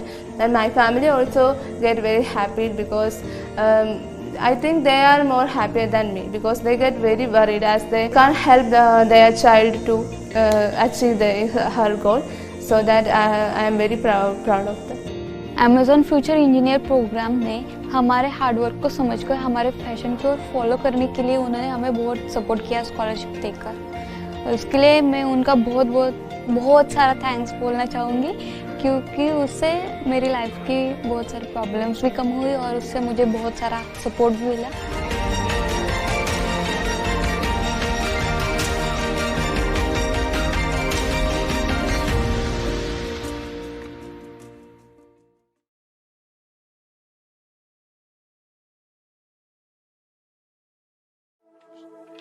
Power cut அப்புறம் ஆகிறப்போ எங்களுக்கு வந்து எல்லா system வந்து of பண்ண சொல்லிட்டு இறங்கிடுவாங்க. எல்லாம் உட்காந்தப்போ teacher வந்து போர்டில் சொல்லி தருவாங்க, இப்போ இதுமாரி தான் பண்ணணும், ஓப்பன் ஆஃபீஸில் போயிட்டு இதெல்லாம் பண்ணணும்.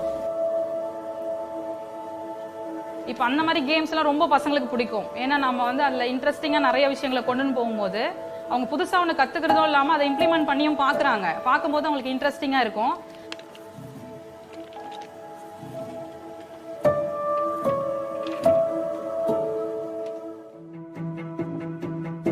என் பேர் சீதழிலரசி.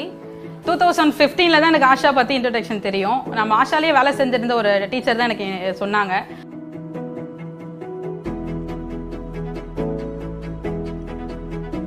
ஸோ டெய்லியும் சப்ஜெக்ட் வைஸை தான் நடத்திட்டு இருந்தோம். அதுக்கப்புறமா தான் நெக்ஸ்ட் இயர்லேருந்து தான் எனக்கு வந்து கம்ப்யூட்டர் டீச்சராக ப்ரமோட் பண்ணாங்க. ஃபஸ்ட்டு எனக்கு முதல் வருஷம் எனக்கு அந்தளவுக்கு சேஞ்ச் அந்தளவுக்கு தெரியல.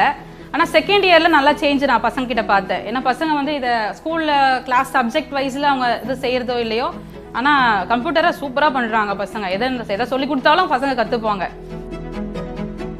ஏன்னா கம்ப்யூட்டர் கிளாஸ் அன்றைக்கி டீச்சர் வந்து புதுசாக சொல்லிக் கொடுப்பாங்க. எங்களுக்கு வந்து இப்போது பிளாக் லெக்லம்ஸ்லாம் வந்து 7th சொல்லி தந்துருந்தாங்க.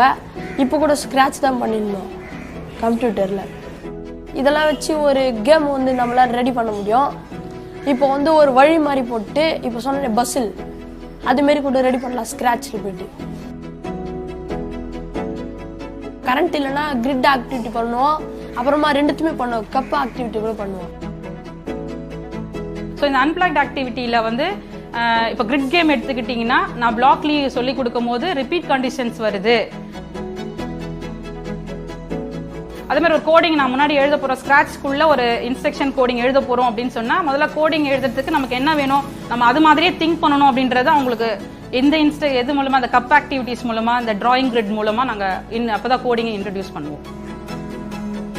ஒன் டைம் வந்து இங்கே கீழே ஒரு வாட்டி செஞ்சு காட்டினதுக்கப்புறமா அங்கே போனதுக்கப்புறம் அவன் ஈஸியாக ரிப்பீட் மிஸ் சொல்லி கொடுத்துட்டாங்க, ஸோ அதை தான் நாங்கள் பண்ணணும்னு அவனுக்கு ஈஸியாக அது புரிஞ்சிடும், அவன் செய்யவும் ஆரம்பிச்சிருவான்.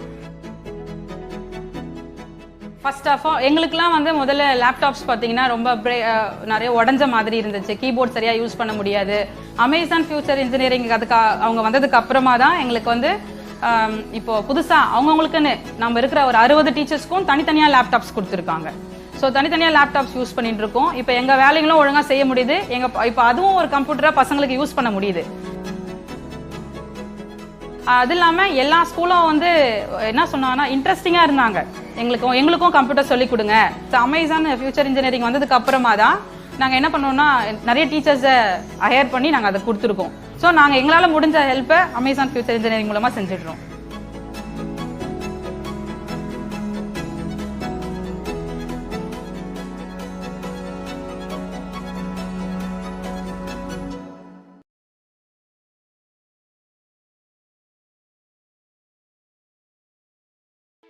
तुम अकेली लड़की हो और कोई नहीं है क्या? तुम वहाँ अकेले जाओगी? नहीं जाना चाहिए, ऐसा हुआ था कि it's better if you don't go. But you know मेरे पेरेंट्स ने कहा कि I believe in you, you can do it.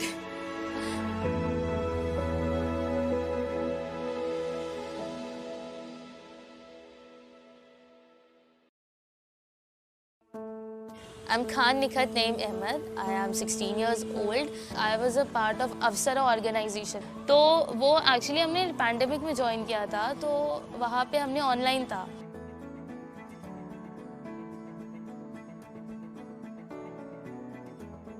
हमारा एक्चुअली था कि हम स्टार्ट करें कि नहीं, क्योंकि हमारे पास लैपटॉप्स वगैरह किसी के पास नहीं थे और लॉकडाउन था, तो हम यहाँ कोई भी लैब जा नहीं सकते थे. तो हमें अमेजॉन फ्यूचर इंजीनियर्स ने हम सभी को लैपटॉप्स प्रोवाइड किए थे. उस टाइम पे उन्होंने हमें HTML सिखाया, जिसमें हम सब ने एक वेबसाइट्स बनाई थी एंड CAD सिखाया था. I am actually more interested in constructing and building things, so I even learned that, and I even made a raw plan, like raw design of robot on laptop. Construction is like I'm saying not easy, क्योंकि जैसे हम करते जाते हैं ना, हमें add करनी होती है. हम ऐसा स्टार्टिंग में नहीं बोल सकते ये मेरी फाइनल डिज़ाइन है और ये मैं एंड तक ये एकदम ऐसे ही दिखने वाला है.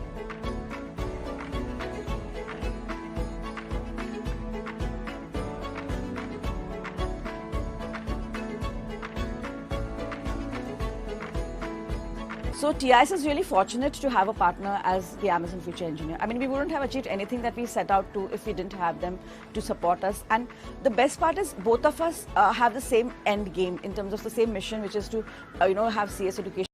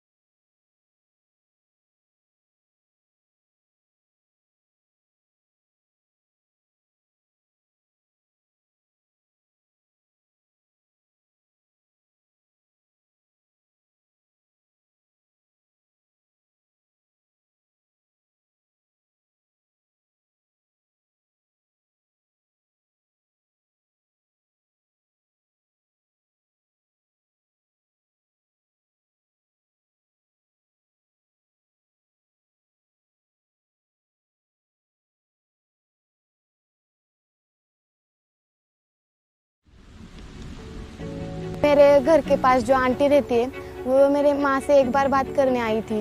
वो रो भी रही थी. मेरे माँ से बोल रही थी कि हमारी जो खेती है वो बहुत ज़्यादा बारिश होने के कारण नुकसान हुआ है उसका. तो मेरे ख्याल में आया कि मैं उन्हें खुश देखना चाहती हूँ।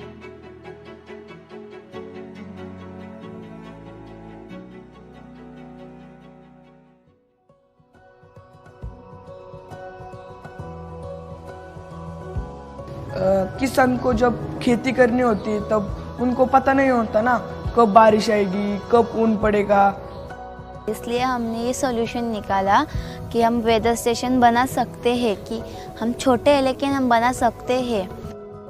जब हम न्यूज़ देखते थे उसमें जो पुणे का वेदर स्टेशन है बड़ा वाला, वो हम देखते थे। फिर हमें एक आइडिया आया कि हम थोड़ा ये ऐसा कुछ तो भी कर सकते हैं, ये प्रॉब्लम्स इससे सॉल्व हो सकते हैं क्या। वेदर स्टेशन में बहुत सारे सेंसर्स होते हैं। वेदर स्टेशन में एक फ़ैन जैसा एक गोल घूमने वाला एक ये होता है। हमारी हवा चलती है ना, उसका हम वेग जो होता है वो हम कलेक्ट करते हैं उसकी वजह से। और उसमें एक डायरेक्शन का भी लगा होता है, मतलब एक वो उसको एक पट्टी होती है और वो उसको गोल जैसा होता है, वो घूमता है, तब हमें विंड का डायरेक्शन बताता है। ये जो स्कूल से आप जैसे देख रहे हैं कि मैंने कहा गांव में स्थित है, सिटी से काफ़ी दूर है, तो यहाँ के बच्चों को वो जो टूल के एक्सेसिबिलिटी है वो थोड़ा लिमिटेड हो जाती है, जिस वजह से वो एक्सप्लोर कर नहीं पाते हैं चीज़ों को। तो Amazon फ्यूचर इंजीनियर ने हमारी हेल्प की लैब सेटअप करने में और टीचर को कोडिंग और कंप्यूटर साइंस में ट्रेन करने में, ताकि हम बच्चों को सिखा सके। तो हमने मतलब हमारा कंप्यूटर क्लासेस से चालू हुए थे, तो हमने सर को ये प्रॉब्लम बताया, तो सर बोले हम कर सकते हैं। जब हम लोग प्रोजेक्ट बना रहे थे वेदर स्टेशन का, तो वहाँ पे हम लोगों ने मल्टीपल कैटेगरीज में ये चेंजेस देख पाए बच्चों में। तो उनका एक माइंडसेट लेवल में चेंज आया कि प्रॉब्लम्स को देख के अब वो इग्नोर नहीं करते हैं, क्योंकि अब उनको पता चल गया कि हमारे पास वो नॉलेज है, हमारे पास वो रिसोर्सेस हैं जिससे हम लोग इसको सॉल्व कर सकते हैं। हमारा वेदर स्टेशन सक्सेस होने के बाद मेरी पड़ोसन आंटी मुझे आके बोली कि तुम्हारे इस उपाय के कारण हमारा खेती का नुकसान हो रहा था वो बच गया। और वो बोली कि तुम इतनी छोटी हो फिर भी तुमने ये कर दिया।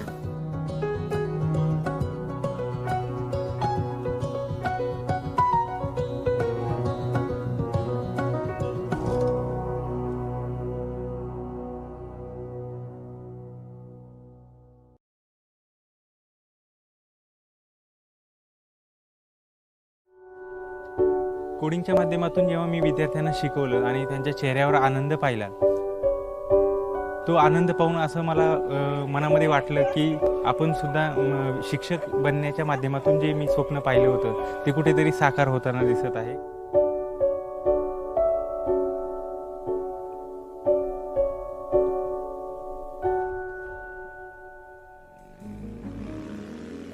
माझे नाव मनोज पंडित पांचाळ, मी या जिल्हा परिषद प्राथमिक शाळा बहुली या ठिकाणी गेली 5 वर्ष काम करत आहे। तंत्रज्ञान अधिक प्रगत झालेलं आहे। 21वे युग 21वे शतक हे जे आहे हे टेक्नॉलॉजीचं युग आहे। माझ्या टीचिंग स्टाईलमध्ये सुद्धा मी असंच करण्याचा प्रयत्न केला, तंत्रज्ञानाला आत्मसात करण्याचा प्रयत्न केला। लीडरशिप फॉर इक्विटी आणि पायजम फाउंडेशन यांच्या माध्यमातून आम्हाला तशी संधी उपलब्ध करून देण्यात आली। अतिशय चांगला कोर्स होता आणि नवीन कम्प्युटिंग स्किल याच्यामध्ये होत्या। त्यामध्ये क्रिटिकल थिंकिंग असेल, डिझाइन थिंकिंग असेल, सिक्वेन्सिंग आहे, लूपिंग आहे, त्याचबरोबर व्हेरिएबल्स, अशा प्रकारचे नवीन कन्सेप्ट होत्या। जेव्हा मी हा कोर्स पूर्ण केला आणि विद्यार्थ्यांपर्यंत हा कोर्स घेऊन गेलो, स्क्रॅचच्या माध्यमातून आणि ब्लॉक कोडिंगच्या माध्यमातून अतिशय मजेशीरपणे फनद्वारे हा गेम विद्यार्थ्यांपर्यंत आपण घेऊन गेलो।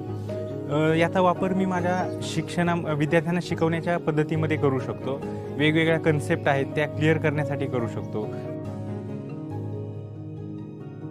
माझ्या शाळेचे मुख्याध्यापक श्री किशोर भावाळकर सर आणि त्याचबरोबर माझे सहकारी शिक्षक यांच्या सपोर्टमुळे मला हे नवीन ज्ञान शिकण्याची, आत्मसात करण्याची संधी मिळाली आणि ते मी माझ्या विद्यार्थ्यांपर्यंत पोहोचवू शकलो। तर ते योग्य प्रकारे ॲमेझॉनची टीम यामार्फत जर करणार असेल की मला कोणते इंजिनिअरिंग योग्य आहे, तर ते नक्कीच त्यांच्या आयुष्यावर किंवा भारताच्या देशाच्या प्रगतीसाठी ते फायद्याचं ठरणार आहे। नुसतं त्यांची प्रगती नाही तर देशाचाही विकास त्यामधून होणार आहे।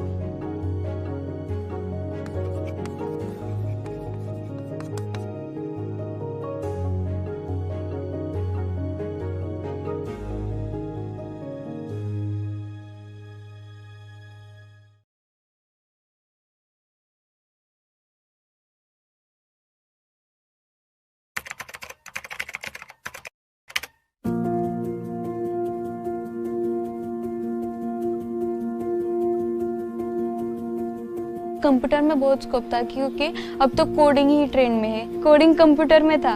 तो मेरा ये था कि कोडिंग से मतलब हम उससे पैसे ज़्यादा इन्वेस्ट ना करके अपने ब्रेन का इस्तेमाल करके कुछ ऐसा इन्वेंट कर सकते कि वो हमारे कंट्री को या हमारे कंट्री में रहने वाले लोग हैं उनको भी उससे फ़ायदा ज़्यादा हो सकता है। सिर्फ अपने ब्रेन चलाना है, बाकी उसमें कुछ इन्वेस्ट भी करना है। Information technology has already transformed the world and it will continue to do so. Therefore, I wanted to pursue computer science and engineering so that I can contribute my part in helping and serving the people to lead a better life. I chose computer science because I studied biology science in my +2 and I have no base in this computer science. But today we all know that the technology has developed a lot. So I want some knowledge in this field, so that I chose computer science as my stream.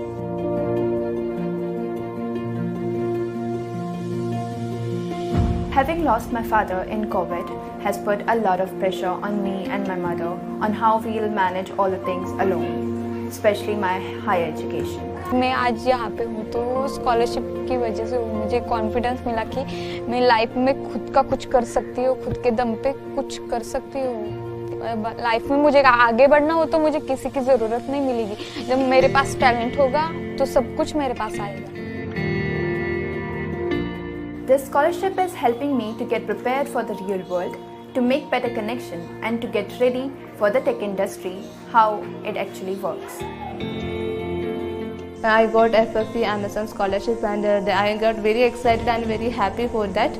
And my family also get very happy because I think they are more happier than me, because they get very worried as they can't help their child to achieve her goal. So that I am very proud of them.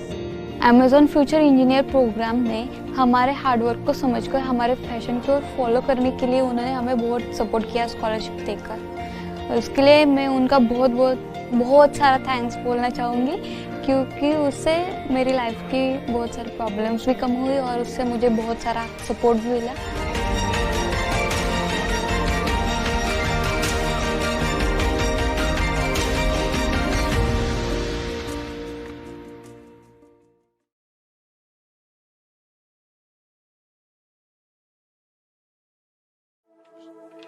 Power cut அப்புறம் ஆகிறப்போ எங்களுக்கு வந்து எல்லா system வந்து of பண்ண சொல்லிட்டு இறங்கிடுவாங்க.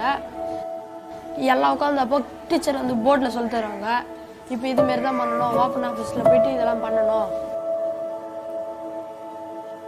இப்போ அந்த மாதிரி கேம்ஸ்லாம் ரொம்ப பசங்களுக்கு பிடிக்கும். ஏன்னா நம்ம வந்து அதில் இன்ட்ரெஸ்டிங்காக நிறைய விஷயங்களை கொண்டுன்னு போகும்போது அவங்க புதுசாக ஒன்று கற்றுக்கிறதும் இல்லாமல் அதை இம்ப்ளிமெண்ட் பண்ணியும் பார்க்குறாங்க. பார்க்கும்போது அவங்களுக்கு இன்ட்ரெஸ்டிங்காக இருக்கும்.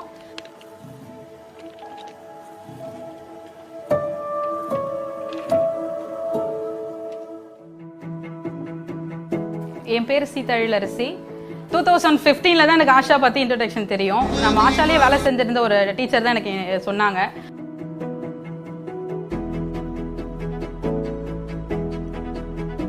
ஸோ டெய்லியும் சப்ஜெக்ட் வைஸை தான் நடத்திட்டு இருந்தோம். அதுக்கப்புறமா தான் நெக்ஸ்ட் இயர்லேருந்து தான் எனக்கு வந்து கம்ப்யூட்டர் டீச்சராக ப்ரமோட் பண்ணாங்க. ஃபஸ்ட்டு எனக்கு முதல் வருஷம் எனக்கு அந்தளவுக்கு சேஞ்ச் அந்தளவுக்கு தெரியல. ஆனால் செகண்ட் இயரில் நல்லா சேஞ்ச் நான் பசங்கக்கிட்ட பார்த்தேன். ஏன்னா பசங்க வந்து இதை ஸ்கூலில் கிளாஸ் சப்ஜெக்ட் வைஸில் அவங்க இது செய்கிறதோ இல்லையோ, ஆனால் கம்ப்யூட்டரை சூப்பராக பண்ணுறாங்க பசங்க. எதை சொல்லி கொடுத்தாலும் பசங்க கற்றுப்பாங்க. ஏன்னா கம்ப்யூட்டர் கிளாஸ் அன்றைக்கி டீச்சர் வந்து புதுசாக சொல்லிக் கொடுப்பாங்க. எங்களுக்கு வந்து இப்போது பிளாக் லீக்லம்ஸ்லாம் வந்து 7th சொல்லி தந்துருந்தாங்க. இப்போ கூட ஸ்க்ராட்ச் தான் பண்ணியிருந்தோம் கம்ப்யூட்டரில். இதெல்லாம் வச்சு ஒரு கேம் வந்து நம்மளால் ரெடி பண்ண முடியும். இப்போ வந்து ஒரு வழி மாதிரி போட்டு இப்போ சொன்ன பஸ்ஸில் அதுமாரி கூட ரெடி பண்ணலாம் ஸ்க்ராட்சில் போய்ட்டு. கரண்ட் இல்லைன்னா கிரிட் ஆக்டிவிட்டி பண்ணுவோம், அப்புறமா ரெண்டுத்துமே பண்ணுவோம், கப் ஆக்டிவிட்டி கூட பண்ணுவோம். ஸோ இந்த அன்பிளாக்ட் ஆக்டிவிட்டியில் வந்து இப்போ கிரிட் கேம் எடுத்துக்கிட்டிங்கன்னா நான் பிளாக்லி சொல்லி கொடுக்கும் போது ரிப்பீட் கண்டிஷன்ஸ் வருது. அதே மாதிரி ஒரு கோடிங் நான் முன்னாடி எழுத போகிறோம், ஸ்க்ராட்ச்குள்ளே ஒரு இன்ஸ்ட்ரக்ஷன் கோடிங் எழுத போகிறோம் அப்படின்னு சொன்னால் முதல்ல கோடிங் எழுதுறதுக்கு நமக்கு என்ன வேணும், நம்ம அது மாதிரியே திங்க் பண்ணணும் அப்படின்றத அவங்களுக்கு எது மூலமாக, அந்த கப் ஆக்டிவிட்டிஸ் மூலமாக, இந்த டிராயிங் கிரிட் மூலமாக நாங்கள் அப்போ தான் கோடிங்கை இன்ட்ரடியூஸ் பண்ணுவோம். ஒன் டைம் வந்து இங்கே கீழே ஒரு வாட்டி செஞ்சு காட்டினதுக்கப்புறமா அங்கே போனதுக்கப்புறம் அவன் ஈஸியாக ரிப்பீட் மிஸ் சொல்லி கொடுத்துட்டாங்க, ஸோ அதை தான் நாங்கள் பண்ணணும்னு அவனுக்கு ஈஸியாக அது புரிஞ்சிடும், அவன் செய்யவும் ஆரம்பிச்சிருவான். ஃபர்ஸ்ட் ஆஃப் ஆல் எங்களுக்குலாம் வந்து முதல்ல லேப்டாப்ஸ் பார்த்தீங்கன்னா ரொம்ப நிறைய உடஞ்ச மாதிரி இருந்துச்சு, கீபோர்ட் சரியாக யூஸ் பண்ண முடியாது. அமேசான் ஃபியூச்சர் இன்ஜினியரிங் அதுக்கு அவங்க வந்ததுக்கு அப்புறமா தான் எங்களுக்கு வந்து இப்போ புதுசாக அவங்கவுங்களுக்குன்னு நம்ம இருக்கிற ஒரு 60 டீச்சர்ஸ்க்கும் தனித்தனியாக லேப்டாப்ஸ் கொடுத்துருக்காங்க. ஸோ தனித்தனியாக லேப்டாப்ஸ் யூஸ் பண்ணிட்டு இருக்கோம். இப்போ எங்கள் வேலைகளும் ஒழுங்காக செய்ய முடியுது, இப்போ அதுவும் ஒரு கம்ப்யூட்டராக பசங்களுக்கு யூஸ் பண்ண முடியுது. அது இல்லாமல் எல்லா ஸ்கூலும் வந்து என்ன சொன்னாங்கன்னா இன்ட்ரெஸ்டிங்காக இருந்தாங்க, எங்களுக்கும் கம்ப்யூட்டர் சொல்லிக் கொடுங்க. ஸோ அமேசான் ஃபியூச்சர் இன்ஜினியரிங் வந்ததுக்கு அப்புறமா தான் நாங்கள் என்ன பண்ணோம்னா நிறைய டீச்சர்ஸை ஹையர் பண்ணி நாங்கள் அதை கொடுத்துருக்கோம். ஸோ நாங்கள் எங்களால் முடிஞ்ச ஹெல்ப்பை அமேசான் ஃபியூச்சர் இன்ஜினியரிங் மூலமாக செஞ்சிடுறோம்.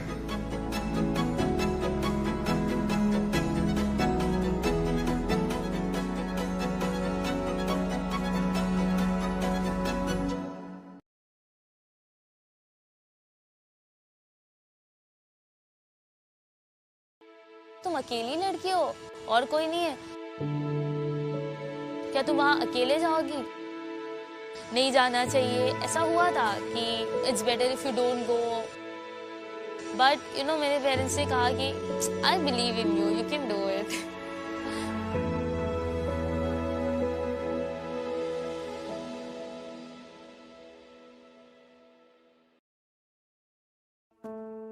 I'm Khan Nikhat Naeem Ahmed. I am 16 years old. I was a part of Avsara organization. तो वो एक्चुअली हमने पैंडेमिक में ज्वाइन किया था, तो वहाँ पे हमने ऑनलाइन था.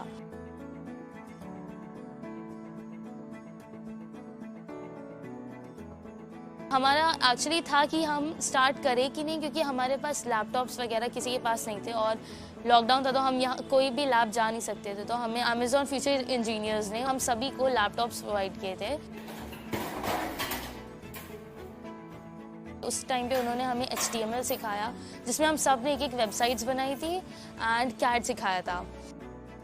I am actually more interested in constructing and building things, so I even learned that, and I even made a raw plan, like raw design of robot on laptop.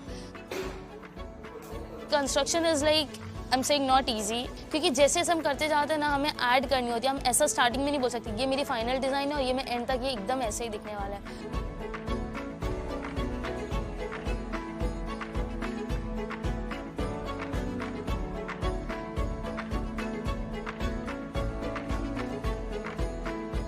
So TIS is really fortunate to have a partner as the Amazon Future Engineer. I mean, we wouldn't have achieved anything that we set out to if we didn't have them to support us. And the best part is both of us have the same end game in terms of the same mission, which is to, have CS education.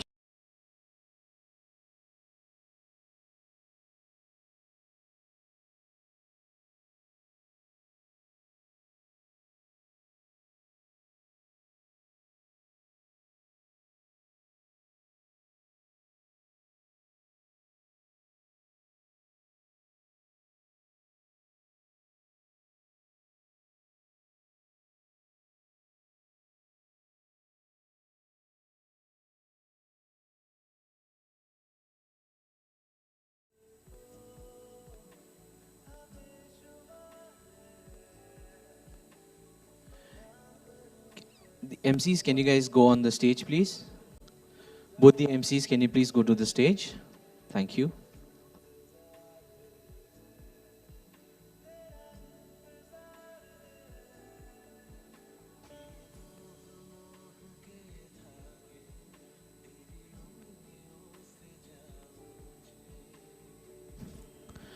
All right. Just do a quick run. You guys have to be mostly inside the circle or near the circle. Don't go too far away. When you're speaking, please remember to keep the mic very close to your mouth. Yeah.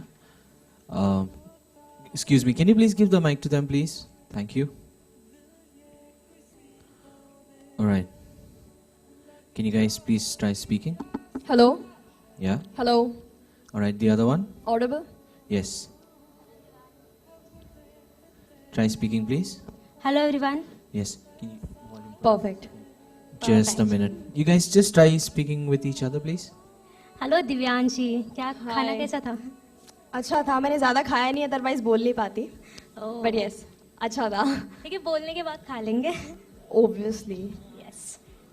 Cool. All right. Done? Thank you. I'll give you a countdown. Yeah? Thank you so much.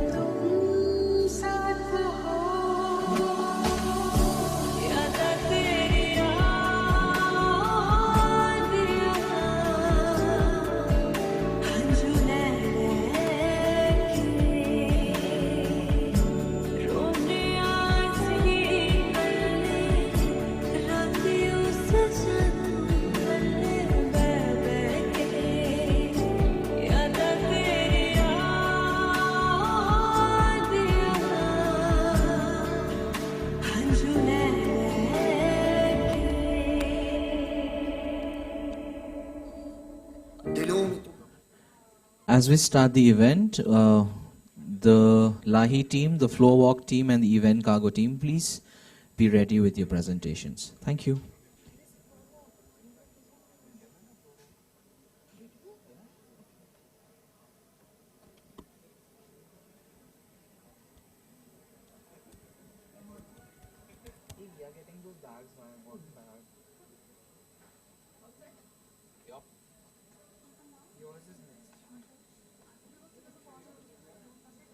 Do you want to do an attention grabber and Lahi?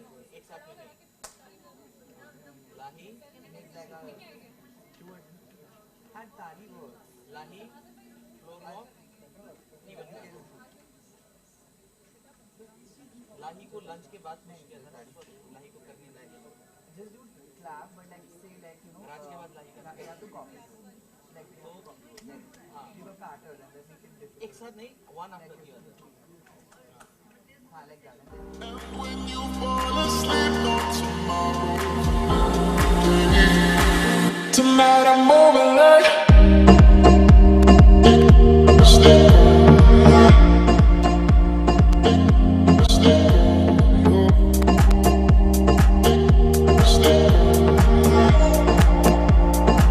tonight I'm dancing like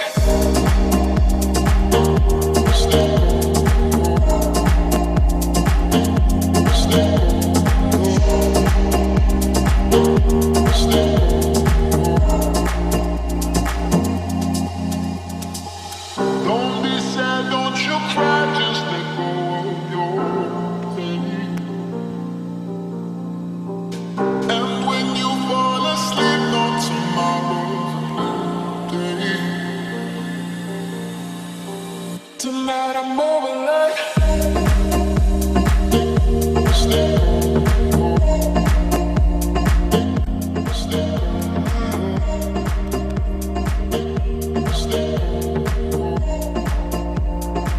tonight I'm dancing like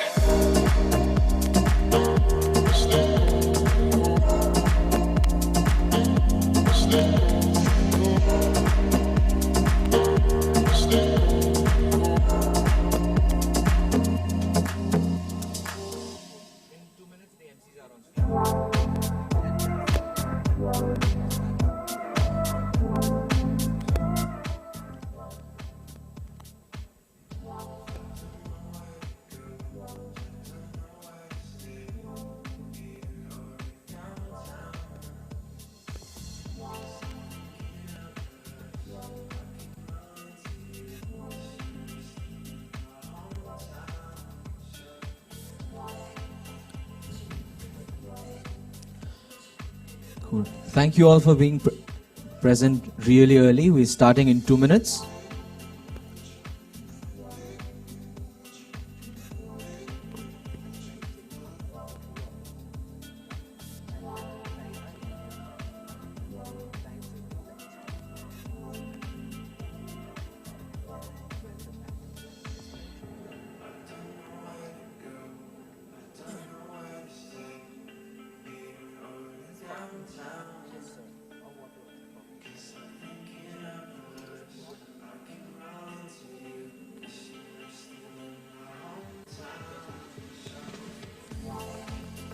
All right.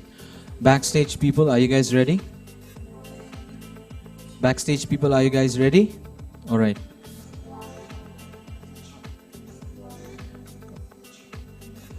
All right. Camera. Camera. All ready? All right. The sound is good?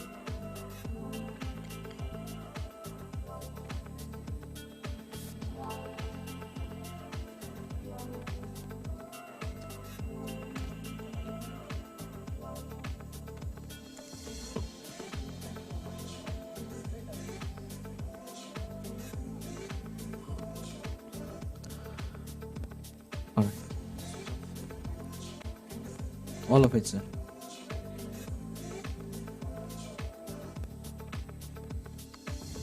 Cool. We're starting in another minute.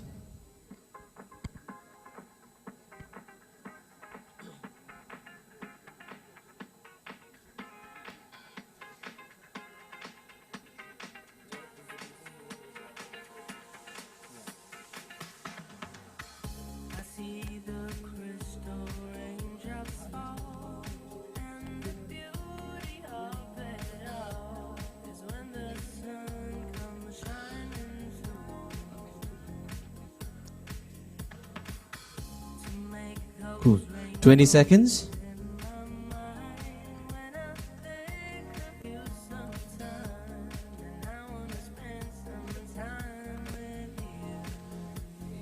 Seven, 6, 5, 4, 3, 2, 1. And we are live.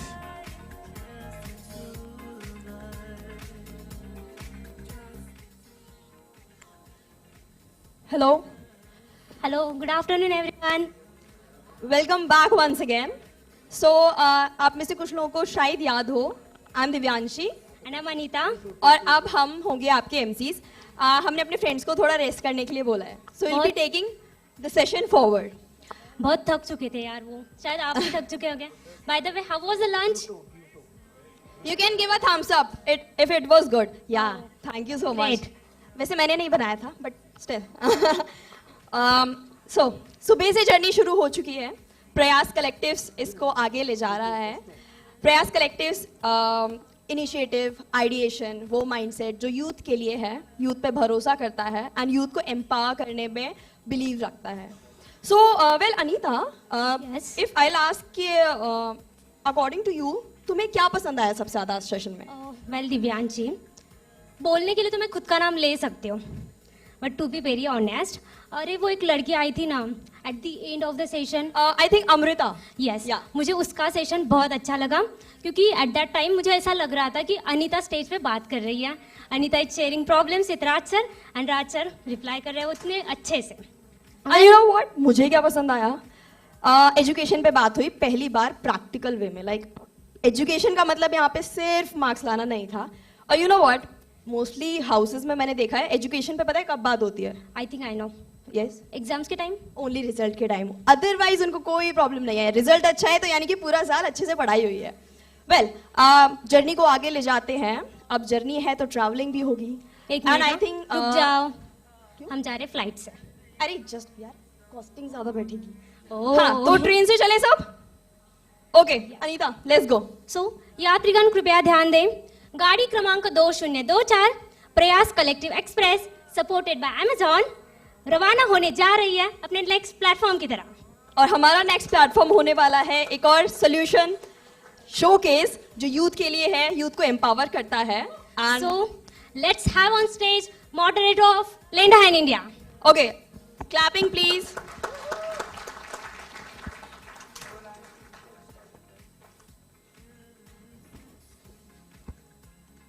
Thank you, Divyanshi and Anita. And what a tough job to keep you guys awake post lunch. How amazing it is that the entire event is giving space and opportunity to the young voices. I am thoroughly enjoying it and I'm sure you all are. मुझे ज़्यादा लोग दिख नहीं रहे हैं, but I want to make a quick activity, make you do something so that lunch के बाद की जो थकान है, जो नींद सी आ रही है, वो थोड़ा सा निकाल देते हैं. So can I ask you guys to quickly sit up wherever you are. Quickly stand up. Okay, and you will have to follow my claps. The way I clap, you will have to follow me. So let me see how many of you are awake, okay?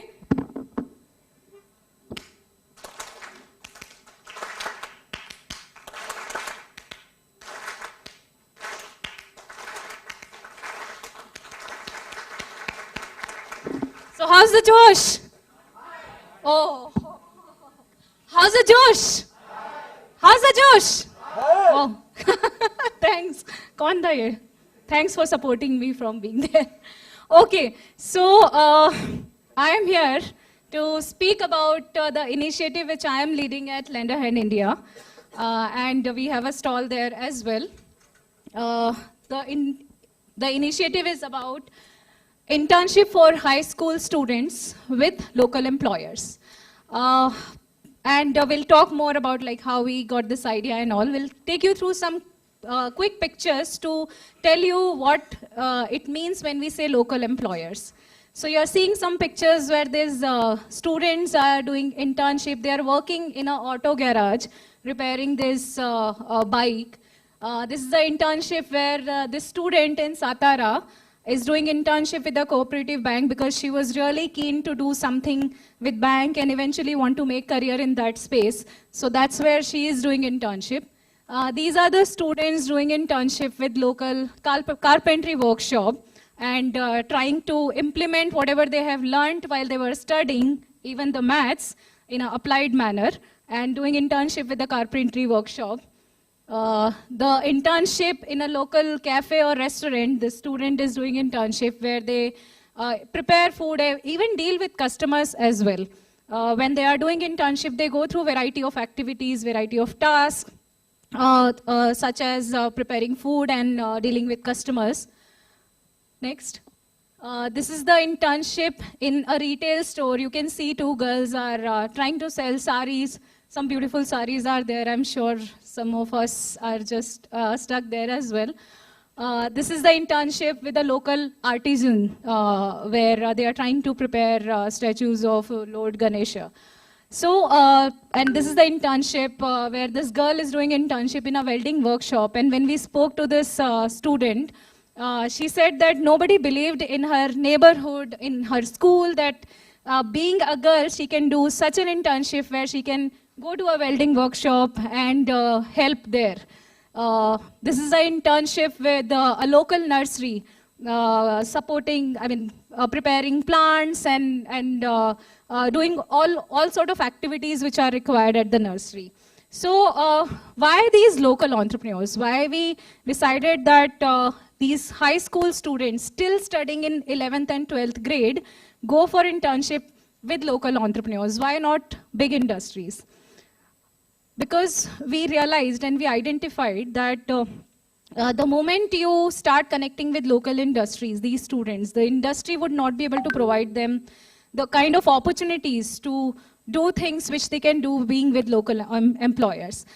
India being the country where 92% of the country represent the unorganized sector, the local employers, we really wanted to harness that potential. At the same time, when we speak to our students, we hear stories where female students are allowed to go for internship because it's part of their school curriculum, as well as because employer is nearby. Just अगर घर से निकलते ही कोई shop है जहाँ पे मुझे internship करने के लिए जाना है, my parents are comfortable. And we have seen that how these internships are becoming a tool for these parents to be able to understand that what their students can also do and push them in that direction. Otherwise, some of the parents are very uncomfortable even in the 21st century that they send their female students out somewhere to do work. So these internship with local employers are really helping us to bridge those gaps, right? Also, these internships help. You better hear me carefully, by the way, huh? Because after these 2-3 minutes, they're going to be a scanner and we have some 4-5 questions. I ensure that you all go through those questions. So coming to the point, why these internships and how these internships are helping our students in terms of developing employability skills. They are connected with the world of work. We spoke so much about like what are the gaps, right? In education, there is a theory learning, and then they even suddenly post-12 they will have to decide what career they want to go to, right?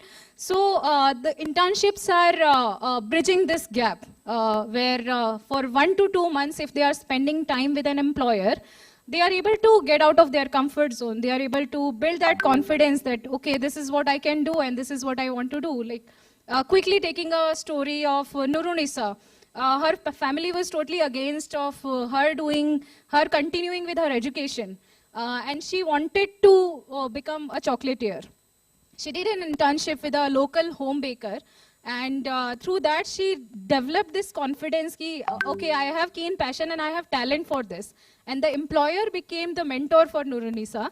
And after 1 month as well, post finishing the internship also, the employer kept mentoring Nurunisa. And as a result, she applied for the college. She got admission in the hotel management course. And today she is going to, this year she is going to complete her graduation in the hotel management, and already worked with the really 3-star, 4-star hotels as part of the internship program. So these are the things which the internship we are seeing as an impact which internship is doing. And many people ask me, like, when these students have time, because these students are still in school, they are studying in 11th and 12th grade. So when they can do these internships. So that's why we kept the duration really long. There's a lot of flexibility integrated within the program. That internship can happen during summertime, during winter time, during the weekends as well, like Saturday, Sunday, students can go for internship. And it's quite a decentralized model where the teacher, school teacher or school trainer, the trainer who is teaching them vocational education as well, is able to identify these employers and map students with those the students. So that's how internships are happening. Quick journey, because Anita and Divyanshi spoke about that we are in the train, so journey ki baat karni padegi. So internship started with about 70-80 students in Pune. That was the pilot we did. And then we took it to the several state government, and as of today, 12 state governments are implementing internship program as a part of vocational education studies. So that's where we are. And quickly touching upon the impact numbers, because when we study, we reach out to employers and we ask them, and even students, how their experiences are. So 3 out of 4 employers are saying that they want to hire these students as full-time or part-time employees because they have spent time. And it's very, very heartening to see how employers are considering these micro, small, medium enterprises are considering it as a CSR at their level, that they are supporting youth in this development and in this kind of, opportunities. So that's what we are seeing. 90% students are saying that they want to repeat the internship. So there are a lot of good numbers, I'm sure, and there are challenges as well. It's not very easy program, but we are running that, and we are ready to spend another decade to implement internships for 11th, 12th grade in this country, which was never a case. So we invite each of you to collaborate with us. If you are a non-profit organization, want to take it forward, please meet me outside at the stall. Would love to have these conversations ahead and take such opportunities for our students, as many as possible. And don't forget to scan this code, by the way. You already had lunch. I don't know if you're going to earn your tea or coffee by answering these questions. So please do scan. I'm going to make sure that I'm reading all the answers. Thank you so much, everyone. Thank you so much, ma'am, for presenting such a great initiative. I'm seriously going to recommend this to my juniors as well. So yes, Divyanshi क्यों ना थोड़ा आगे बढ़ा जाए. हाँ, but उससे पहले एक बात है कि जैसे दीपिका मैम ने अभी यहाँ पे लाही को प्रेजेंट किया, तो मैं एक लेन हैंड इंडिया की इंटर्न रह चुकी हूँ. मैंने ये सारा प्रोसीजर अभी दीपिका मैम ने जो समझाया उससे गो थ्रू हो चुकी हूँ. तो मेरा एक्सपीरियंस मैं बताना चाहूँगी. मैंने इंटर्नशिप ना रिटेल सेल्स एसोसिएट्स ये सब्जेक्ट में किया, तो उसका बेनिफिट मुझे अभी हो रहा है, क्योंकि जैसे मैंने बताया था, मैं बार बार वही रिपीट कर रही हूँ, बट सुन लो कि जैसे मैंने बताया था कि मैं अभी H&M में एज ए सेल्स एडवाइजर काम कर रही हूँ. तो H&M is also retail brand, और मैंने जो इंटर्नशिप की थी वो भी एक रिटेल में थी. हाँ, तो it's a kind of base जिसने तुम्हें डेवलप करा, right? So good. So yes, इसी अमेजिंग सेशंस के साथ हम आगे बढ़ते हैं. तो हमारे पास आगे आने वाले हैं. Let's welcome Saurabh sir from FloorWalk.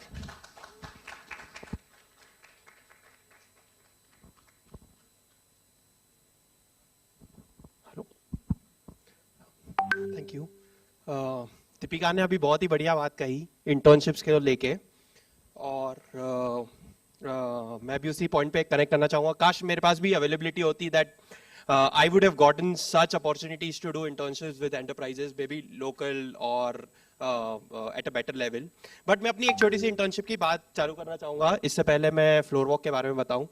तो मेरी पहली internship जो थी वो उससे पहले एक background देता हूँ. So I come from a business background, from a tier 3 town in India, and जहाँ पे खंडवा करके नाम है, कहा जाता है उसे किशोर कुमार की नगरी. और पापा का छोटा सा ग्रोसरी स्टोर था, the kind of stores that you see in small towns, जहाँ पे काउंटर होता है, वहाँ पे गल्ले पे ओनर बैठता है, पीछे 2-3 लोग होते हैं जो सर्व करते हैं सामान. सो while I was about 5 to 7 years old, I used to go to my shop and I used to consistently talk to customers कि आपको क्या चाहिए, मैं लाके दूंगा. बहुत क्यूरियोसिटी थी, और पापा ज़्यादा इंटरेक्ट करने देते नहीं थे. कहते थे तुम्हें पता नहीं है सामान कहाँ रखा है, कैसे होगा. तो जब मैं उन्हें बहुत ज़्यादा अनॉय करने लगा on a consistent basis, then what he gave me was a counter of coconuts, और कहा कि जो भी कस्टमर आएगा और जिसको भी कोकोनट चाहिए ना, उसको कोकोनट आप देना, and for every coconut that you give I will give you 50 पैसा. At that time, the price of coconut was 7 to 8 rupees, and that was my incentive for selling or pushing coconut to a customer. I believe that was my first internship during my tenure. और तब जो भी ग्राहक आता था और मुझसे बोलता था कि कुछ और सामान लेना था, I used to force a coconut to him. This is my incentive. I need to make sure that I need to make those sellings. And in the entire process, in the entire journey, I actually learned a lot about consumer experience, on how not being pushy about it, how do you sell every small thing to a consumer, how do you talk to them. और वही journey को आगे ले जाते हुए I started FloorWalk, which is more about a market research company, where what we do is we talk to different brands, understand their different problem statements. Okay, can we have the next slide? Okay, so I just talk about the business model in brief. So what we do is there are different kind of brands, be it retail, automobile, luxury retail. They come to us with different problem statements. Their problem statements is that I want to understand my consumer experience. I want to see how pricing is placed. I want to understand my competition. I want to see that is the branding that I've done, is it in the right place? And what we do is we take all of that information, put it with us, and then we devise a plan. We devise a plan in a sense that अगर आपकी ये सारी information decentralized तरीके से आपकी ही target audience आपको बताएगी, तो कैसे होगा? So what we've done is we've developed a system which is a two-faced system, one for the clients to view how they see the reporting, and for the field workers where they are directly mapped to the brand, और वो काम करते हैं और काम करने के बाद डायरेक्ट अपना फीडबैक देते हैं, जो कि ब्रांड्स को कोलेट होकर पूरा डेटा जाता है. How we sort of map these target consumers is what the target consumer is to their brands. So if you see somebody who's a target consumer for Marriott, Rolex, Porsche, is a target group of H&I individuals, business professionals. And if you see, when we talk about here specifically, talk about young innovators, there are students who are target consumers to brands like McDonald's, Byju's, Akash. And these people, they actually get surveys done, get the audits done in exchange for services or in exchange of monetary value, which is provided by the brand directly. और ये study all over the country होती है, in fact all over the world होती है. बच्चे easily इसमें participate कर सकते हैं और हम एक प्लेटफॉर्म प्रोवाइड करते हैं जिसपे वो लोग रजिस्टर करके स्टडी करके they get paid as well. Also there is a learning curve which they gate.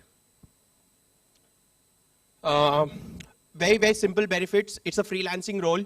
There is no commitment from our side in terms of full-time employment. Plus, it's a very project-basis job. So they get monetary and incentives, benefits. They can work at their convenience, their timings. There is no restriction about that. They get to be the eyes and ears of different brands. तो वो जो information pass करते हैं वो direct brands के top management पे जाता है, जिसका एक्चुअल बेनिफिट ब्रांड को भी होता है और कंज्यूमर्स को भी होता है. This is something that I really want to talk about. एक पैनल सेशन में हमने सिंसियरिटी की बात करी थी और राज मेंशन की 1 किलो सिंसियरिटी देना तो बहुत मुश्किल है. So I want to talk about how to actually apply, and because there is numerous opportunities, लेकिन उससे ज़्यादा लोग हैं करने वाले. तो बहुत important होता है कि जो भी आप, and I'm specifically talking here about the freelancing world, whatever gig that you are applying for as a young innovator, it's very relevant that you apply a gig which is relevant to you and your skill. Often I have seen when people apply for the jobs that we give, they just press apply.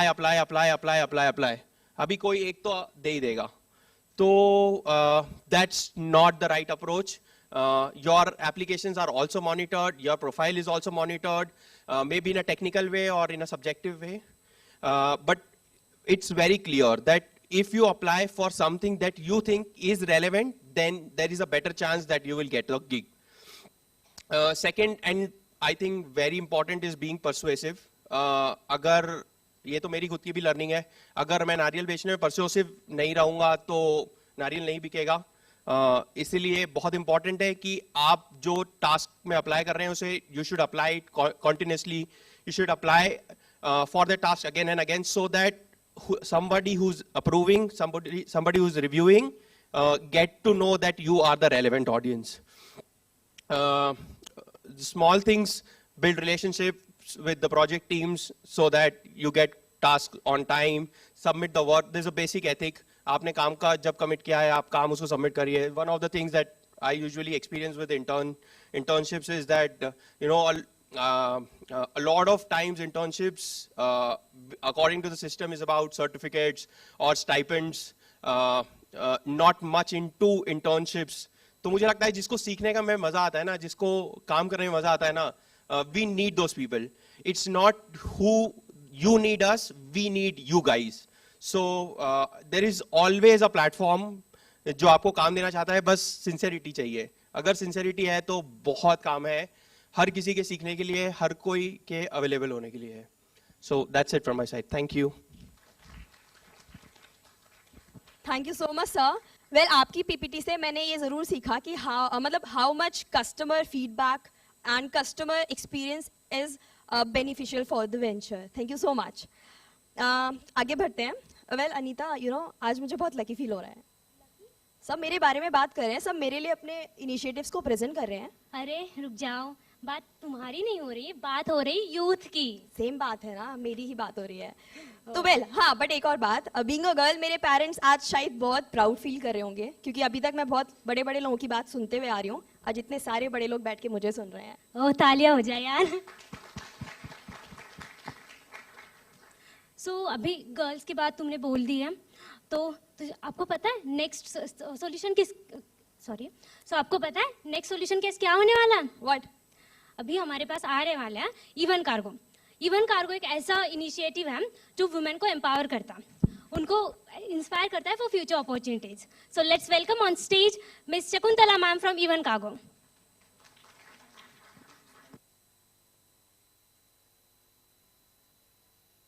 Shivani ma'am on stage from Even Cargo.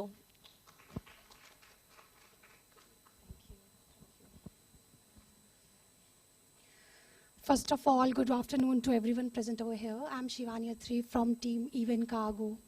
I'm the Associate Partnership Manager and HR. So Even Cargo is women-led e-commerce logistic company, a social enterprise established in 2016. So our vision at Even Cargo is to build an inclusive society for creating equal livelihood opportunities for women, especially in the non-traditional sector. We are focusing mainly on logistics right now because logistics has always been seen as a male-dominated sector. We always considered it odd when a woman is going for when we look at a woman as being a delivery agent. तो एक norm बहुत सामने निकल के आता है, अरे लड़की पार्सल देने आई है, ये लड़की कैसे बोली फोन पे, लड़की भी पार्सल डिलीवर करती है क्या? हमने सुबह से बहुत सारी एग्जांपल्स यहाँ पे विटनेस करी हैं, like women working as mechanic, garden में, गैराज में, इलेक्ट्रिशियन की तरह. सेम थिंग एक और सेक्टर है जिस पे हमें फोकस करने की बहुत ज़्यादा ज़रूरत है, and that is logistics. Logistics बहुत एक यंग इंडस्ट्री है इंडिया में from past 10 to 15 years, and I think इस यहाँ पे एक बहुत ह्यूज पोटेंशियल है जहाँ पे हमें वुमेन पार्टिसिपेशन को इंक्लूड करना पड़ेगा. We can not ignore this sector because ecommerce का ग्रोथ जिस तरीके से हम देख रहे हैं, obviously logistics is going to boom in next 50 years and we definitely cannot ignore this sector. Second thing is कि जब हम एक ट्रेडिशनल लाइवलीहुड की बात करते हैं ना, तो वी सी कि एक मैकेनिक, इलेक्ट्रिशियन, डिलीवरी एजेंट्स लड़का है. बट जब एक लड़का स्टिचिंग करता है, we call them master ji, right? That is not considered odd. So when we think of inclusion, we associate it with diversity. Let's not do that first. अगर women को traditional roles में enter करवाया जाता है, तो एक बहुत like we even as a female हम भी उस term को use करते हैं कि diversity inclusion है. This is not diversity inclusion. Let's normalize this thing first. कि it's an opportunity. Every gender can work. Even trans can work. Why only women? So this is the core concept that Even Cargo is working on. Right now we are focusing on logistics. How we do? We train, we mobilize women from the resource poor communities. We train them. We have a proper training module which consists of two-wheeler riding training, self-defense training, logistics specific training, and employability skill training. Once we think that they are fully trained to take on board with us, we have our partnership with major e-commerce companies like Amazon, Flipkart, Delivery. We directly recruit them with them. So right now they are working as delivery associates with the major e-commerce companies in India. Second thing is, we have faced a lot of barriers since we are working since 2016 now. Retention rate is something that is the biggest challenge because we have a big patriarchal norm attached to it. कि अरे ये काम तो आदमी का है, as I have always said. कि ठीक है ये काम आदमी का है, औरत नहीं करेगी. फिर आदमी कपड़े क्यों सिल रहा है? मत सिले. शेफ क्यों बना हुआ है? मत बने. औरत तो खाना बनाती आई है ना, वही 5 स्टार में शेफ बन जाएगी. अगर आपको इतना प्रॉब्लम है जेंडर इंक्लूजन से या डाइवर्सिटी इंक्लूजन से, let's not associate it with the fact कि अगर फीमेल को हम किसी ट्रेडिशनल सेक्टर में एंटर करवाते हैं तो उसको हम डायरेक्टली लिंक कर दें कि ये एक एक डाइवर्सिटी इंक्लूजन की बात हो रही है. Let's just normalize this fact first. Opportunity है, सब काम कर सकते हैं. We are not segregating it कि मास्टर जी कपड़े क्यों सिल रहे हैं. We are not doing that. Why you guys are doing it for females? I don't understand that fact. So this is the model that we are working on. And ऐसा नहीं है कि हमें challenges corporate leadership पे देखने को नहीं मिलते हैं. I'll tell you a very real example. Recently I visited a hub. So it's in Sarita Vihar, if you guys know. It's in Malviya Nagar. Okay, so there's this station hub.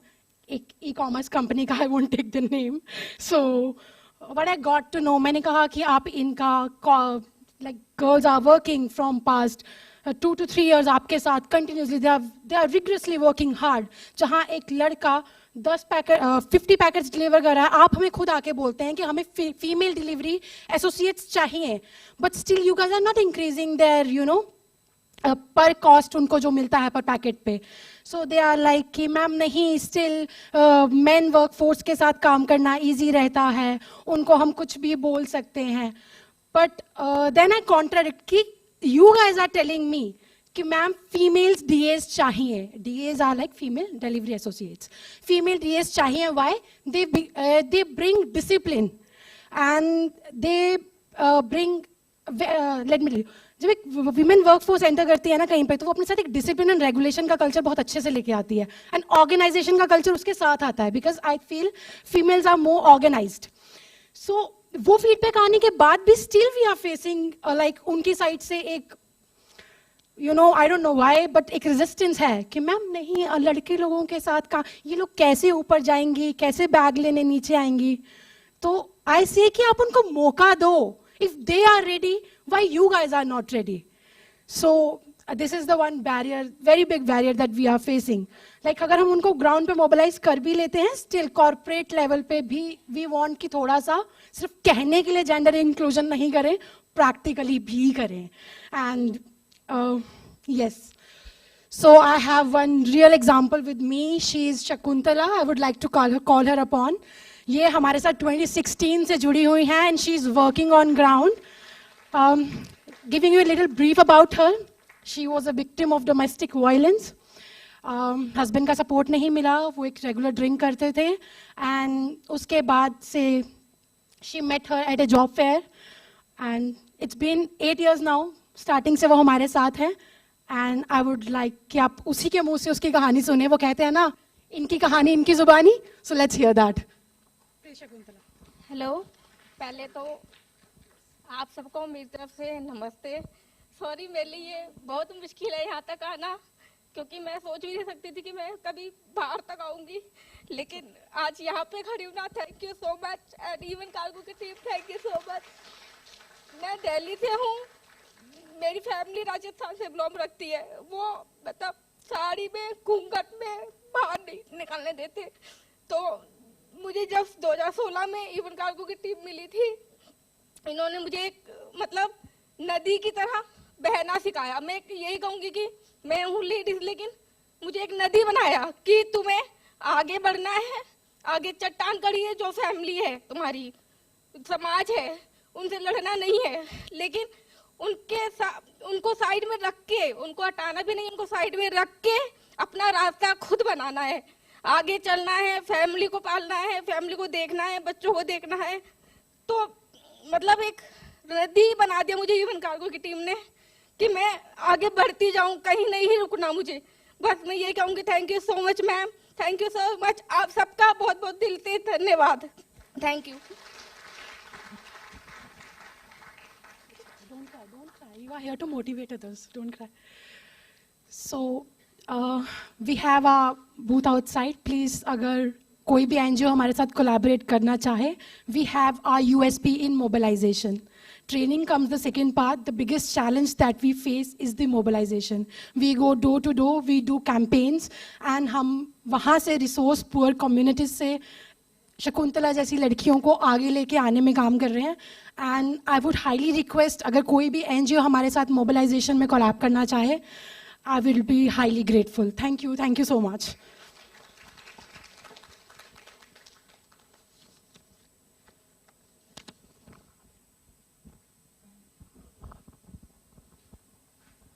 Thank you so much, ma'am. And Shakuntala, ma'am, I love you. Seriously, you are too good. So, audience, event कैसा चल रहा है? Everything good? Well, हाँ, वो हमने पहले ही पूछ लिया. We are taking care of them. Don't worry. So, मुझे बहुत अच्छा लगा. मुझे भी बोलना है यार. Okay. दिव्यांशी, अगर इवेंट ऐसा ही चलता रहा ना, तो मुझे क्या लगता है पता है, एक दिन हम सक्सेसफुल बन जाएंगे. ओके, जब सक्सेस की बात चली है, तो कैन यू एक्सप्लेन सक्सेस कि तुम्हारे लिए सक्सेस है क्या? Success for me, one second, by the way तुमने पूछा, तो मुझे क्या लगता है पता है, इसके पास जरूर कोई कमाल आंसर है. Obviously. So, according to me, success is not all about what you have achieved. I think success is all about the number of times you fall and get up again. Okay. Because, yeah.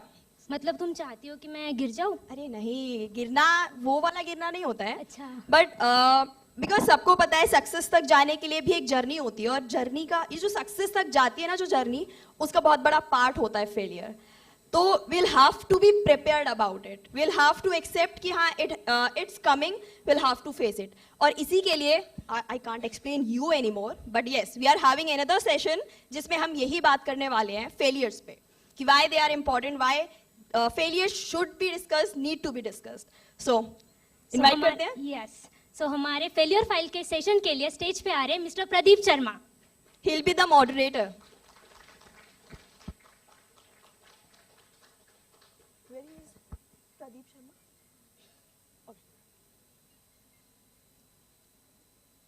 Okay, again, एक बार और तालियां. Welcome, sir.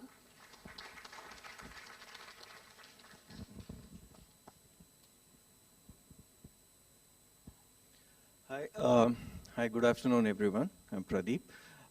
As panelists, we have Anita Kumar, who is head India and Asia Pacific Amazon. Please come on the stage. We have Lakshmi Pattabhiraman, who is from Media Network. Please come on stage. And then we have Mr. Tarachan, who is from Oak North. Please come on stage. Thank you. Thank you very much.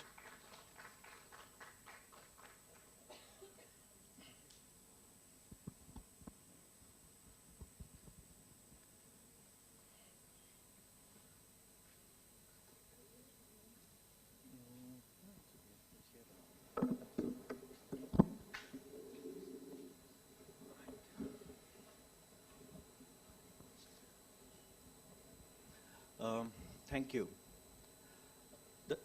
The difference between average people and achieving people is their perception of and their response to failure, said by John C. Maxwell in his book Failing Forward. I read this book about 15 years ago, and it had a very deep impact on how I process and how I respond to failure. Just like what the hosts were saying just a while ago, you all would agree that failure is part of progress.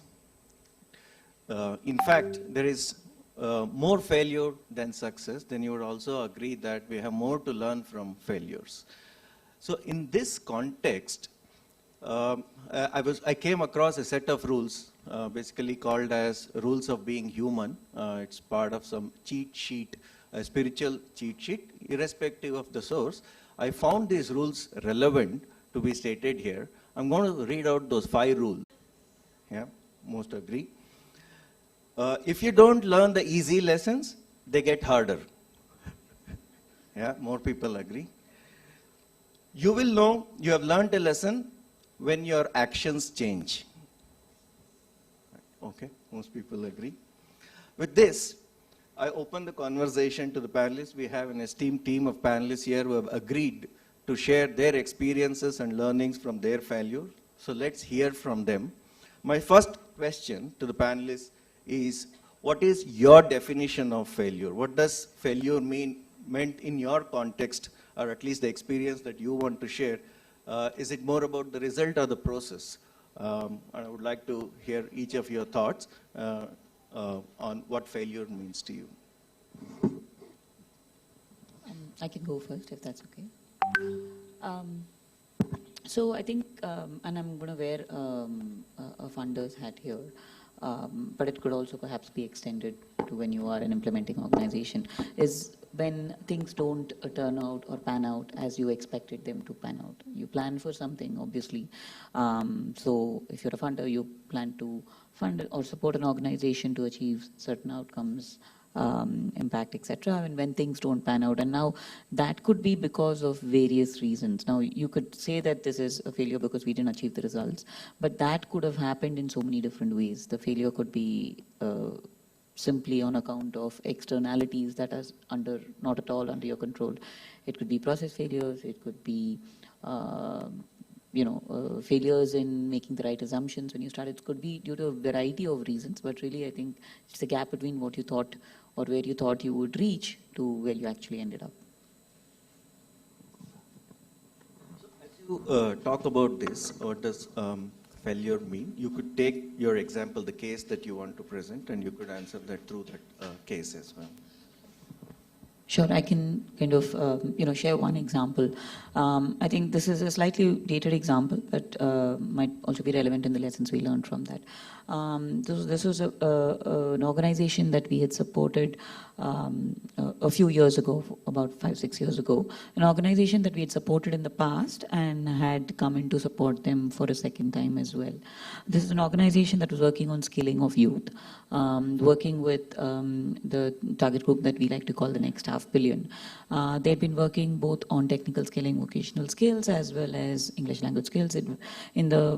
When we funded them the first time, they'd proven to be very successful in running center-based training programs, offline training programs, and we're now looking to scale by taking this to an online training program. And we believe that they had the right formula for how they could deliver effective trainings. And this thesis did not pan out. Right? They did pivot from an offline model to an online model. They were successful in training people, but were not as successful as they or we thought they might be. So eventually then they had to pivot back to working with a hybrid model where they had a blended model of both online learning plus center-based learning.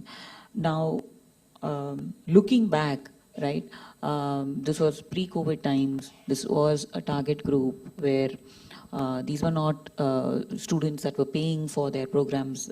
These were philanthropically funded. They did not have the paying capacity. So perhaps this was an idea that was perhaps ahead of its time, because we know that learning models have changed so much over the last 3 years, catalyzed by COVID, and in skilling space, it hasn't thankfully gone back. But maybe it was an idea ahead of its time, both from the supply side and from the demand side. Whether people were willing to learn, willing to attend courses online, complete courses and learn effectively, whether the programs were effective for being delivered in an online digital mode. So that was one thing. And so that's one example that I could share. But I think that hasn't taken us away from that space. We continue to work, support work in the skilling and employability space. And we've seen successful models now emerge in the digital space. I think we've learned from it, and I think the ecosystem has also evolved. So happy to talk about that a little later in the conversation.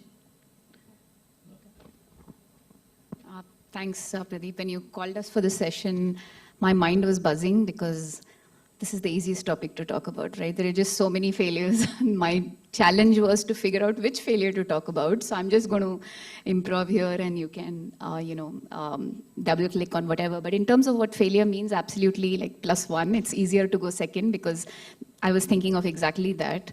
What do we really think of failure when we have a certain outcome in mind and it doesn't go as per the outcome? And it could mean anything, right? It could mean I had to present a pitch to my manager and it didn't go as per plan, so I think I have failed, to an entire organization failing. It could be at any scale, but small failure, big failure, but it's still failure according to us. But I was also reading this quote that failure is a beautiful reminder of you having been in the arena, right, to play. And I totally believe in that. I feel the only person who doesn't fail is who doesn't try at all. And interestingly, Amazon, for example, whether it's for our hiring or even for promoting, if you only talked about all your pluses, everything which you've been great at, you don't get hired, you don't get promoted. That's an inside tip for you, by the way, if you ever want to join Amazon, because they think, oh, this person has never taken enough risks. They don't know what reality is all about if they haven't failed. So actually, it is taken as importantly as that in terms of failure equal to experience. So that is how I would equate it. And from just as an example, and there are, as I said, multiple examples, I've worn different hats. One of the things which has stayed consistent over the last about 8 years maybe is that I've been working in the field of young people, empowering young people, and be it skilling or internships or livelihoods. So those themes have been consistent, but I've worn different hats as an entrepreneur, as a consultant, and now as a philanthropic funder. And I have seen failures in each of those, and typically trying to work on models which can scale, right? So when I can talk about the particular example as an entrepreneur where 6 years ago or 7 years ago, a co-founder and I were trying to build this platform, which is obviously what we all want to build on skilling, but it was with the youth at the center and really trying to create career pathways, starting with really saying, do you know what you want to do? Because information and awareness of what career paths you want to take obviously has always been a challenge. So starting with really almost counseling about different types of career paths to then saying skilling, these are the hyper-local skilling options, and actually connecting them to that and all the way up to jobs. So it was doomed for failure, obviously, when you want to boil the ocean and you want to solve all the problems in the world. So I would say the biggest lesson for me from there, which I've taken forward in other roles, has been there are obviously many problems to solve. Which one do you want to pick and go after, and how do you really go from there? But I'm going to pause here so we can double click on it later. Yes. Thanks, Anita. So you talked about a quote. I would also like to say a quote. So I have not read that book, but I saw a cover page where it was written that failure is never final and success is never permanent. So I would like to share my experience. I started an organization called Association for Welfare, Social Action Research India after working for 3.5 years with Ministry of Rural Development, Government of India. And they provided me a seed money. Till the time seed money was there, everything was fine. And once the seed money was over, I was not able to sustain the organization. I was not able to pay the salaries of the employees, the staff who was working with us. So failure, could be in lot of terms, and there were my batchmates who were involved in this organization. Most of them left. And there was another, batchmate who continued with the organization. But we had, other, challenges at home that, our parents were not that supportive that, they will continue supporting to run this organization. So for me, failure is not, when you are trying to do something. Failure is when you are not trying to not trying to, do what you plan to do. Thank you. That brings me to the next question that I want to go a little bit deeper into. Is we spoke about outcomes. We spoke about not being able to scale, not being able to sustain. These are all unfavorable results.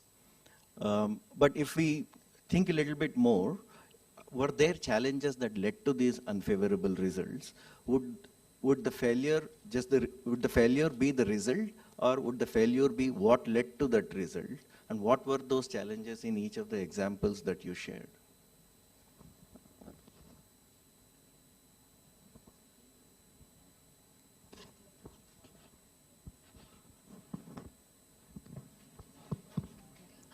I might have touched upon this in my earlier response as well, right? The assumption was that a model that, first assumption, right, like that you have the curriculum and the pedagogy to be able to train students in a center, and it should be able to just, we had the tools at the time, but may not be as sophisticated as they were, but the assumption that we could just basically flip this content and pedagogy and engagement models into a digital online model. That was the first assumption, right?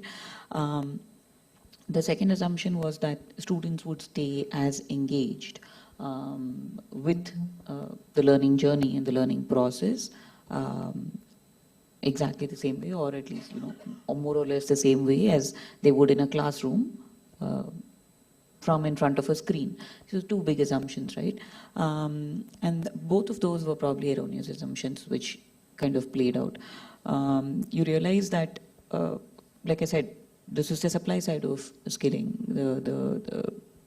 The actual content and pedagogy were probably not meant, were slightly ahead of its time. I mean, the idea was ahead of its time, and the technology probably hadn't caught up. We weren't able to engage, we weren't able to distribute the content as effectively as we thought.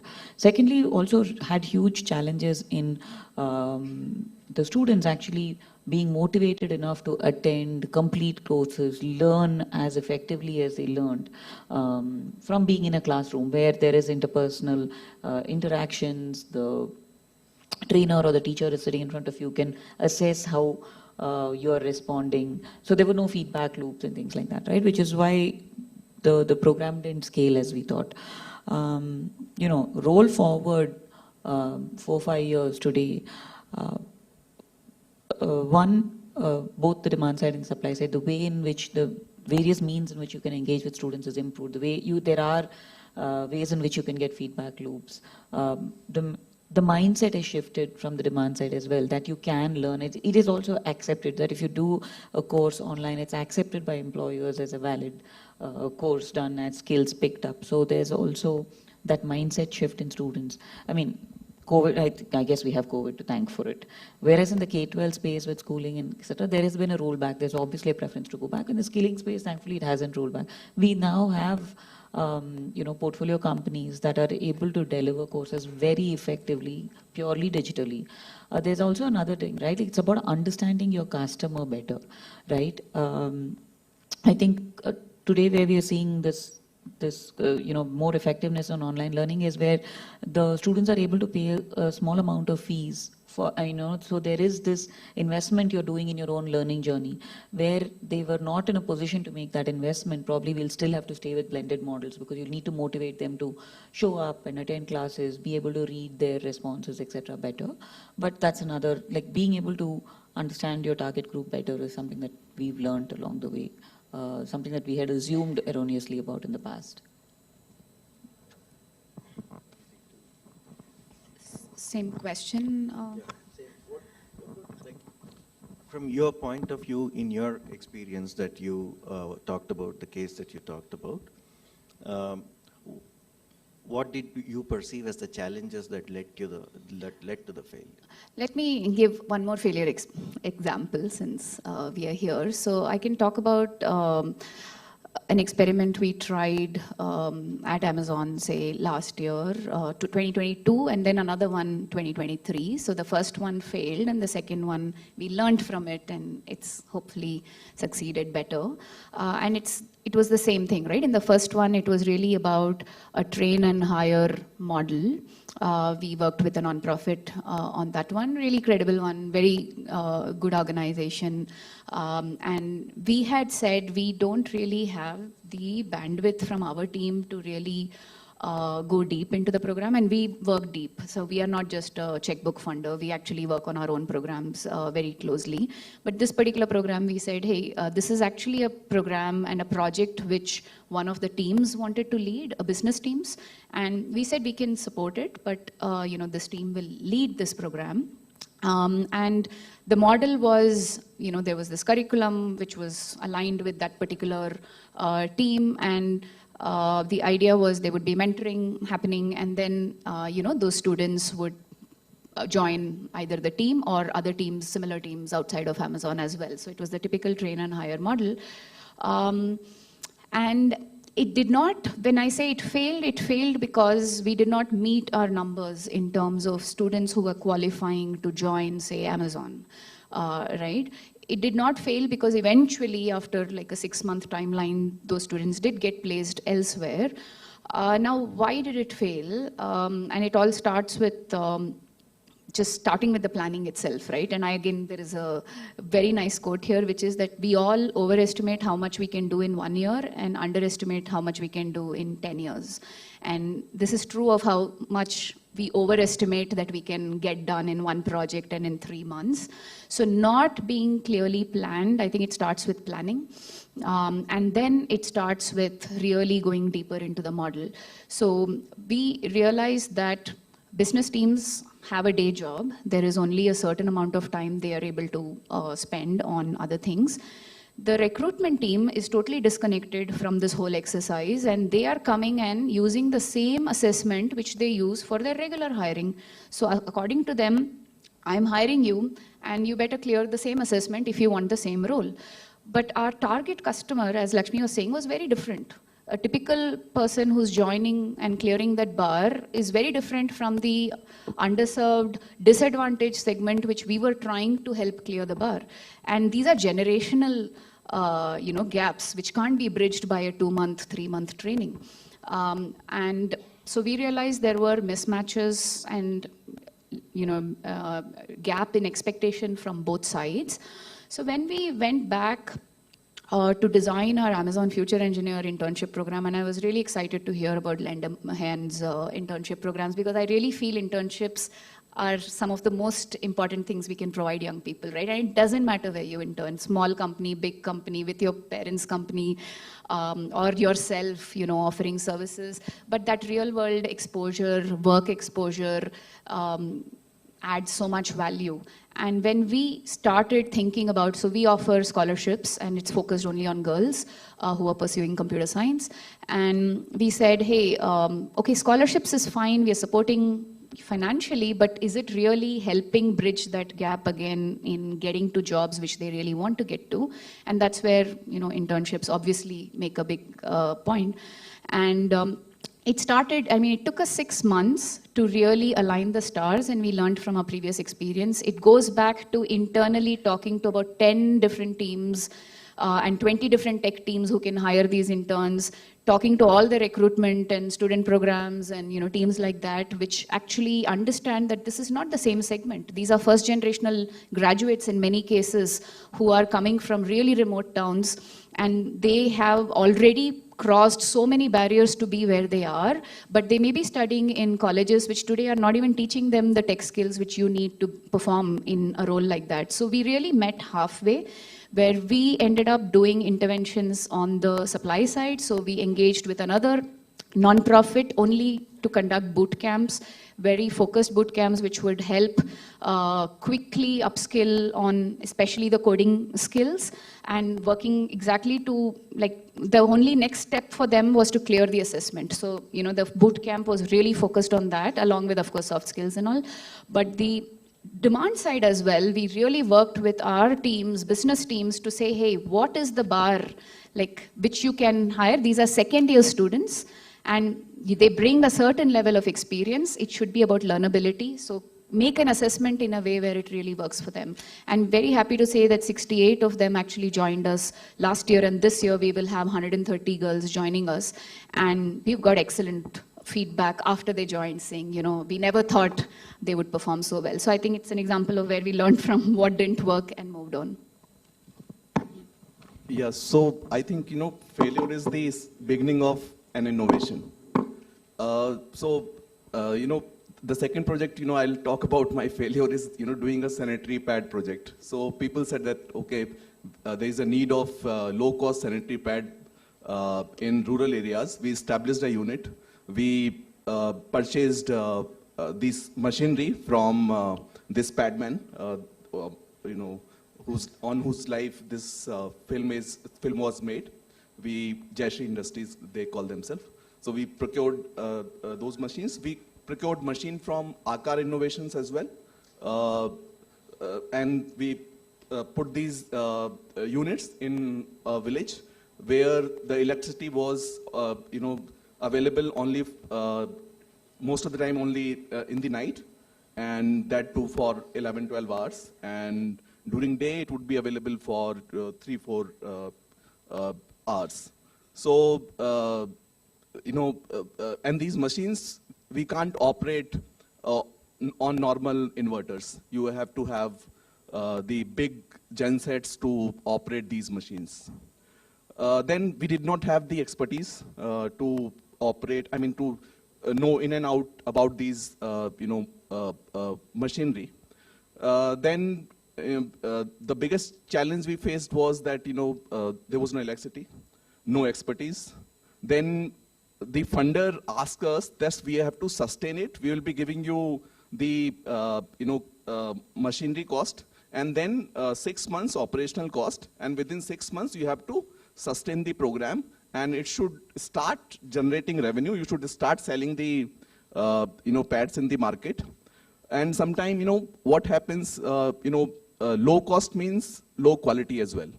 So there were so many, pads available at the similar cost in the market. It was very difficult for us to sell that, product.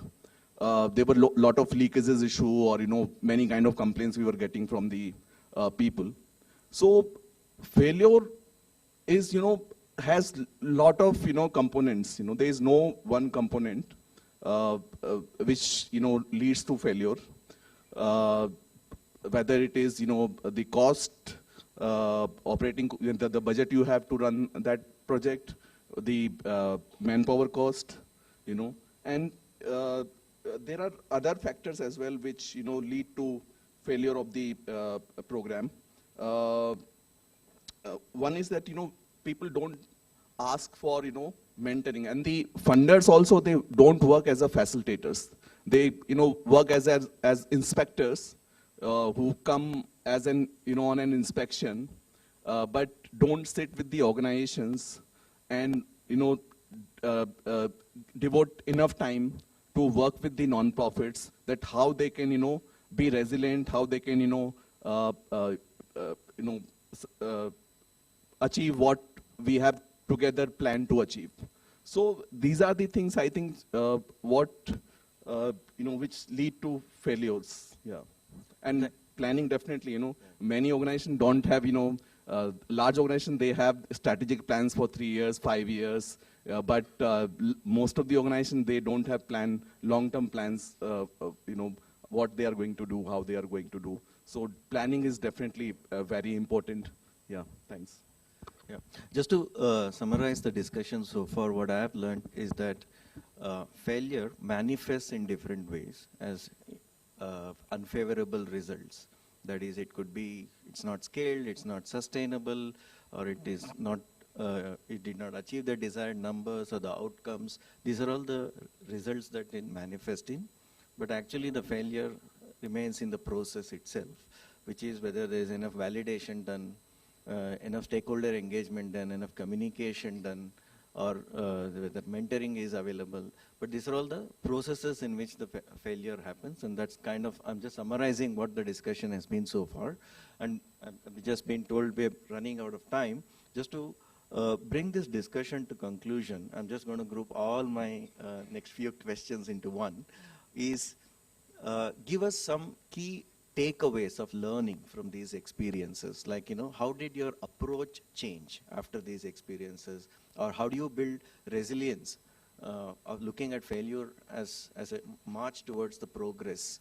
And how do you balance between taking risk versus at the same time managing that risk? Because innovation needs risk. I'm just combining all of these, and wherever you feel comfortable, just give some key takeaway or advice to the audience, so that we want to replicate success but not failure. So it would be helpful to hear those key lessons from these experiences.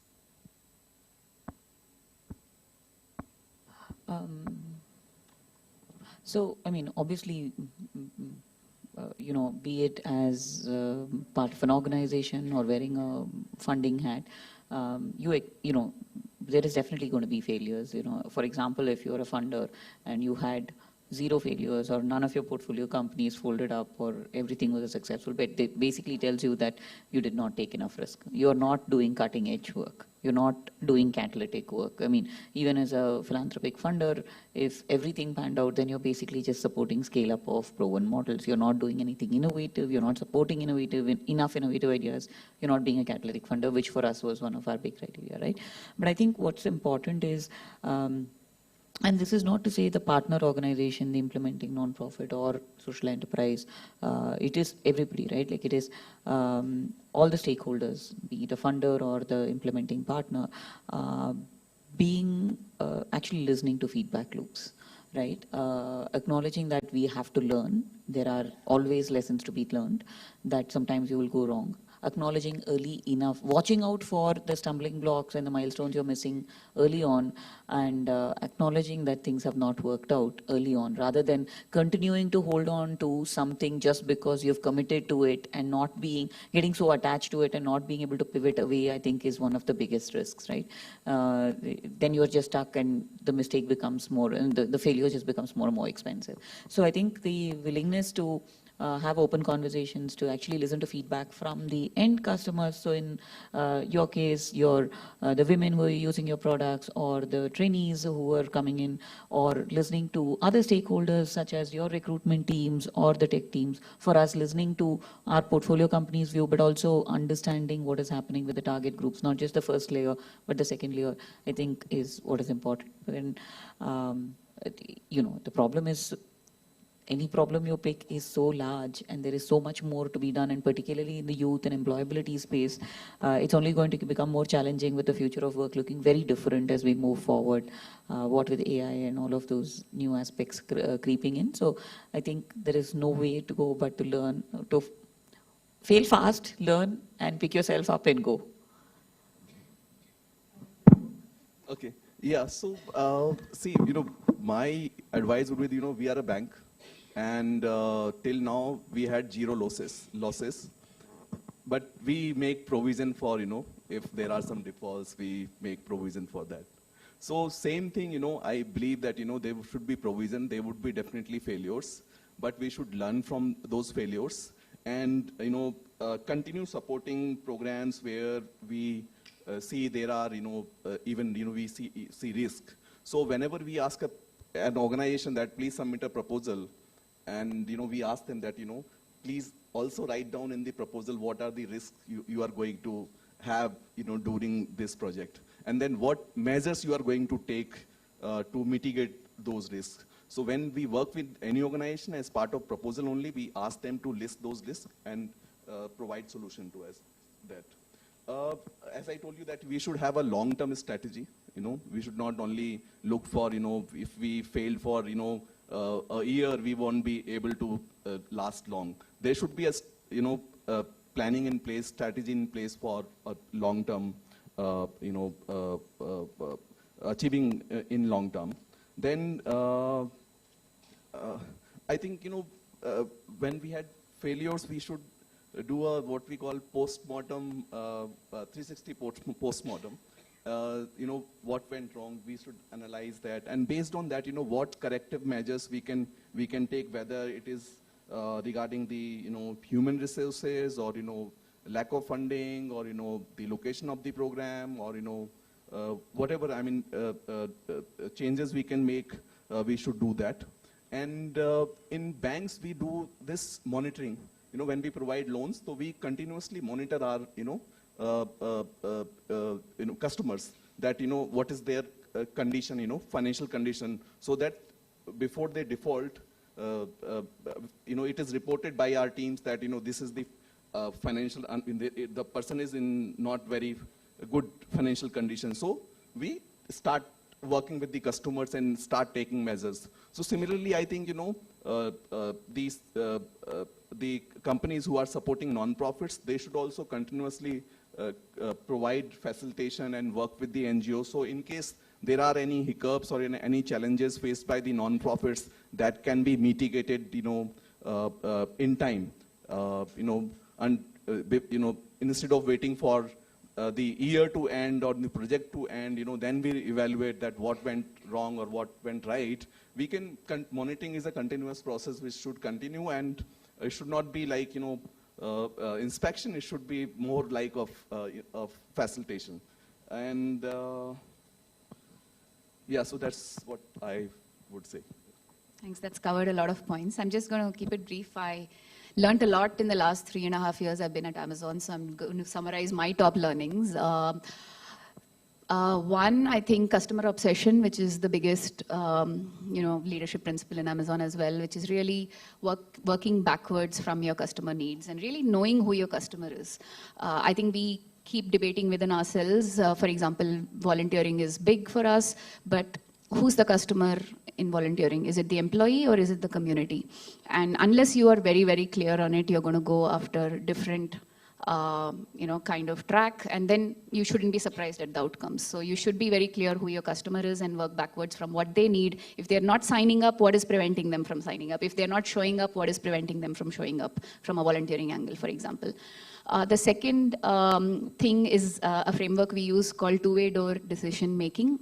So when the more two-way door is nothing but you can always come back. If you took a wrong step, the losses are small, you can quickly course correct and do something else. One-way door is, it's a sunk cost, right? It's like you really have to think. So what we encourage is to quickly make two-way door decisions. Like, don't get into analysis paralysis. Of course, research is important, but you don't wait for the perfect data to land up before you make a product decision, a feature decision, an offering decision, right? You should have just enough data to make an action and then quickly learn from it and take another action. So that would be a two-way door kind of decision making. And lastly, what I've learned is, you only have control on the inputs. You really don't have control on the outcomes.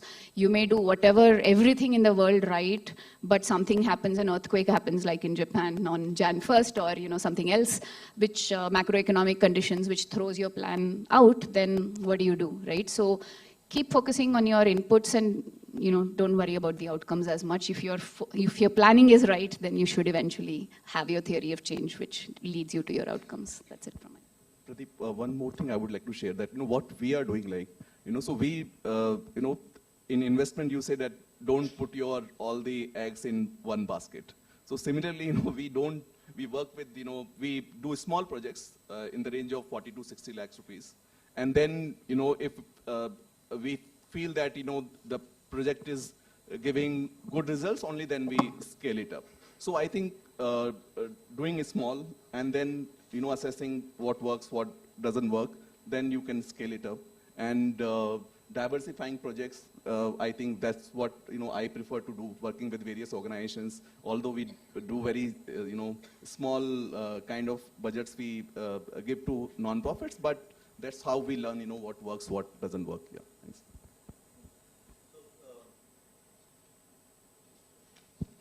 Just to summarize, some of the key learnings that we had, one is fail fast, which means that the whole idea of setting up metrics, I would say even we should have failure metrics, not just success metrics, right? And ensuring that there is a feedback loop and engaging all the stakeholders through the feedback loop, fail fast, two-way door, that's the one thing. Second thing, we heard a lot about risk management itself, proactively do planning for risk, identify risk and plan for risk. Then we also talked about the importance of continuous monitoring and engaging all the stakeholders and consistent communication with all the stakeholders so that everybody is informed at all the time, partners within the organization as well as the funders. And then finally we spoke about customer obsession, where the validation of the solution itself should come from the community, the market, who the beneficiaries, who we are trying to serve. Also, my own personal experience, I learned it the hard way. There is a big difference between what is the need and where the demand is, or what the demand is for, right? There could be need for many things, but demand is where people are willing to put the money.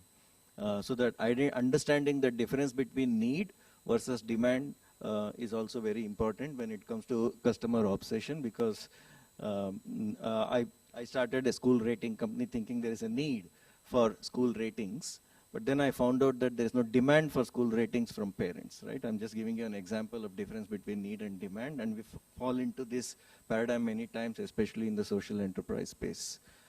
Thank you, that has been a lovely conversation. So if there are any questions from the audience to the panelists. Yeah, all right, cool, thank you. Thanks.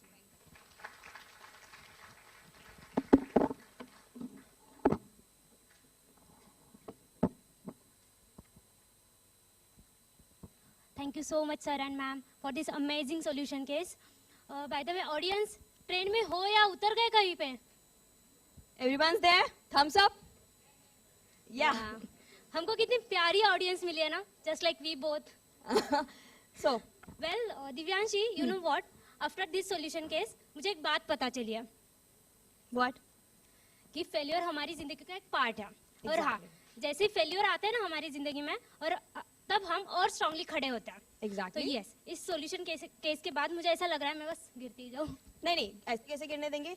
Because we are having one more solution case, and which is very close to my heart as well. Because मैं इस solution case से पिछले 2 सालों से जुड़ी भी हूँ. So, बहुत सारी clappings के साथ, let's welcome Udhyam Learning Foundation.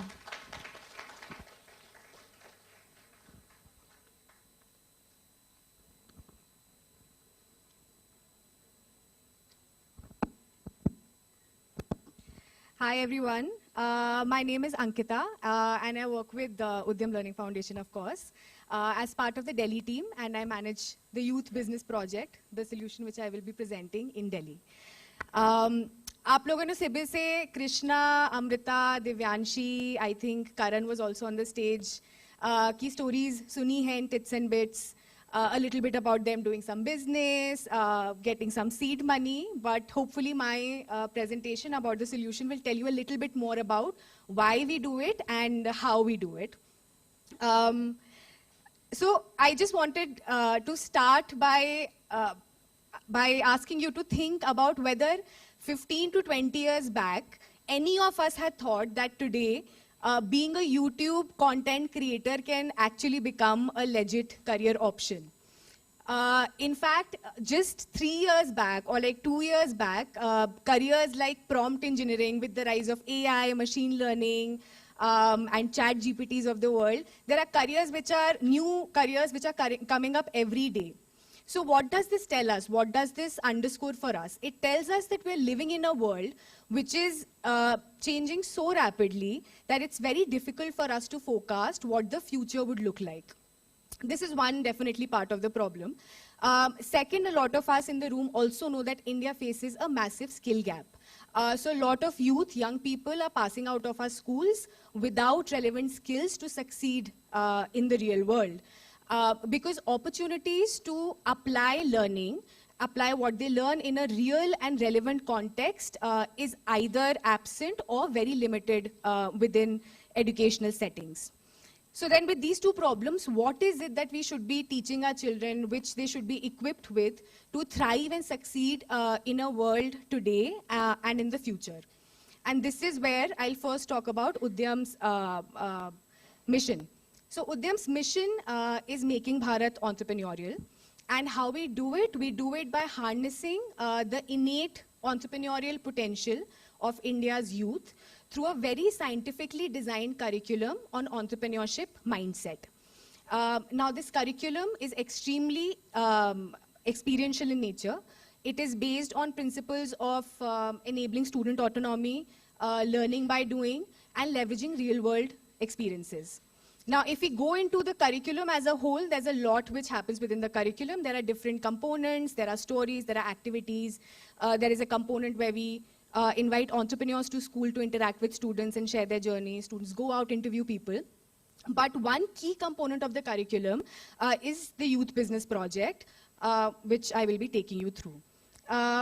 So youth business project is basically a very immersive experience which students go through in the real world. And what it practically means is that in a classroom, you will see students forming teams. They will brainstorm and come up with a business idea. They will do a little bit of market research, and they will actually go out and implement it in the real world. Now, I want to emphasize implement because I've also seen a lot of other entrepreneurship sort of programs running in other schools where students make a lot of PPTs and presentations, but the key thing to note here is that students have to actually go out and implement it in their neighborhood. Now these ideas can be ideas which are based on their interest, or it can be something, a problem which they've seen around them, which they want to solve. To sort of make it a little more easy to understand, some of you visited our stall outside. There's one business of chocolates outside. So how would something like that work? After a team gets formed, and after the team has sort of zeroed in on the idea of working on chocolates, the team would go out, do a little bit of market research, find out about pricing, flavors, packaging. They would come back, buy the raw material, typically make some samples, go back in the market, get a few potential customers to sort of taste the samples, come back with the feedback, and then actually make chocolates and go and sell it to bakeries and to customers, make social media profiles, find new marketing channels through which they can sell their product. Similar to chocolate is just one example, of course. We have seen a wide range of ideas that students come up with, ranging from decorative items, healthy snacks, even very tech-based ideas like smart sticks for visually impaired, low-cost personal computers, home security, sensor bells. These are all ideas which students come up with. They build prototypes and then they actually produce it, and then they go out into the real world outside of the school boundaries to meet and talk to strangers and sell the product and market it. Now, in this whole process, if we talk about the experience of a student who's going through this experience over 5-6 months, when a team gets formed initially, the student gets to learn how to decide, for example, on an idea. So they're going through decision making, they're resolving conflict, they're working how to collaborate with each other. When they go out into the market to do the research I spoke about, or to buy raw material, or to sell the product, speak with potential customers and other businesses, they're learning and they're practicing how to be confident communicators. They're learning how to persuade, how to speak with strangers. And then during the process of just implementing like the whole business cycle, they of course also come across many failures, many setbacks. So they learn how to bounce back from these failures, how to analyze these failures, and how to learn from these, along with planning, execution, and everything. So overall, at the end of the program cycle, a student comes out much more self-aware, much more independent, and much more clear about their own sort of interests. So overall, definitely the program helps in unleashing India's entrepreneurial talent, because while India has the most sought after doctors, engineers, we don't have enough people who are job providers. We have everybody who's becoming job seekers. And that's one sort of, I think, a key barrier which is holding our nation back economically and socially both. Last bit, just one more minute, is another question which can be asked is what happens to the students next? What if there are students who want to continue their business? Because we've seen in the last 2 to 3 years, that while, of course, all the students go through this experience, develop different and very important mindsets, but there are students who actually want to pursue it seriously after the school ends as well, because they sort of found a source of livelihood in their business. So for that, we have started a community, an alumni community of youth business, students who are products of youth business projects. Now, this community will act as an enabler. It acts as an enabler. In fact, the name, and it's called Sarvodhyam. Sorry, I missed that. Sarvodhyam, also the name has been kept by the students. So it's a community which is for the students. It's led by the students. The idea is that the alumni community helps and supports each other to resolve problems, because sometimes some businesses have resolved some problems while others are still struggling with it. So they sort of work together to resolve those problems. And then there are certain common challenges which these teams face, where we bring in external experts and industrialists to sort of help these students address those. So overall, this will be a community of students who would have experienced youth business projects, want to continue long term, a community where they can grow and where they can learn together, basically. And yeah, I mean, that's it. And just overall, in summary, if there's like 30 more seconds, I would just want to say that we often see students take after, especially from low socioeconomic backgrounds, they take after their parents' occupations generally. But this program, we have seen students develop confidence to chart their own career paths. And it has actually made entrepreneurship a legitimate career option, and also given confidence to parents that their students with their own mindsets and skills and intelligence can earn their livelihoods and do well in life. So thank you. That's my time.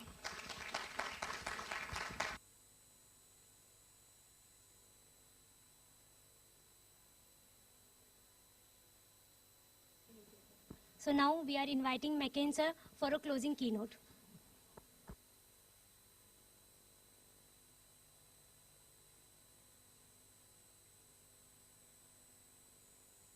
Yeah, it's my honor to invite Manish for the closing keynote. Manish Sabharwal is the founder and vice chairman of TeamLease, whose mission is putting India to work. There are many things, and I can go into a long introduction of Manish, but for this audience, I think the most relevant piece is that over the last 23 years, Manish has been diligently working and has succeeded in employing over 21 lakh kids. With that, Manish.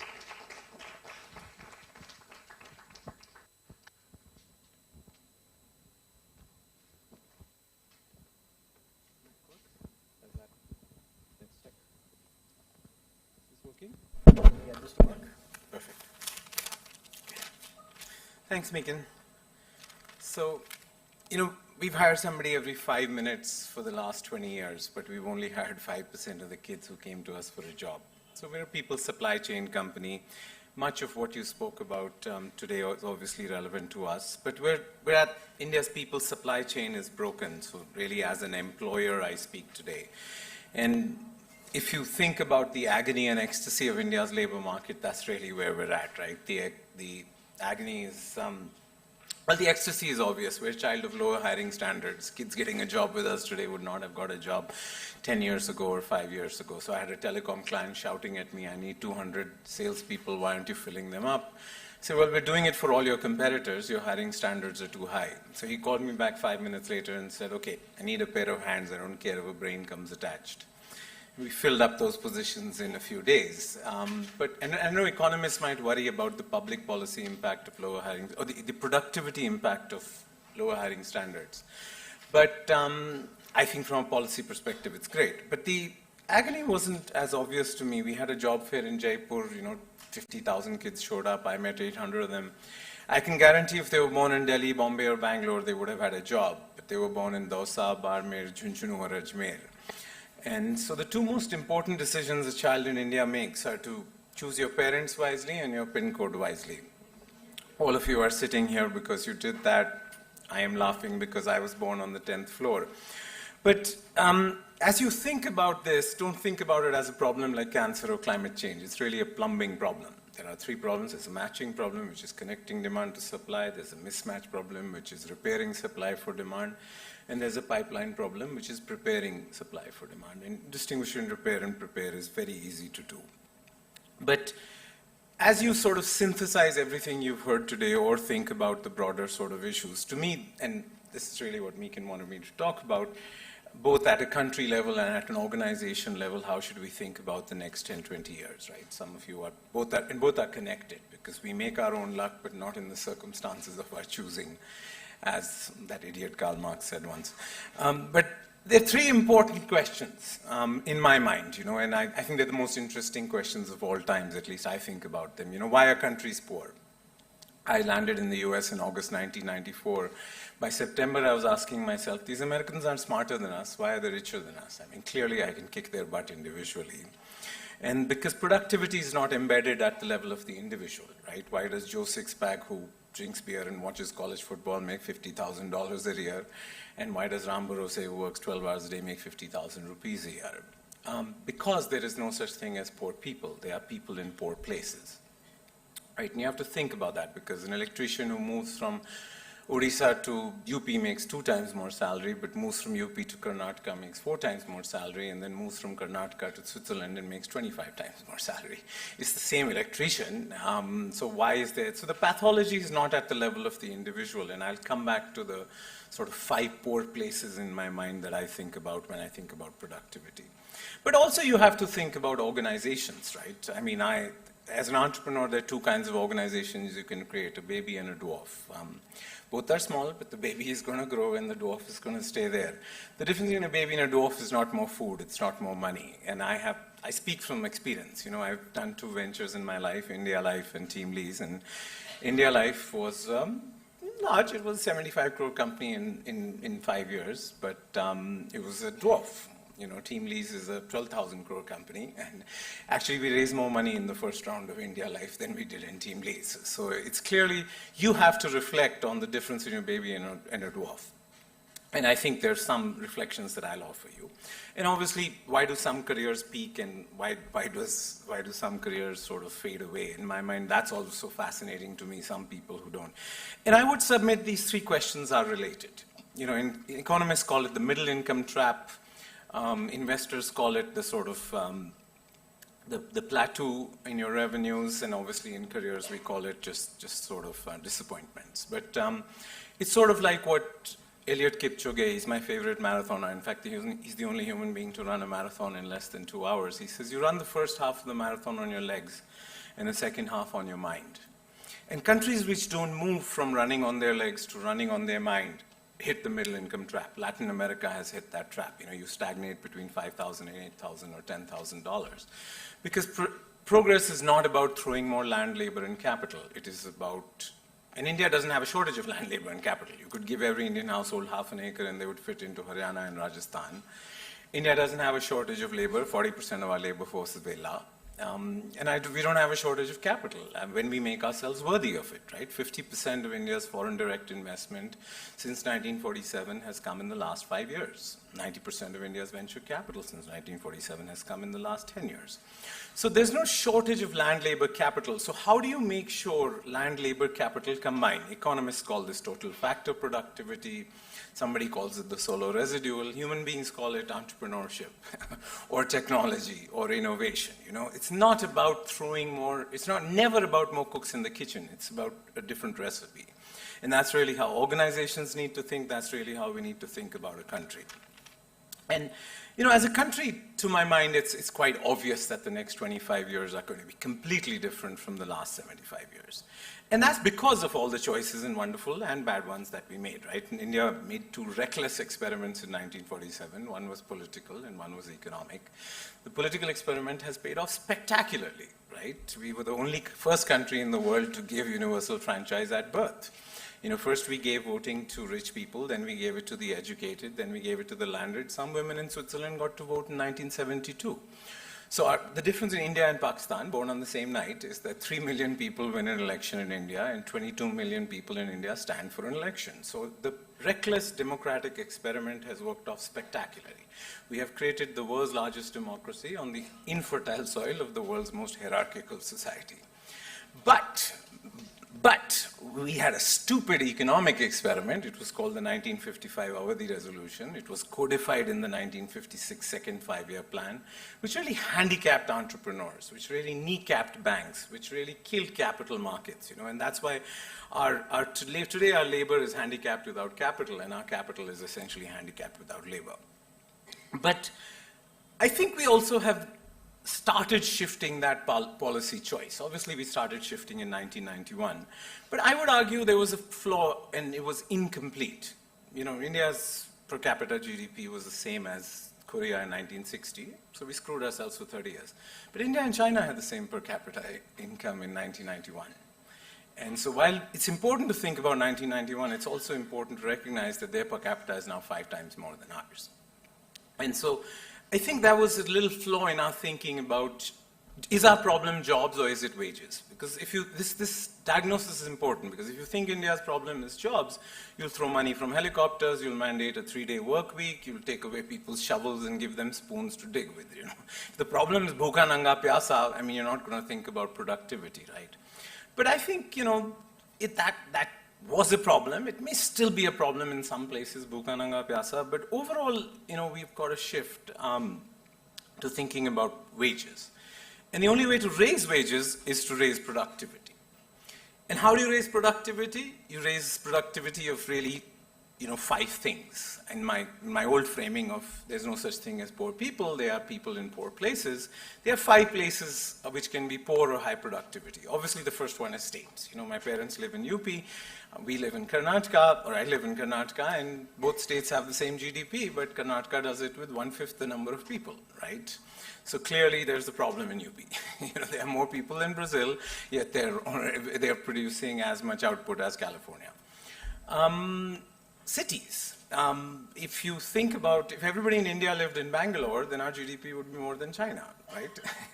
India's GDP is $2,500, Bangalore's GDP is $12,500. So cities are the unit of productivity. I don't think you can take jobs to people. You have to bring people to jobs. That's a complex argument, which I'm happy to take, but it's clear that there are some very high productivity cities, there are some low productivity cities, there are some low productivity towns. But our problem is we only have 52 cities with more than 1 million people. China has 375. We have 6 lakh villages. 2 lakh of those villages have less than 200 people. You're not going to be able to take jobs to a place with 200 people. So I think cities are really, really important engines. I mean, New York's GDP is more than Russia. You must remember that. And that's a really small place in some sense compared to Russia. So these 2 were geographic places, but there are 3 conceptual places which are poor places. They are sectors, enterprises, and skills, right? If you think of sectors, we all love IT. We are in Bangalore, but IT is a rounding error in India's labor market. It's only 0.8% of India's labor force, but it produces 8% of GDP. Farming has 42% of our labor force, and it only produces 14% of GDP, which is why most farmers are poor and they're always agitating, right? The only way to help farmers is to have less farmers. And so you have to think about sectors conceptually as poor and rich. And that's, again, above the pay grade of the individual, right? And sometimes above the pay grade of the company. But then the third poor place is firms, enterprises. There's 63 million enterprises in India. 12 million of them don't have an office. 12 million work from home. Only 12 million are registered for GST. Only 8 million pay GST. Only 1 million pay Social Security. There are only 25,000 companies in India with a paid-up capital of more than 10 crores. So 6.3 crore enterprises means jack shit if it's going to translate to 25,000 companies with a paid-up capital of $1.5 million. So I think that firm, that the level of informality in India and the level of low productivity, because informality is related to low productivity, has just been off the charts by any comparable standards. And obviously skills is the fifth place, right? Because in TeamLease we pay 4 times different salary to a kid the same age and same qualification on paper.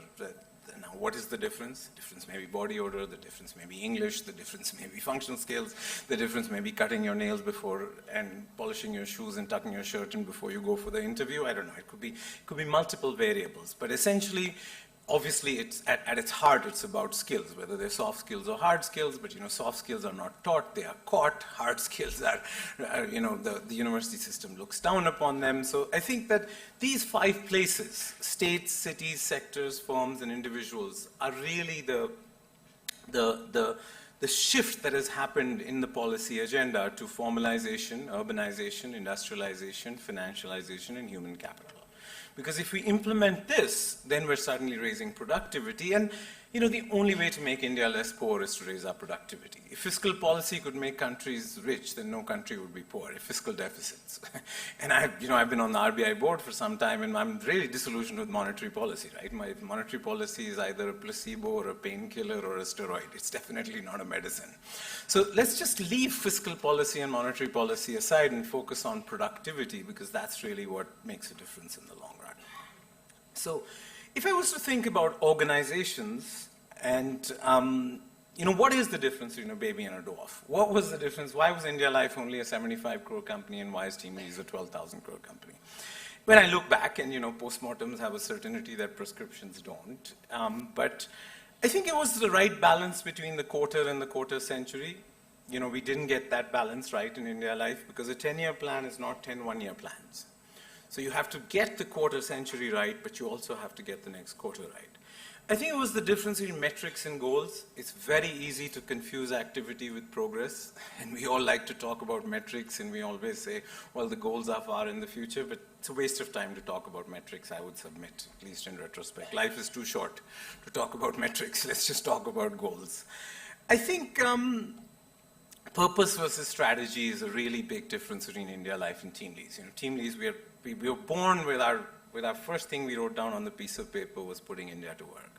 And, me and Ashok, who's my co-founder, we said, we generally had this conversation after we sold India Life, which we did together and did TeamLease, that we wanted our next company to be 3 things. We wanted it to be fun, profitable, and good for India. I had worked for an oil refinery before going to business school, and that was profitable and good for India. It wasn't really fun. Ashok's family has had a Coca-Cola franchise, or a cola franchise for many years. Now, that's fun and it's profitable, but it's not really good for India. At least my dentist doesn't think so, and I agree.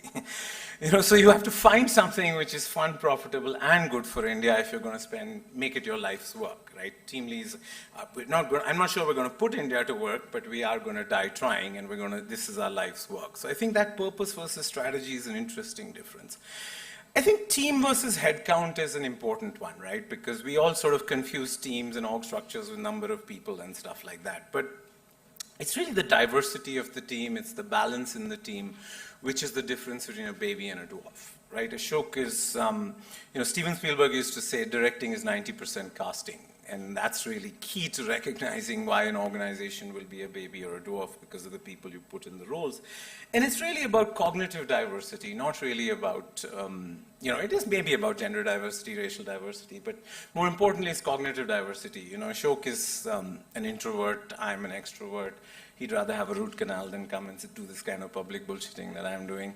He's good at operations, I'm good at marketing. He does therapy sessions with cribbing employees. I make them cry. He's ugly, I'm good looking. So I could go on. But our board member said something very interesting in one of our board meetings, that if only Ashok had been around, the company would have been 1/100th of its size. And if only Manish had been around, the company wouldn't have survived. And I think I agree. I've never met an acquisition I don't want to make. I've never met CapEx I don't want to do. Ashok has never met an acquisition he wants to make. So I think that sort of cognitive diversity is key to the difference between a baby and a dwarf.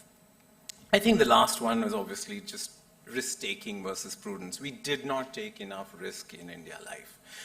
And we've taken a lot of risk in TeamLease. When we started the company 25 years ago, theoretically we were illegal under the Contract Labor Act, but that's changed, or maybe it hasn't changed, But I remember the CEO of one of the world's largest staffing companies, a $30 billion company, calling me on my cell phone 5 years after we started. And he said, I want to come to Bangalore and see you. I said, sure, sir, why?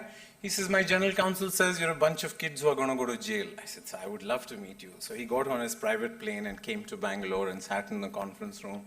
And he says, now tell me your strategy. I said, so why do you keep asking me these questions? He says, because we have been in India for 10 years and we have 500 employees. You kids are 3 years old and you have already 30,000 employees. I said, sir, first you should sack your country manager. I didn't know you were in India for the last 10 years. But we have a very simple strategy. In fact, we have the only strategy which works in India. There's an old story about Akbar. He sentences this guy to death. Tomorrow morning, I'm going to chop off your head.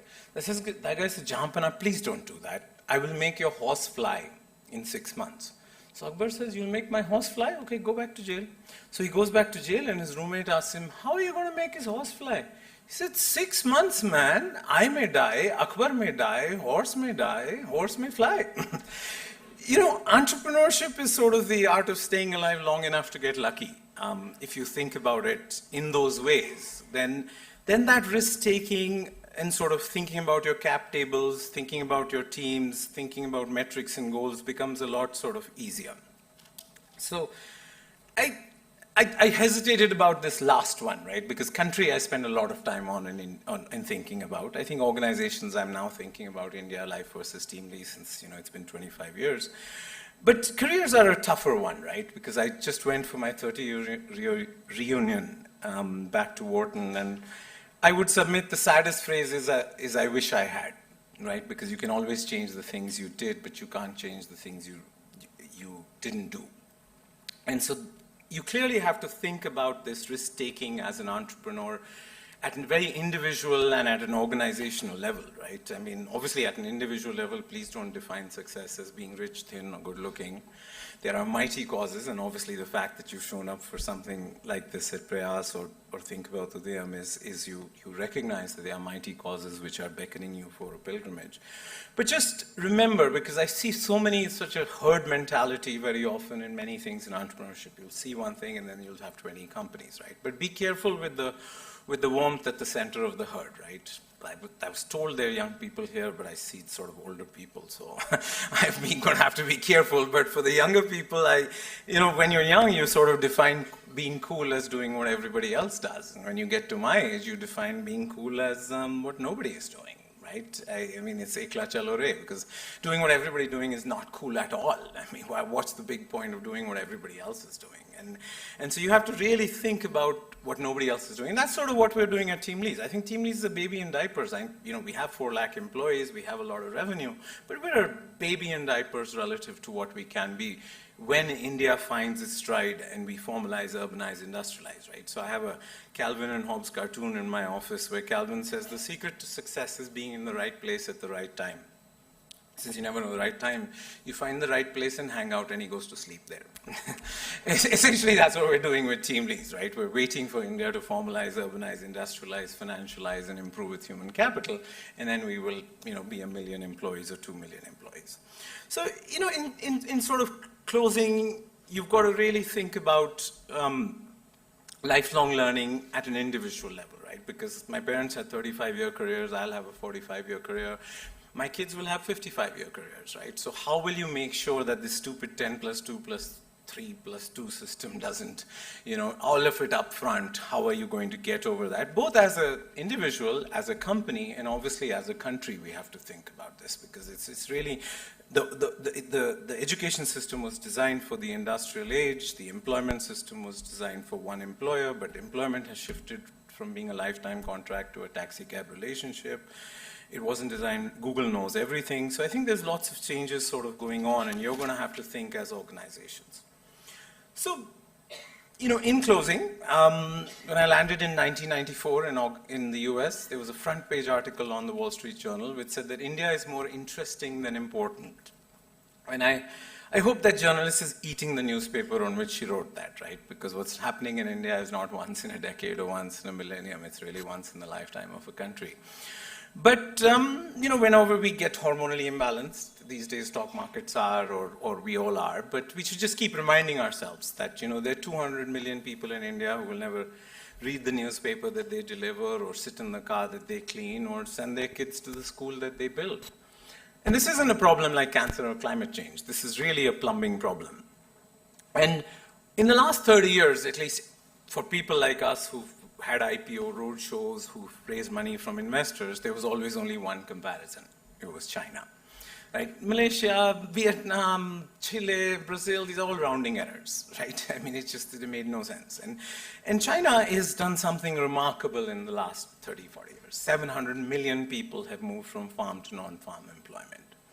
I think that's absolutely remarkable. Deng Xiaoping, no human being has probably moved 700 million people from farm to non-farm employment. But now we have Xi Jinping, who has, made a list of everything Deng did right, and he's crossing it off. I hope he doesn't get a 4th term. I hope he gets a life term. But from our perspective, China forced its citizens in the last 40 years to choose between their wallets and their freedom. And I think that contradiction, the bill for that contradiction has come due. Right? Today on the MSCI, which is the Morgan Stanley Emerging Markets Index, India has an 18% weightage and China has a 22% weightage, even though their economy is 6 times our size. It's very important for you to think about that. So global investors are being told that allocate 18% of your money to India if you're investing in emerging markets, and 22% to China, even though China is a $24 trillion economy and we are a $4 trillion economy. And I think that's closely related to this marathon that, as a country, we've been running. We have digested, the fixed costs of democracy. So I think, we missed our tryst with destiny. I had memorized Pandit Nehru's speech when I was a child. But in my mind, we missed our tryst with destiny. But I think we've made a new tryst with destiny that is really combining mass prosperity with mass democracy. I think mass democracy is a wonderful, accomplishment, but it should have been at least accompanied with mass prosperity. What's the point if you're not able to sort of deliver mass prosperity? So I think this is an appointment we will keep. Thank you.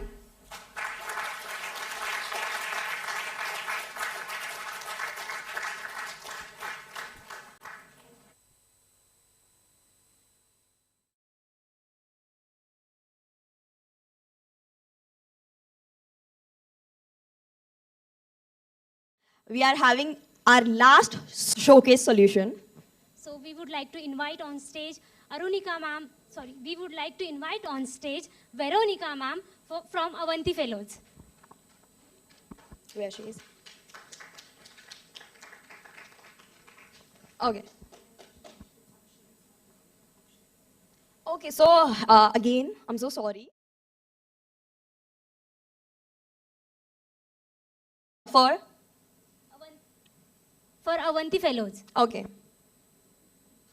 Akshay sir.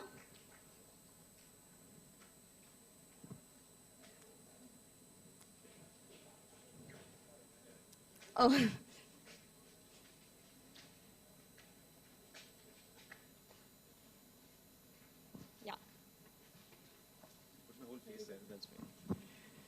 I'm between you and going home now, I think. So I think I'll be brief, and I was going to talk a little bit about our solution, Plyo. Maybe I'll try and paint a little bit of a picture of part of why we all came together and what we're trying to get done in the light of the solution. So the solution we were going to talk about is how do you get young people to participate online in learning that's relevant to them. Right? So this all started in COVID in some ways, where at one point in time, and I think many people in this room have had a similar experience with their solutions, I think Sequest and a few others, where we got large numbers of kids to start learning online. We also, I think, all realized that most of them were not learning really well. Right? They were participating online rather than learning online. And I think what we started to do during COVID was to say, what kind of tools can we use, or technology tools can be used in this audience, where we start to get some data back on learning, right? So Plyo came out of that, which was to say, we're sending a bunch of YouTube videos, we're sending PDFs, we're sending a bunch of other learning materials. Can I start to gather some input on it, whether someone opened it, saw it, learned what we were intending for them to learn? So Plyo is essentially a video where you can layer questions on top. It started off as a way to turn any video, any YouTube video, into a lesson, where you can gather data back, but we built it technologically in a very flexible way, where each lesson is its own thing, right? So as opposed to being some kind of an app or a learning platform where you go, log in, click on 5 things and then start to learn, you could, if you're anyone who wants to build a Plyo, takes any YouTube video, creates a self-contained lesson, sends it out, gets independent data, right? And we built it in a way where we could integrate it with the state MIS systems, right? So we were tagging all this data against single student IDs inside the state system. Over time, we've added more things to it. So we've added scorecards, dashboards, some elements of gamification, and also the ability to do different kinds of questions, right? So do surveys, do subjective questions, and so on and so forth. But I think the learnings from it that are interesting is that the fidelity of the technology didn't matter so much, right? So we now have about 1/3 of all kids in Haryana using this regularly, right? So they do about somewhere between 20 to 40 minutes of learning using these interactive lessons every week, which is extremely high.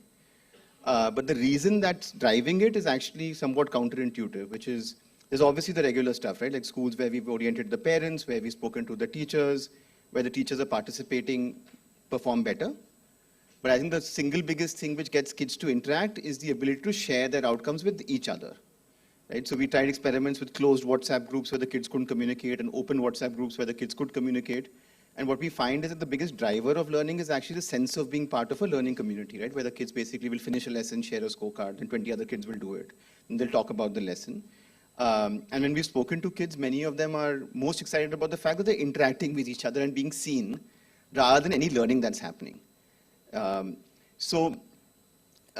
building up from that, I think, what that also started to get us to think about is, and some of you who've been here since the morning, I've heard some of our kids before, since our core work focuses on finding essentially the top 5% kids and placing them into top tier colleges across the country, right? A solution that's so massified in the sense where so many kids are participating has very little to do in some ways with our grade 11 and 12 program, right? Because for these children, and these are all clearly highly motivated learners who are choosing to learn on borrowed devices after school for multiple hours a week, right? So there is, from a ability to learn, desire to learn, motivation to learn perspective, these are like absolutely the most likely to succeed kids, right, in the state system. And it's very clear that very narrow pathways to work don't work well for them, right? Like, we can probably from this entire pool pick 5, maybe 10% kids and try and put them into these narrow test prep pathways and so on and so forth. But for most of these children, an academic program is probably not the right program to implement in grade 9 and 10. Which is why I think, at least from our end, a lot of these conversations with Raj, with Mekin, and many others started to happen, which is to say, by some kind of an accident, we now have this large population of online learners, and I think we spoke with Nikita recently as well, right? It's very clear that my end program in grade 11, 12 is not the right program for most of these children, right? And what they really need is a way to leverage this online engagement into something that's meaningful for them, right? So for some of them, it might be information about internships. For some of them, it might be finding communities who they could start an entrepreneurship project with. For some of them, it might be learning basic life skills, getting exposure to computers, getting exposure to technology, right? And I think what I want to leave this with is to say that I feel like when we are not the only solution that's starting to see high levels of engagement online. So I think we're entering, I feel for me, a very optimistic, I think, phase, and at least now I've been doing this for 10 or 12 years, where I think it's genuinely possible to engage hundreds of thousands of kids online, right? Which was not possible, I would say, 3 years ago. I think we're also starting to learn that the way of engaging them is through interest and community and things that are light, like not things that are very intense.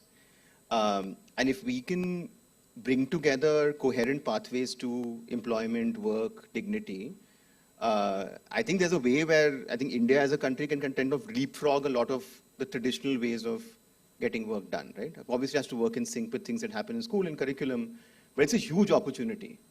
And if you look at what's happening with AI, what we can do with large language models, what we can do with technology now, I think there's a genuine chance that if we get our act together and genuinely collaborate, we can start to get millions and millions of kids down the right path. And that's why we're at Prayaas, at least from my perspective. And thank you for having us. And any of you who are interested in using our tech, it's all open source, it's free to use. So please reach out. There's a stall outside, and we'll take it from there. Thanks.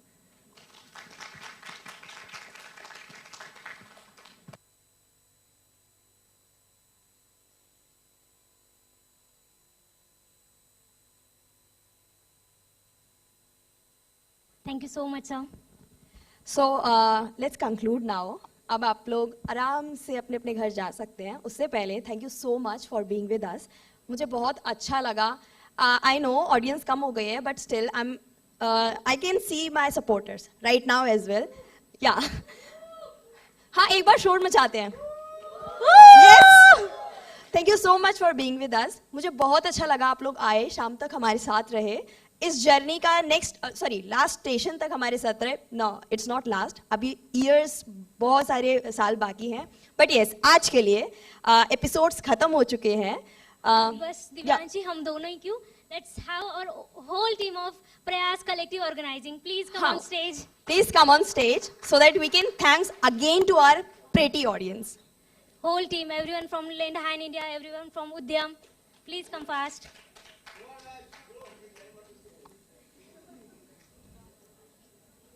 और yes audience, one more thing, please आपके bag में एक feedback form है, वो हम सब के लिए फील कर दीजिए बिकॉज उसकी वजह से आपको दो फायदे होने वाले. एक तो मेरे हाथ में जो गिफ्ट है वो आपको मिलेगा, और हाँ, नेक्स्ट ईयर का आपको जो एक्सपीरियंस होगा ना, वो इससे भी बहुत अमेजिंग होगा.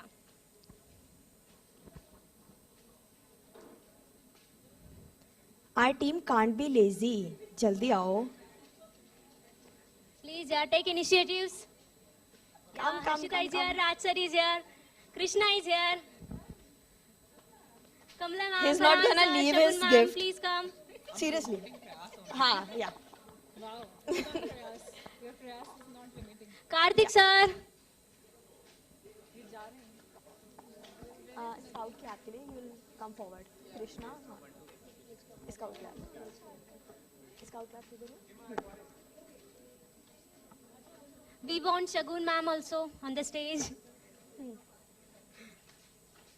Yes. तो ऑडियंस एक छोटी सी एक्टिविटी करते हैं. ये जब तक ऊपर आ रहे हैं, सेट हो रहे हैं, तो विल हैव स्काउट क्लैप्स. पता है सबको ना? एक डेमो कर देते हैं. प्लीज यार हेल्प के लिए आ जाओ. तुम लोग please scout claps. Harshita, Divyanshi, Krishna, please come for scout claps. So at the count of 3 we'll start. 1, 2 and 3.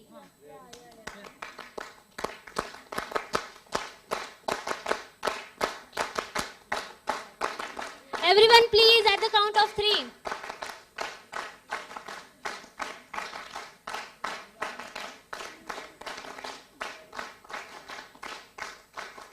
Oh, इतनी सारी तालियां यार. Thank you so much. मुझे लगा मेरे लिए बज रही थी.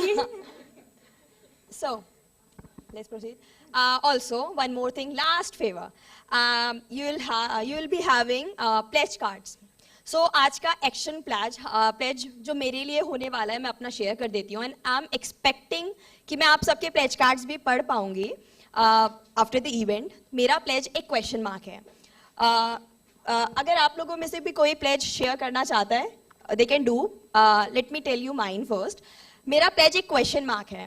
क्वेश्चन मार्क कैसे? सोच रहे होंगे एक्शन प्लेज क्वेश्चन मार्क कैसे हो सकता है.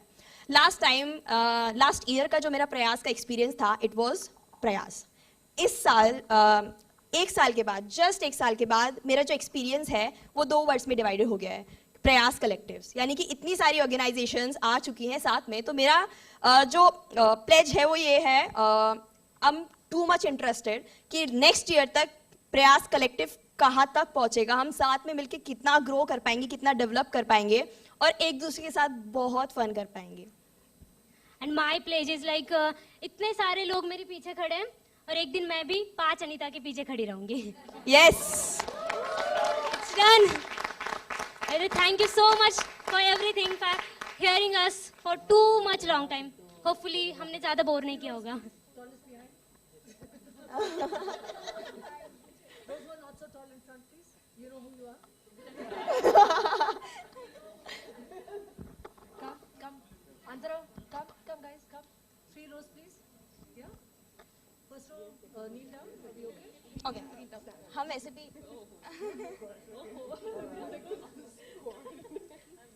Okay. Are we coming? Yeah. Closer. You come closer.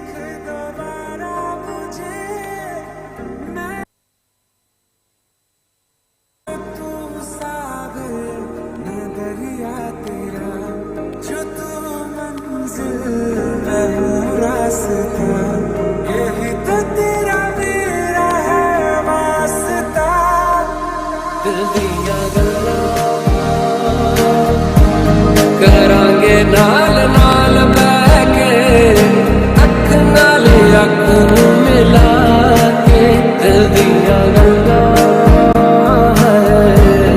करांगे रोज.